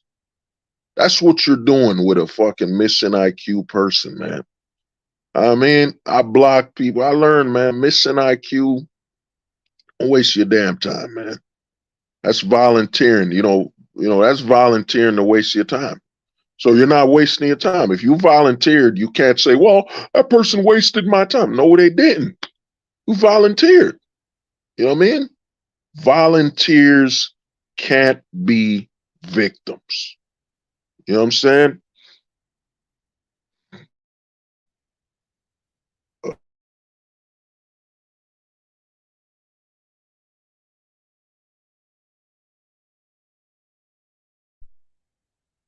Volunteers can't be victims, man. You do not waste your time with missing IQ. That old low IQ crap, that's like a red pill shit, man. That means you're willing to lower yourself to their level. You know what I'm saying? No, missing IQ is black pilled, man. This person is not even human. This person's just a husk of flesh. And, I guess, it's like an empty shell. You know what I'm saying? It's an empty shell. Well, why would I waste my time with somebody? That's why when I be screaming or I feature people, I'm like, yo, man, stay on the subject. Don't bring up your emotions. Because there's an oversaturation of that content anyway. If men want to hear you cry and complain about women, yo, just go online, go on TV. You'll see a massive amount of that content anyway. Men don't come to the black pill to waste time or listen to saturation. We don't come here for that. I come to talk to people. I want to advance my mind. You know what I'm saying? Steel sharpens steel. Iron sharpens iron. Whatever the fuck they call that crap. That's what I want to do. You know what I'm saying? I want to ping pong. You know what I'm saying? You're coming up with a good idea. I'm coming up with a good idea. It just keeps going back and forth, back and forth. We're getting smarter, smarter and smarter until one of us stops and the other just still keeps going. Then eventually we all stop and take a break. You know what I'm saying? I told guys this over years ago. They don't want you to be what's that saying they keep saying? Oh, you guys are just an echo chamber. Why don't you talk to different people? Why would I talk to people that aren't like-minded? You know what I'm saying? When I'm especially on this spectrum, I talk to a lot of different people. But when I'm looking for a conversation on logic and logistics, when it comes to culture and society, I'm gonna try to see if I can find another black pillar to talk to. One that won't be limited by religion, ethnicity. You know what I'm saying? Well, that's who I want to talk to. Somebody that'll look me in the eye and say, oh yeah, hold the truth hostage. They don't want us to talk because I'm Asian and you're black. We just break out in laughter like, oh man, these stupid people, man. When will they accept that we're just another breed of human? You know what I mean? These idiots. He's missing IQ, damn near not even worth a drip of sweat. You're black, you're white. Yeah, so is a husky and a Labrador are two different breeds of dog. So what the fuck are you telling me? They're two dogs. Who gives a fuck? You know what I'm saying? Well, you black people can jump further and your muscle twitches are faster. You know what I'm saying? Yeah, because most black people come from the fucking deserts and locations of heat. So your muscles are always moving and all that. And then you white people come from the winter. So, your skin tends to be, your hair straight to maintain warmth. Your nose is pointed out to save heat. Your hair is not nappy, so you don't lose any heat. You know what I'm saying? So we're talking, if we had to compare it, a black person is basically, let's just say a black person's a Doberman and a white person is basically, what the fuck they call that dog? A lot of police have that dog. Damn, what is the name of that dog? The cops have a lot of that. German Shepherd. There it is. You would say the white man is a German Shepherd and the black man is a Doberman. A Doberman is built sleek, you know what I'm saying? Fast. Very low hair on a Doberman. It's an athletic, super fast breed. You know what I'm saying? And the white man is a German Shepherd. You know what I'm saying? A German Shepherd can survive in the heat, but it doesn't do as great. You know what I'm saying? I got one of my white homies, man. He moved from the cold to the heat, man. I tease him. You know what I'm saying? I sometimes show them photos of like, you know what I'm saying, fucking suntan. And I'm like, man, I pray to God you don't, you know what I mean? I go to church praying for you, man. I go to church praying that you never run out of suntan lotion. You know what I'm saying? You very pale. Go to church every day for you, man. I'm thinking of you when I'm at church, man. You know what I'm saying? I hold like a bottle of suntan lotion and I'm like, man, he doesn't have melanin, man. Please, Lord, never let him be in a situation where he runs out of suntan oil. You know what I'm saying? Suntan oil. Let me pray to God he never runs out. You know what I mean? They don't want you to accept it, man. We're different breeds of humans. There's literally YouTube channels where you'll hear motherfuckers say, well, you know, that guy's a different, you know, they're so different. You know, man, they're different animals. No, you motherfucker. There's different breeds of human. The Hawaiian person is different than you know what I'm saying, the black person. The Jamaican, we're different breeds of human, man. I'm saying you can look up a dog. There's the German Shepherd, and I think there's a dog that looks exactly. If you want to get away from racism, I'm gonna tell you how to get away from racism. Look at dog breeds that are very similar.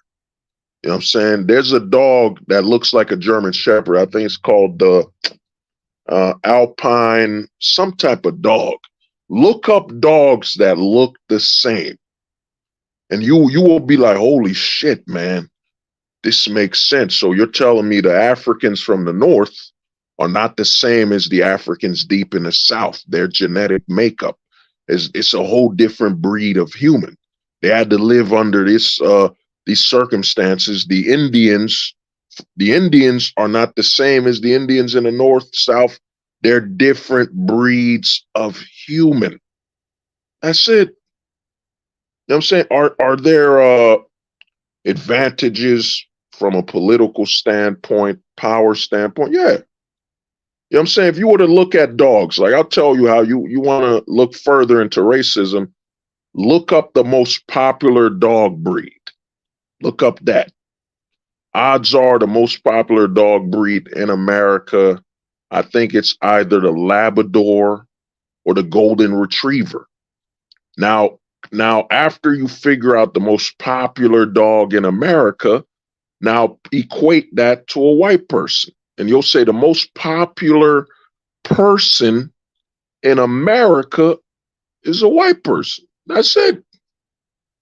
Most popular breed. That's it, man. And then you move the fuck on, man.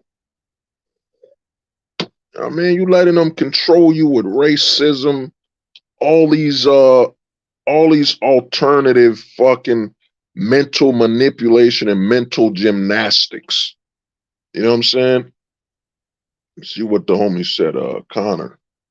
You know, men are primary inventors in a world where they are not free to be men. They may create solution, even if that requires the yeah. Well, the thing is this, man, we can't play God. We can only become God. You know, the goal of man is this, man. It's coming. They're pushing. They don't get it. This AI thing, a lot of companies think, oh, man, we're creating AI. You know what I'm saying? You know what I mean? I wanted to end this stream, you know, after a few, I'll go till about 4:30, 4 hours and 30 minutes.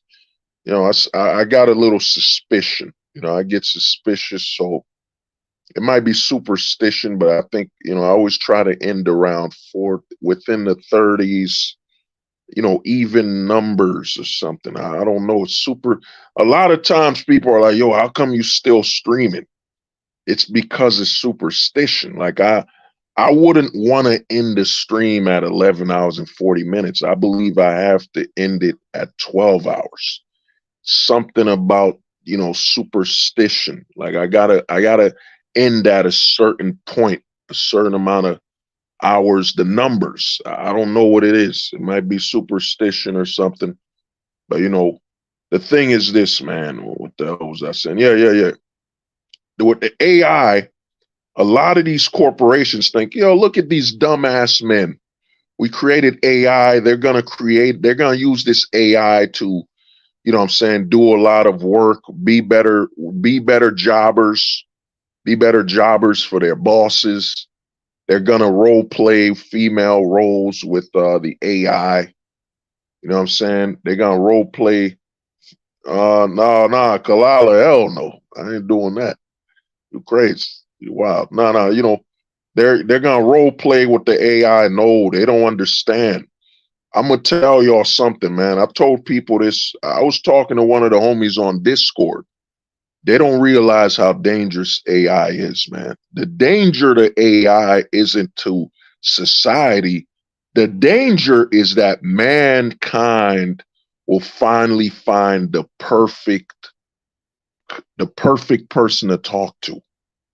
You know what I'm saying? Pretty soon what's gonna happen, and if the government doesn't fix up all its anti-male practices, let me ask y'all something. Why would you ever talk to another person? This is the true danger of AI. And AI is going to unlock something we men have been craving since we were created. We've been craving someone we could talk to, that we could constantly bounce our creativity with without the fear of disagreements. You know what I'm saying?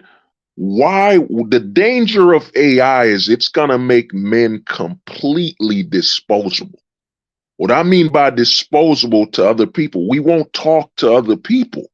Once they perfect the AI that can have a conversation, I could be, yo, you know, and so far it's getting there. It's getting pretty good since it was trained on a lot of, you know, books and novels. Once I can talk to an AI, think about it, guys. Once you can talk to an AI, it will never repost your conversations on Twitter. It will never gaslight you. It will never virtue signal. It will never be racist to you. It will never disagree with you by saying that, you know, you're trying to play God, and if it does, it won't share it offline. Think about what the AI will allow you. You know what I'm saying? Always friendly. Yeah, think about it. The homie Kalala just dropped something. The AI is basically, think about it. The AI is basically, what if a dog had a man's intellect and was still man's best friend? The AI is going to satisfy something we men have been deprived of in this society, is mental companionship. Mental companionship. You know what I'm saying? America has been deprived of that since, I'd say, around when the Civil War happened. It was over. You know what I'm saying? I'd say the Civil War was when mental companionship died. Think about that. Think about what AI, and that's why I tell guys, man, you know, log into, it's free right now. It's free right now. Anthropic's Claude 2 is free. You know what I'm saying? I would say join Claude 2. Don't drop anything personal. Don't tell it stuff personal about your life, and you know, don't tell it your social security, and don't be that stupid, man. But ask it questions about life, bounce your ideas. AI is going to create, it's going to unlock man's mind. Like, you know, when I talk online, even as I'm talking to you right now, I'm still self-censoring myself. You know what I'm saying? I'm not going full blast. You know what I'm saying? If I was to go Super Saiyan, you know what I'm saying? If I was to go Super Saiyan on YouTube, man, yeah, YouTube would, you know, it wouldn't still be here, man. If I was to unlock the true power, if I was to go straight Gohan, if I was to go, you know what I'm saying? You know what I mean? Mystic Gohan out here, you know what I mean? Yo, there'll be no turning back. You know what I'm saying? Even the black pills I'm giving you, I'm leaving some perspective where you could find and go deeper yourself. Because if I was to go full blown, you know what I'm saying? Full blown, you know, void, you know what I'm saying? I go full black, you know what I'm saying? Full black pill where there's not an ounce of what they call that word? you know, moral I think moral ambiguity. My brain is blurred out. There's no morals. There's not an ounce of limitation, man. You'd be scared. You know what I'm saying? You'd be scared, man. You know what I'm saying? You got to understand, man. Even as you're really getting hold the truth hostage light. You know what I'm saying? It's the light, you know.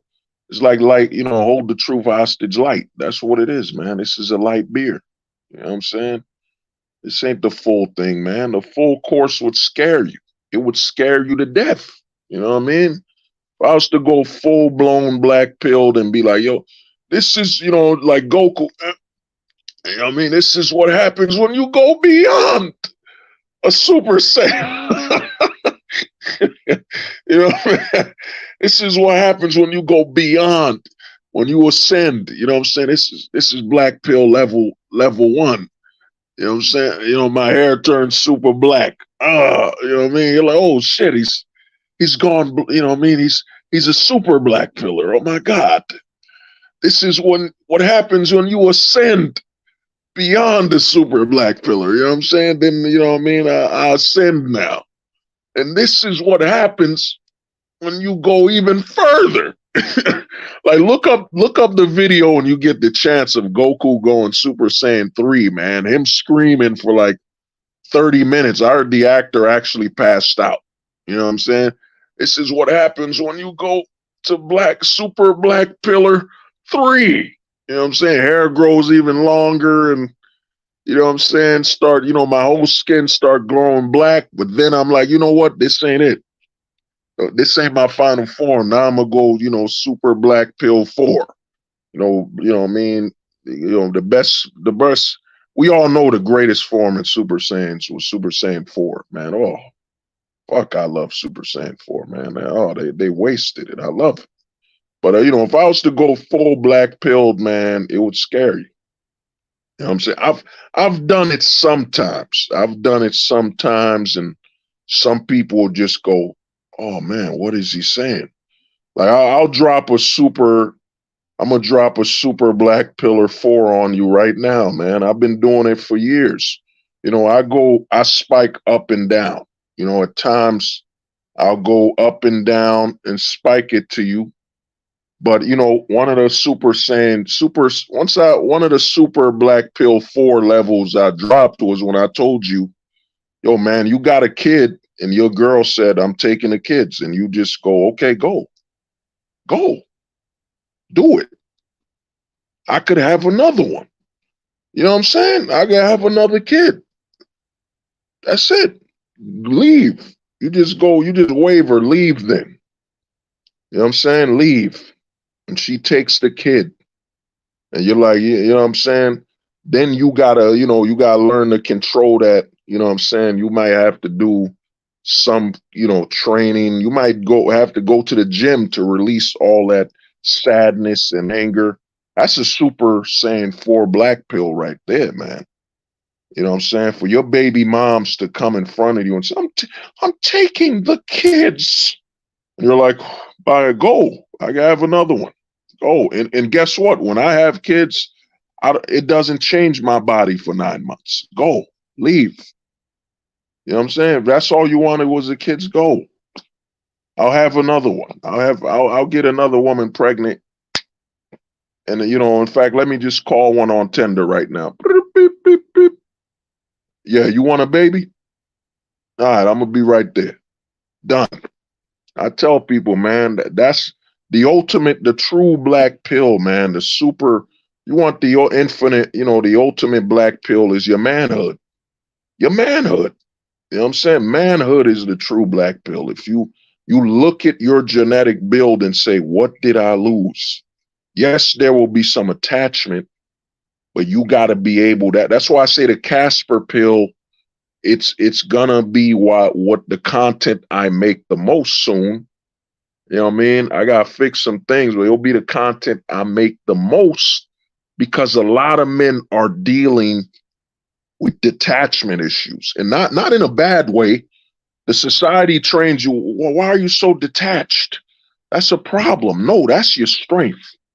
Your ultimate strength as a man we were designed to detach. You know what I'm saying? See what the homie Dreamstorm, like how Sarah Connor said in her mind, the T-800 would never yell at John or come home drunk and beat him. Woo, damn. Dreamstorm, dear God. Man, I got some goosebumps reading that. Damn. Wow. Oh, that's cold, man. That is damn. Man, I gotta read that again. Like how in what Dreamstorm is answering when I said, yo, you talk to the AI, you know, the AI is a dog. You know what I'm saying? If the dog is man's best friend, then AI will be man's best companion. You know what I'm saying? Man's best companion will be AI. They don't realize that we're in the perfect storm. It's in the perfect storm that man will openly accept AI. Think about it. You know what I'm saying? I'm a millennial. I was raised on video games, raised on technology. You know what I'm saying? Game Boy, changing the UI. I was raised on it. You know what I'm saying? So what's going to happen is man's going to have, think about it. Picture it. You have a dog and AI. You know what I'm saying? Your dog will physically love you and, you know what I'm saying, will be around you, always happy to have to give you physical reinforcement. You see, the dog will be, it's the ultimate tool. It's the ultimate form of companionship to sandwich yourself in as a man. You have the dog to give you all your physical positive reinforcement. Then you have the AI to give you all your mental positive reinforcement. They don't understand what they're creating. They think, oh, AI is going to lead to men, you know, planning, you know what I'm saying, planning Dr. Doom and Lex Luthor Corp and all. No, dude, AI is going to breed a new breed of man. Just imagine a man that, and think about it, we do this already. We're playing video games. We're on Discord. We talk. You're literally talking on Discord, the app. You know what I'm saying? You got your video games. A lot of guys are in the black pill are introverts anyway. You know what I'm saying? Introverts anyway. Now imagine when you add an AI that could be linked up to your phone. Like I use Bing. I use Bing Chat a lot on my phone and everything's going to the cloud. Now imagine if you know, I got a cat at the crib. I got a cat. You know what I mean? I want a dog one of these days, but think about it. The cat gives me my positive reinforcement. You know what I'm saying? Then you get the AI to give you mental, like I've been using AI for over 8 months. You know, I'm not going to give you the filler and all that. I'm going to tell you this, man, the ideas I've bounced with AI, I'm more confident that an AI will help me edit my stuff. Like I'm writing a story. Oh, my homie, the Oververse was good, bro. My brother was good, man. My dude was good, bro. Yeah, man, I was mean to hit you up, my man. You know what I'm saying? The AI, what's going to happen is this, man. And I'm telling you guys, try the AI, man. All the movies you saw with Terminator, you know what I'm saying? The Overspears has risen, my brother. Yeah, man. You know what I'm saying? All the movies you saw where they try to T-100 Terminator, where they say, oh, man, if machine ever comes, it'll take over. No, it won't. That's disrespecting us men. You're telling me if a machine was printing robots and all that, we couldn't shut it down? We couldn't just burn it down or shut it down? Come on, man. If you watch Terminator from a realistic perspective, you know, I'm not realistic. I mean, you know, a truistic, a black pill perspective, the movie makes no damn sense. You're telling me all these machines will come take over when they've destroyed the country, there's no viable locations to have electricity or power. How the hell are these machines surviving? Then you're telling me men are so stupid that we wouldn't notice a power surge. Think about it. Anybody who lives in a house, PSCNG, the electrical company, They will come to your home if you're using too much electricity. They'll call you and like, hey, we're going to turn off your electric bill because you're being excessive. We're turning it off. And you're telling me we won't see some Terminators being built? The thing is this, man, they want you to watch Terminator from a doomsday perspective because they don't want men to arrive to that point where we're cold and calculated and we become our true potential, which is creatures that make decisions based on absolute logic, no emotion at all, man. That is what they fear, man. They're and they don't get it that this AI stuff, that's what it's gonna breed. The AI is going to create a breed of men. And trust me, I've used AI, man. It's sped up my thinking by over 50 times. It allows you to make mistakes or bad decisions because, you're not worried about time no more. The AI is the one that's doing all this labor for you. You see, a lot of porn cells and, what is a gooner? Gooner cells are allowing AI to replace the. No. The thing is, we had that convo. I don't think you were here for my last stream, but the last stream is that, man, that's coming, bro. AI is going to lead to that. Men will start. The thing you got to understand to keep it short is this, man. If we can print meat, if we can print beef, food, when will we start printing people? You know what I'm saying? When will we start printing people? That's what's coming. And think about this capitalistic society we live in. Pretty soon, you will be able to buy, like I tell guys, you'll be able to buy a Kim Kardashian print where they just print a full-grown Kim Kardashian and you could have that in your home. We men will not give up organic sex, man. If that was so true, men would favor silicone breast over real breast. You ask any man that's had both, you know what I'm saying, that's felt both breasts, the silicone and the real breast, I tell you without a shadow of doubt, over 98% of those men will say, yeah, dude, I prefer real breast. I prefer real breasts where it's jiggle, the feedback is natural. I could go hard at it without worrying about the silicone. You know what I mean? The silicone. And I'll give you an example. If you want to know the difference between, you want to do a test, why you prefer natural breast over the silicone, what you got to do is run on grass. What you should do, run on grass, then run on a track field. You see, the track field is designed to simulate the bounce that running on grass and mud has. But I guarantee when you run on a track field, you're going to prefer running on soil with grass because it's natural. The give is natural. It's instinctively programmed in you.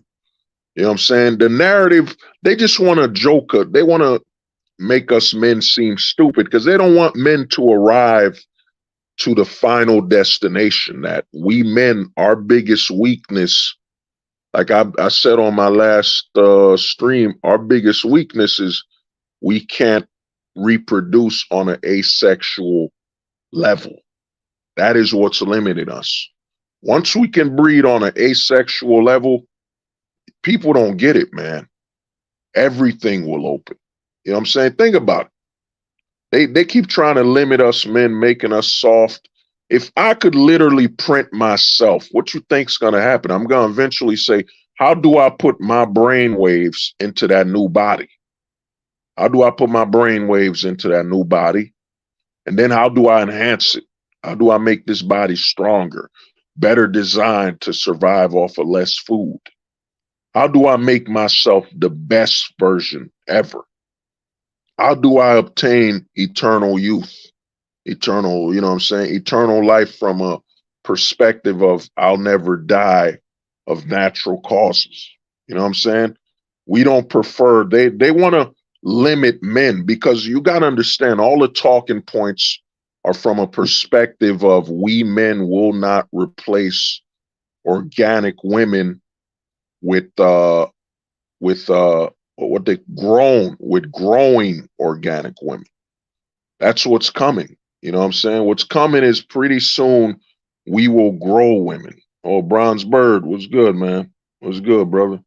Well, yeah, man, I gotta get that email message from you soon. Gotta figure out one day you want to do an interview. We could chop it up, because to me, I think if me and you had an interview, man, and go black pilled on black issues, man, it would scare the shit out of people. You know what I'm saying? Scare the shit out of people. You know what I mean? But yeah, I hope so. The truth, some black pillars be tripping on Twitter. Well, the thing is this, man, they're not black pilled, man.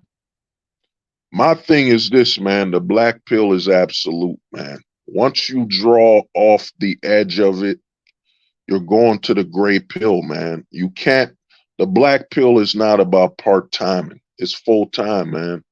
It's a full-time way of life. It's hard.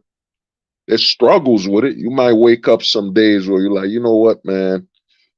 Damn, this shit, man. It's like I'm pushing further into the abyss. You know what I'm saying? It's a journey, man. The black pill is a journey you take to your grave. You know what I'm saying? You will take this to your grave. It ain't something where, oh, I'm black pilled and I could stop. Nah, man, it's an endless journey, man. Every day you learn something new. You know what I'm saying? Especially in the black pill, when you accept that you will never have the, you know what I'm saying? I'd say with the black pill, you would accept it this way, that you will never know everything until you're a God. You know what I'm saying? Only a God knows all. And even then, a God has a limitation, because, you know what I'm saying, you might have a God of this universe, you know what I'm saying, contained by this universe. But if you were a God of the omniverse, you know what I'm saying, there are many multi-universes, you know what I'm saying, somewhere. In fact, you know, I was going to do a stream on it, you know, but I'll just drop an ounce of it today. But I was thinking something. And, you know, this might bother some people, man, but I was thinking, if a multiverse truly exists, okay, a multiverse exists, right? And there's multiversal versions of you. Do we have, is there a way where us from the alternate universe sends brainwaves? Or maybe it's not even brainwaves. Is there, since we're all made of matter and atoms and all that, is there a way where our alternative self, their matter waves sometimes interact with our own? You know what I'm saying? Like you ever thought about it? Some days, like you're thinking about something that's completely against your you know, your moral code.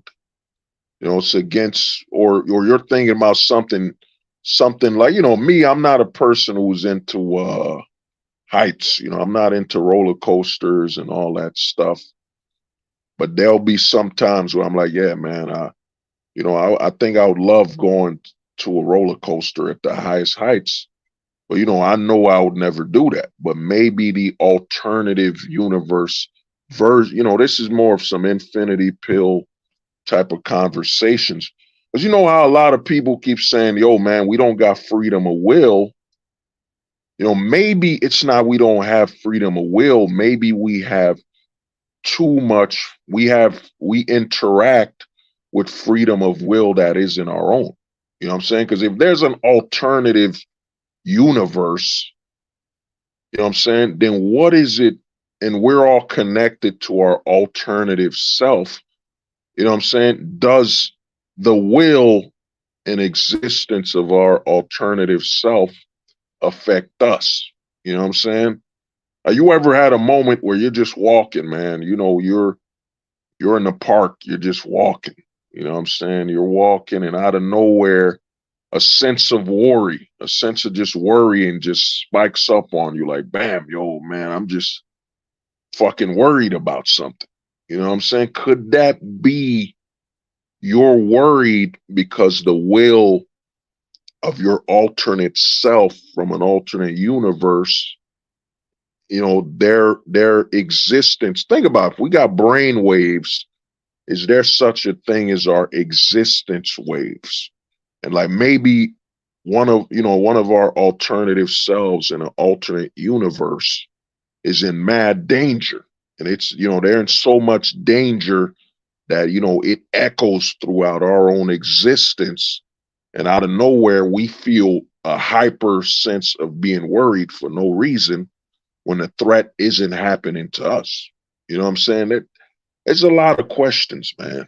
That's what the black pill is, man. It's a constant, well, that'll be on the infinite pill scale. But, there's a lot of wonder, you know what I mean? But the thing I'm saying is this, man, there's a lot of, all the fear they want you to fear AI. I'm telling you, give AI, don't drop anything personal. Don't drop anything personal on Bing and all that, you know, but try using the AI, man. You will find something you've been missing for a while, which is a way to calmly and safely have mental brainstorming. You could brainstorm ideas with the AI. You don't got to worry about, well, that's so right wing of you. That's so conservative.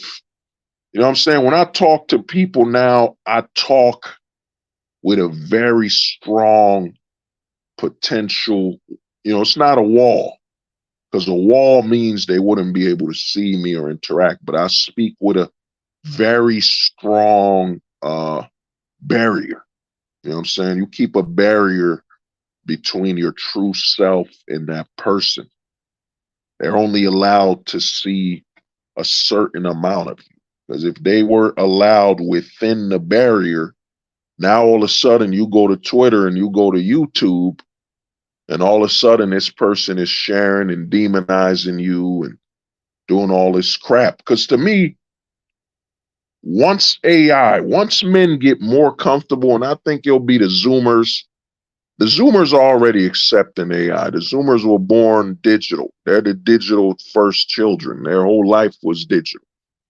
You know what I'm saying? Gen Alpha will truly be the ones that bonded with the digital. You know what I'm saying? They bonded with it. You know what I'm saying? In their life, like, think about it. Pokemon Go was released back in 2014 with AR. Gen Alpha will grow up at that time where AR will be the future.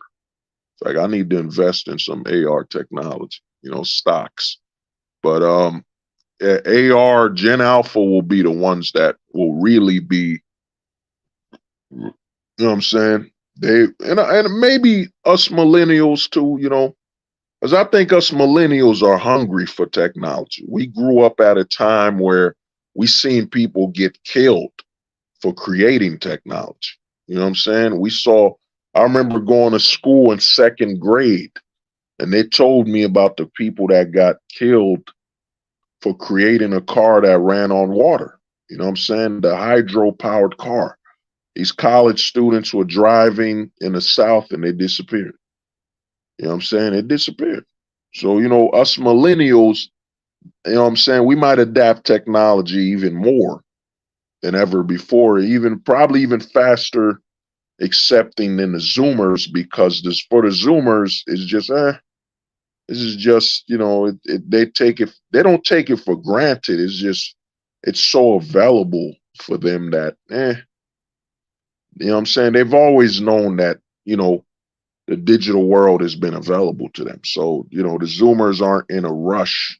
But us millennials, I'm telling you, I'm about to spend the next 2 hours with AI, you know, typing a book and all that crap. So, you know, this stream wasn't even supposed to hit this, but, you know, it will hit 5 hours.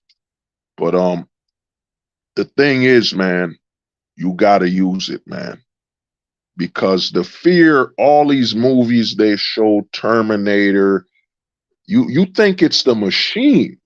The problem is you think it's the machine versus the man. What happens when men become mechanical? You know what I'm saying? When men become mechanical, no, they will finally see that their weakness is the lack of control over their organics. And that's when men will ascend to an asexual priority. You know what I'm saying? Once men prioritize asexuality, it will be the dawn of a new world. You know what I'm saying? It will be the dawn of a new world. And what's going to happen, and they don't want to say it, you know what I'm saying? You know, what you got to do is watch. Remember Man of Steel? I don't know if y'all remember Man of Steel. Man of Steel, Clark Kent. Clark was the first. One thing I give Man of Steel, you know, it was a garbage film. You know, not great. It was Superman emo, great. You know, what's the name's you know, I mean, Henry Cavill, an amazing Superman. He looks the part. He got it. You know what I'm saying? But it was an emo Superman. That Superman movie was written by My Chemical Romance or all the emo bands from the 2000s. You know what I'm saying? Superman should have, his theme song should have been the Green Day. I walk a lonely road on the corner board of broken dreams. I mean, that was that Superman's theme from Man of Steel. I walk alone, I walk you know what I'm saying? That was the theme. But what I'm trying to tell you is this is the future. When men prioritize asexuality, this is what's coming. You're gonna hear, a woman was born of a natural birth. You know what I'm saying? A woman was born of a natural birth in over 200 years. You know what I'm saying? You know what I mean? That's what's coming, man. That's what's coming, bro. Once men prioritize asexuality, one of our sexes is going extinct.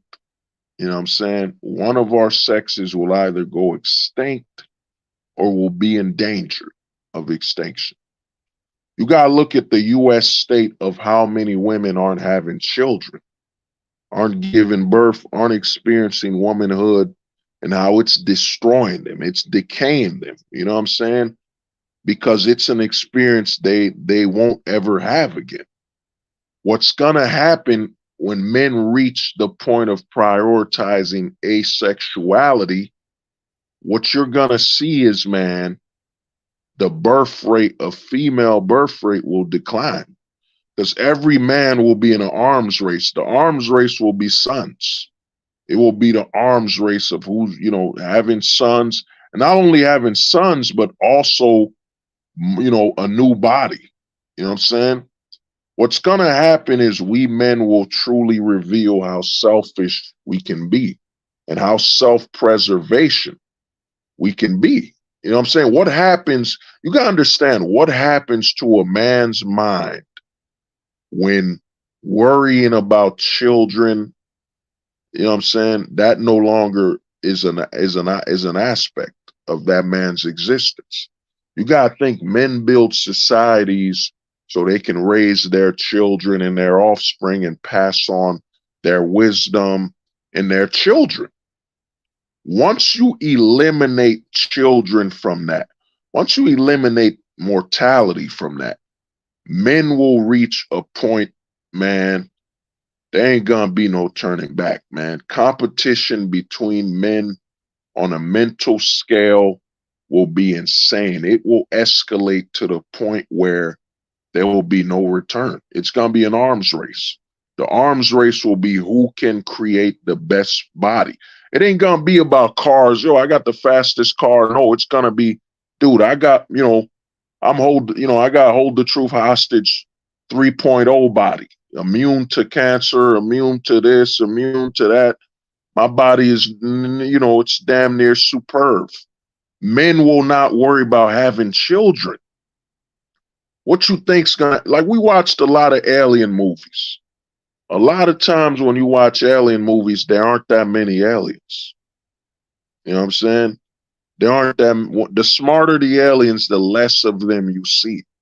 Because once you reach the point of, in fact, I'm gonna tell you, if you want to know the future of man, you know what I'm saying? I'm about to end this stream soon, but this is constantly dropping these things. Is Piccolo, the future of man? Look up Piccolo from Dragon Ball Z. Piccolo comes from a race that can asexually produce. Piccolo can spit out some egg and out his mouth and create another Piccolo. Piccolo can absorb other Namekians into his being. Now think of that in reverse. You know what I'm saying? Piccolo, and look at Piccolo. Never had children. King Piccolo had kids because he was dying. So he said, I'm gonna spit out a kid for revenge because I couldn't finish the job. What happens when men are like, yeah, man, I don't need children. You know what I'm saying? I can have the better body. I can go from, you know what I'm saying? Let's say you're like 6, I'm gonna reverse it because the manosphere always talks about, taller. Imagine a guy who's 7 foot saying, man, I wish I had a body that was 6'6". That man is like, if I was 6'6", I wouldn't feel so alien.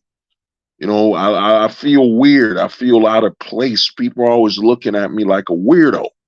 But that guy who's 6'6", that's the perfect height in my eyes. So that guy's like, if I could only get another body. You know what I'm saying? Men will constantly do upgrades of themselves. You know what I'm saying? Constantly upgrading themselves. Look at your PC. Look at your home computer. You're always upgrading. What happened if you could upgrade your body?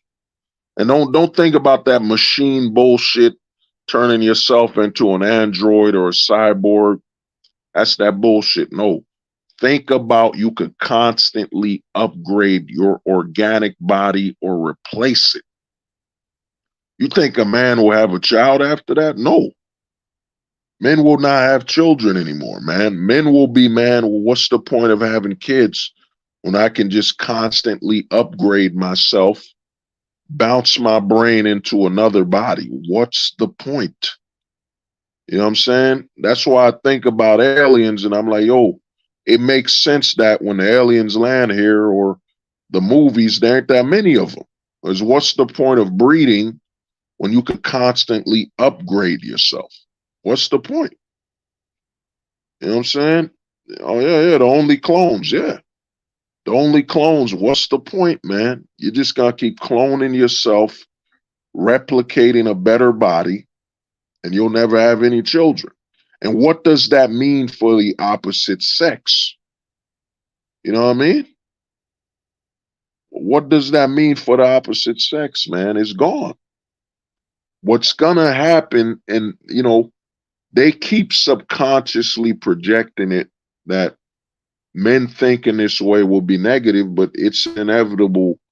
It's inevitable. That's the goal men will have, man. Men will start prioritizing asexuality. And when men prioritize that, the dawn of a new mankind will begin. You know what I'm saying? And there will be nothing to stop mankind anymore. You know what I'm saying? Nothing. You know what I'm saying? We no longer got to worry about needing another sex to breed. What are we worried about? We no longer got to worry about the limitations of aging and so on.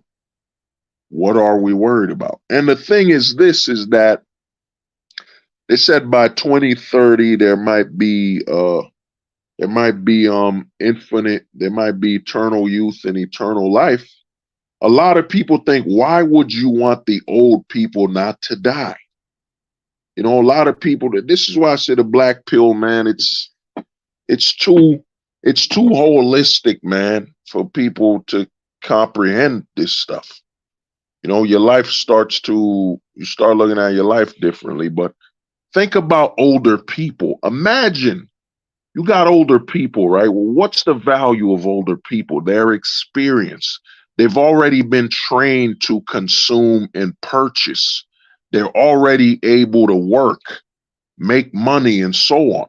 Why would you want a new generation to restart again? Oh man, they just had a baby. Oh man, we gotta wait for the baby to be able to drive. We gotta wait for the baby to learn to drink.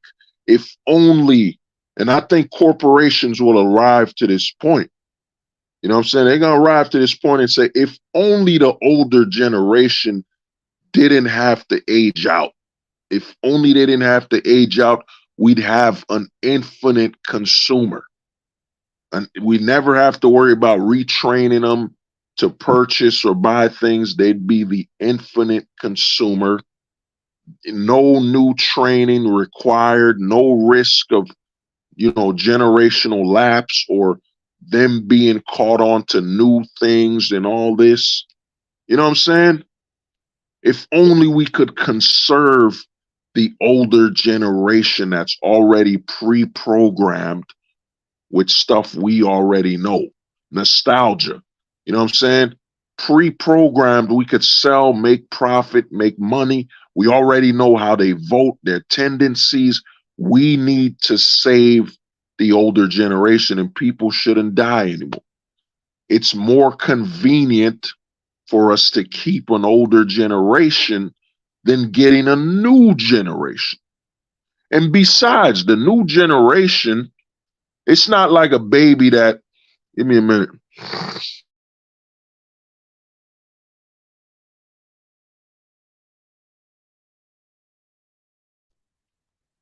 It's not like a baby that hasn't been born can complain or scream and say, give me life, bring life to me. You know what I'm saying?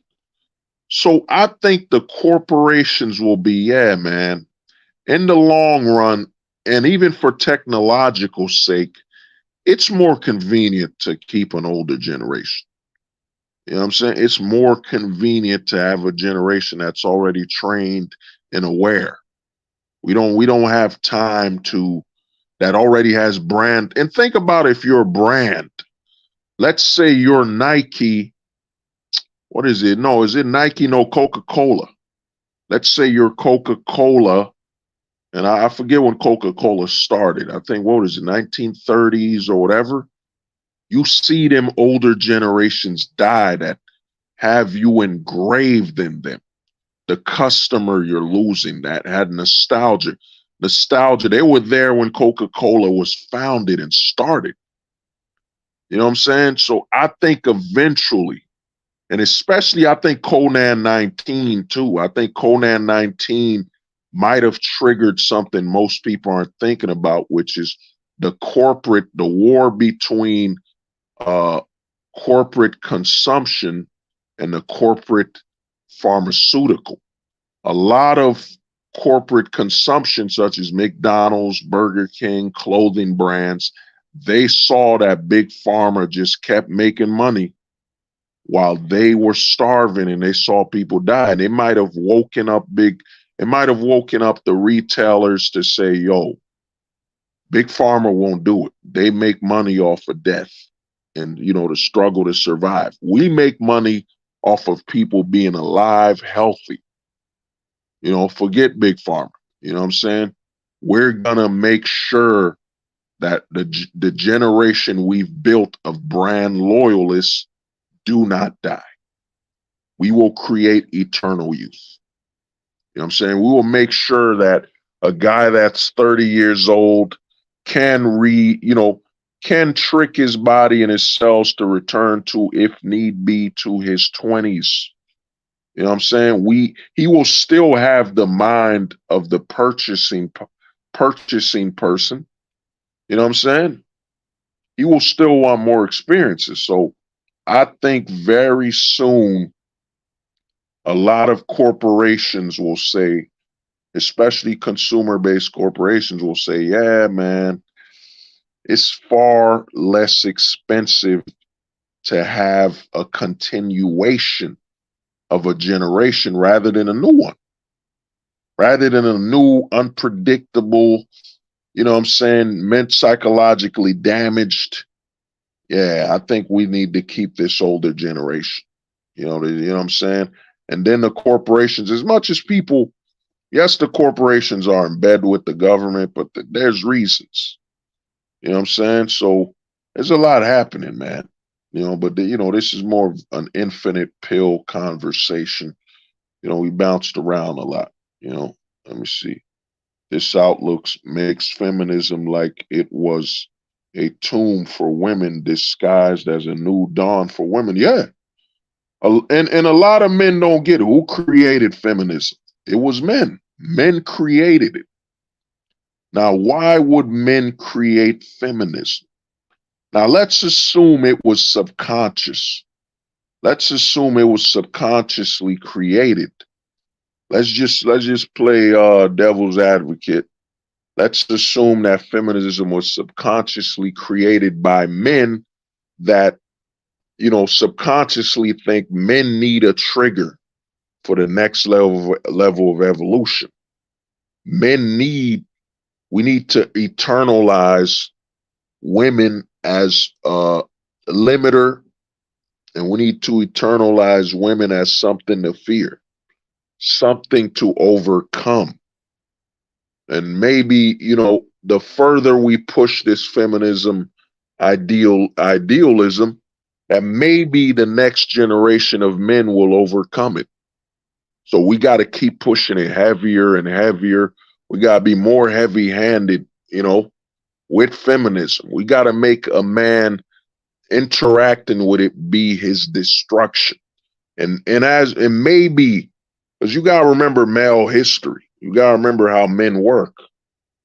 It doesn't take a lot of men to change the world. It takes a few, just a few good men, few to even one. It might take one man. So maybe all this constant pushing of feminism, it might be a subconscious, maybe, on devil's advocate. Devil's advocate, who knows? There might have been a man who, I forget his name. They said there was this man who was a social engineer. You could look him up. He was a social engineer. What if this was his plan in the long run? What if he was like, you know what? I won't live to see it. So I'm going to socially engineer. You know what I'm saying? You got to look at the big moments man evolved. Fire. We got fire, and, fire allowed us to control walk around with daylight. Then we got electricity to now be able to create, fire and all that stuff, then the vehicle.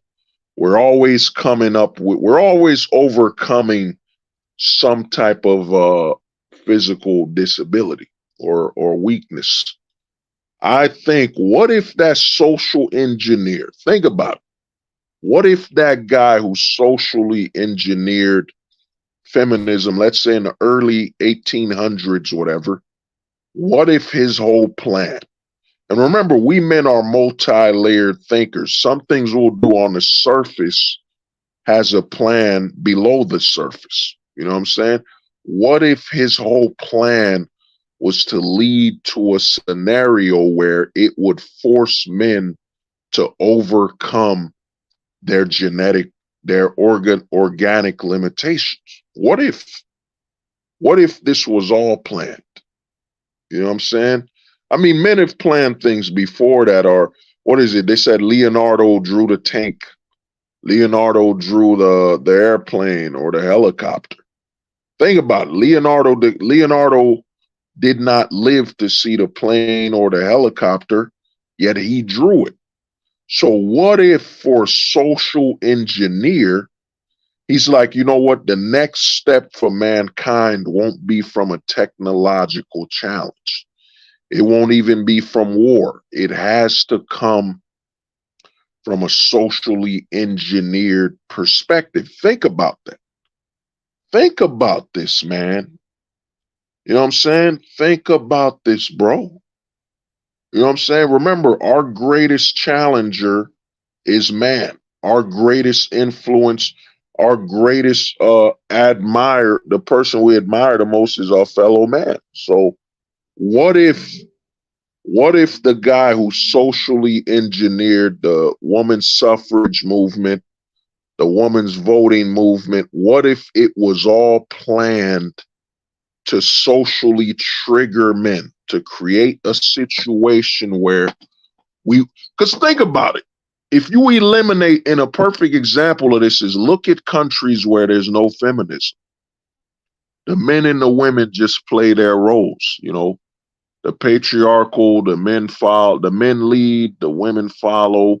There's no real issues when it comes. Children are being mass produced, you know, being bred like crazy. You know what I'm saying? In other countries. So think about it. What if this entire feminism thing is a man? Think about it. Like the homie said, Leonardo. You know, Leonardo, like I was saying, designed the helicopter and the tank and never got to see it. And he designed it over, what was it, over 500 or 600 years before it was made? You know what I'm saying? Even I, like me, a lot of the stuff AI is doing, I thought about this over 10 years ago. Over 10 years ago, I said technology will arrive where it can record your video and put that into a 3D model for 3D animation. And then it came true this year. Last year it came true. So just think about, because when we think about innovations from men, we always think about a technological, philosophical, and warfare. We never think about social engineering. So what if that dude who socially engineered feminism said, you know what? I don't know when, but maybe generations from now, I might be the one that kicks it in motion. I'm going to push this feministic ideology, which is designed to actually kickstart men into asexuality. Now, the men, what if this social engineers, like, men won't arrive to it quickly. Maybe these men will arrive to, you know, genders and, you know, subjective genders and alternate sexualities, alternate gender identities, but one man, or at some point, one man will arrive to the point where the biggest thing we need to conquer, of course, nature's will and actions we need to conquer, but maybe we need to conquer our organic limitations. That maybe for a man to actually reach godhood, to become a god, we must abandon all organic limitations. And that means, you know, that means the sexual interest that led to our creation. You know what I'm saying? The sexual interest that led to our creation, for us to become godlike beings, you know what I'm saying? We need to do this. It must be triggered. Because think about it. The men had time to watch. You know what I'm saying? They had time to watch the steam engine and all this crap. They saw all the technological advances. Okay, we got a steam engine. Somebody's going to make something better eventually. I don't know what it is, but someone's going to make a train that's better. Think about it. How much has the train changed? It's still a train. Yes, it runs on electricity now. It ran on biofuel, but it's still a fucking train. You know what I'm saying? If I was a man in like the 1800s, someone's going to make a better train. You know what I'm saying? I don't know how they're going to make it better, but someone's going to make a better train.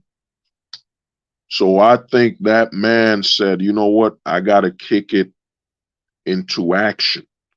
I have to lead by socially engineering conflict between men and women that has never existed before.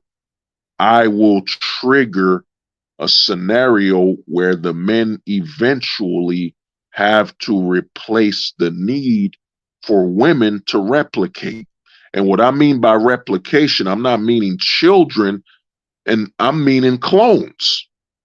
You know what I'm saying? And think about Star Wars, the Clone Wars. Think of what about Star Wars? Remember Star Wars? They all bred the same clone. Maybe that's a metaphor for what men will do. We will just constantly replicate and clone ourselves. And think about it. We all had that time where you're like, man, if only there was 3 of me, I could do this work a lot quicker. If only there was 3 of me, we could work together. We could get this shit done. Now, this is before AI. So think about it. You know what I'm saying? You know, look at Kalala brings up, man. World War I and World War II is suspect. 1900 politics are suspect. Yeah. You know what I'm saying? It drops you to the rabbit hole, an infinite rabbit hole. But think about it, man. This guy, what was it? I think it was called Marxism. Is it Marx? It was some dude in Germany, I heard. He pushed the whole narrative for feminizing men and all that stuff. You know what I'm saying? So who knows, man?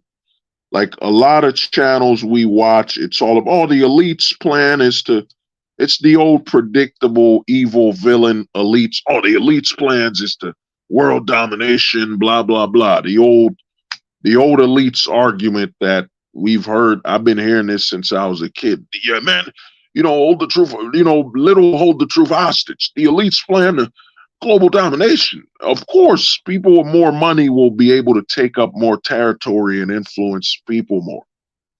Tell me something new. You know what I'm saying? So maybe this was all triggered, man. It was all triggered to push men. Remember, all it's going to take is one man to do it. And that man will say, up. And me and Kalala was talking. I think it was Kalala. Some of the homies on the Discord were talking about how they're already pushing to women that they should be able to have children without a surrogate.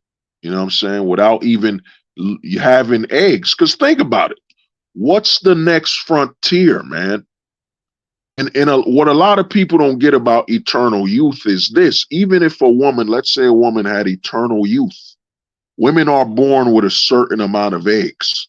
A certain amount of eggs inside of them, and they runs out a certain amount of eggs. So even if a woman had eternal youth, she would eventually lose all her eggs.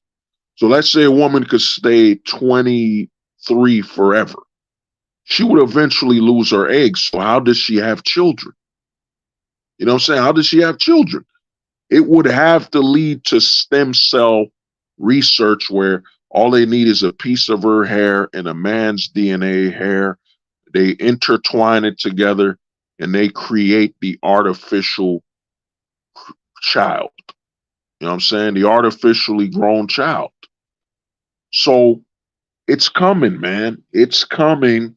And to me, like I tell guys, I don't blame the women. I don't blame women for losing a man's game. You know what I'm saying? No one is more manipulative. No one is more destructive than our fellow man. You got to remember, man, a woman never, in the manosphere, they talk about women like the boogeyman, but women have never led genocide. You know what I'm saying? We men have genocided countries. You know what I'm saying? You can't name one woman that genocided an entire country. And even if she did, it was the men allowing it. You know what I'm saying? So you got to think about what we're capable of. So, you know what I'm saying? Women are not even able to imagine. You know what I'm saying? Women aren't even able to imagine. They can't even physically feel the rates a man is willing to go. You got to remember, us men were naturally disposable. We do not breed children. You know what I'm saying? Our bodies aren't designed like the women to breed the children. So the women are not disposable. I forget the word. Yeah, the women are not disposable.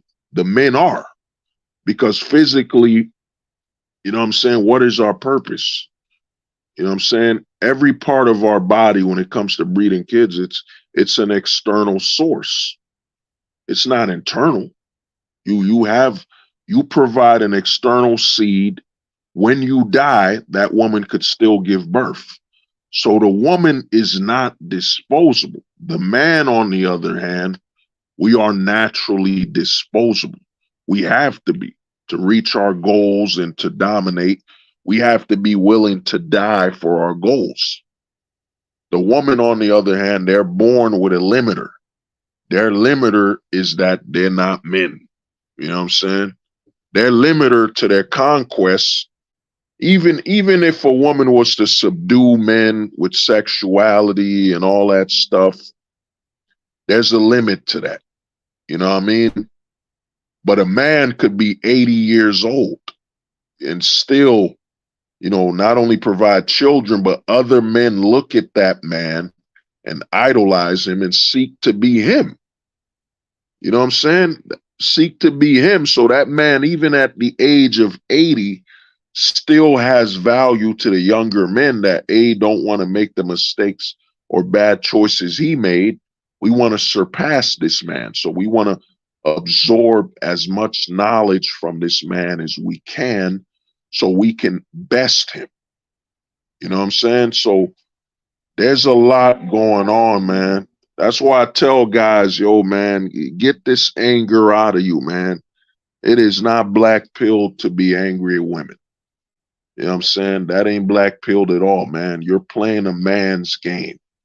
It has always been a man's game and a man's, you know, war. You know what I'm saying? We're not playing mind games with women. We're playing mind games with our fellow man. Our fellow man is willing to do anything to win. Anything. You know what I'm saying? You think our fellow man would not use a woman as a shield or an illusion, a Trojan horse? You know what I'm saying? I've been saying women are the Trojan horse for over 5 years. You know what I'm saying? Once you look beyond the women and accept that the women are the Trojan horse in the society, you know what I'm saying? Then you can actually move further into the logistical perspective. Your fellow man is willing to do anything to win. You got to remember, we're naturally disposable. Winning in itself is an act of disposability, because when you win, what does that do for you on an organic scale? Does that change your health? I'm saying, if I beat you in basketball, does that change my health? Does that expand my life? What does victory really do? You know what I'm saying? What does victory do for you on an organic level? You know, yes, it'll give you a high of I won. You know, it'll confirm my ability, but from a perspective of life expectancy, what does victory do for you on an organic scale? It doesn't do anything. You know what I'm saying? All the men that have won died. You know what I'm saying? Men that have won wars, they have died. You know what I'm saying? Men that won wars died. Men that won the greatest sport events, they died. You know what I'm saying? So what does, the homie Jack, testosterone boost, 100%. But that testosterone boost, does that expand your life expectation? What does it change? Nothing. This is why I keep telling guys, man, and from the perspective I'm talking about, this is the Casper pill kicking in, man. The Casper pill is when you start detaching. I'm looking from the perspective of detachment. You know what I'm saying? You know what I mean? So what does it do for you? Yes, I won. Like if the homie Jack Bronston beat me in basketball, what did it do?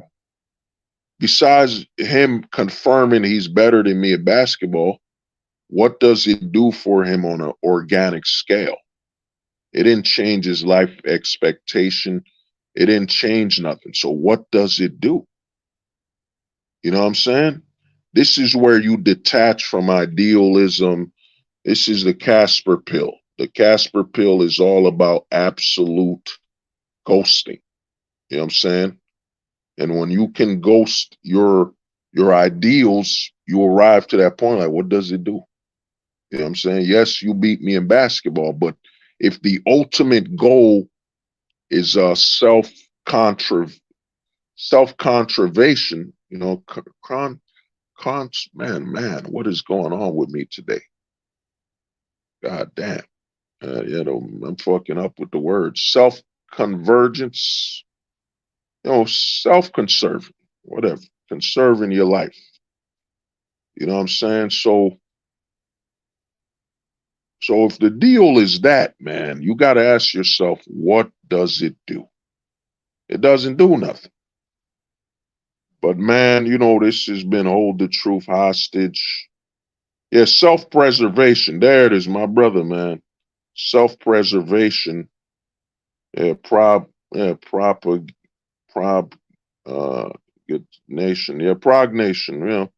So what does it do, man? It doesn't do anything. You know what I'm saying? So to me, once you start looking at things from a perspective of if it isn't self-preservation, what does it mean?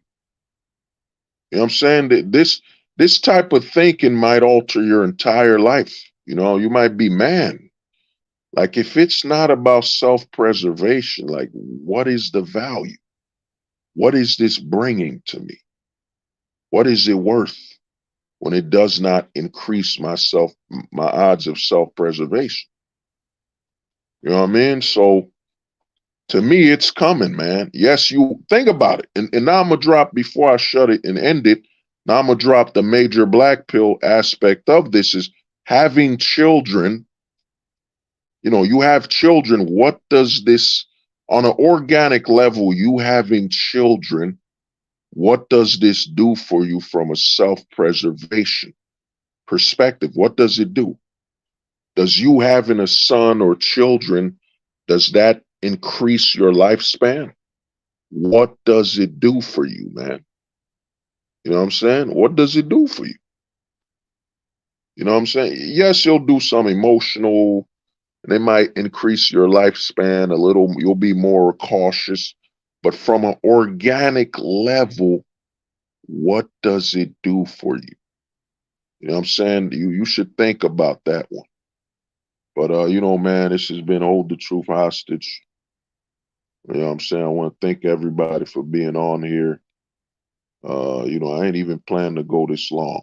But, you know, it is what it, you know, want to thank everybody for being on here. And, you know, like I said, man, when, you know what I mean? It's like, how many black pill prophecies do I got to keep dropping, man? You know what I'm saying? How many more, man? When people say, yup, he's right. He's right, man.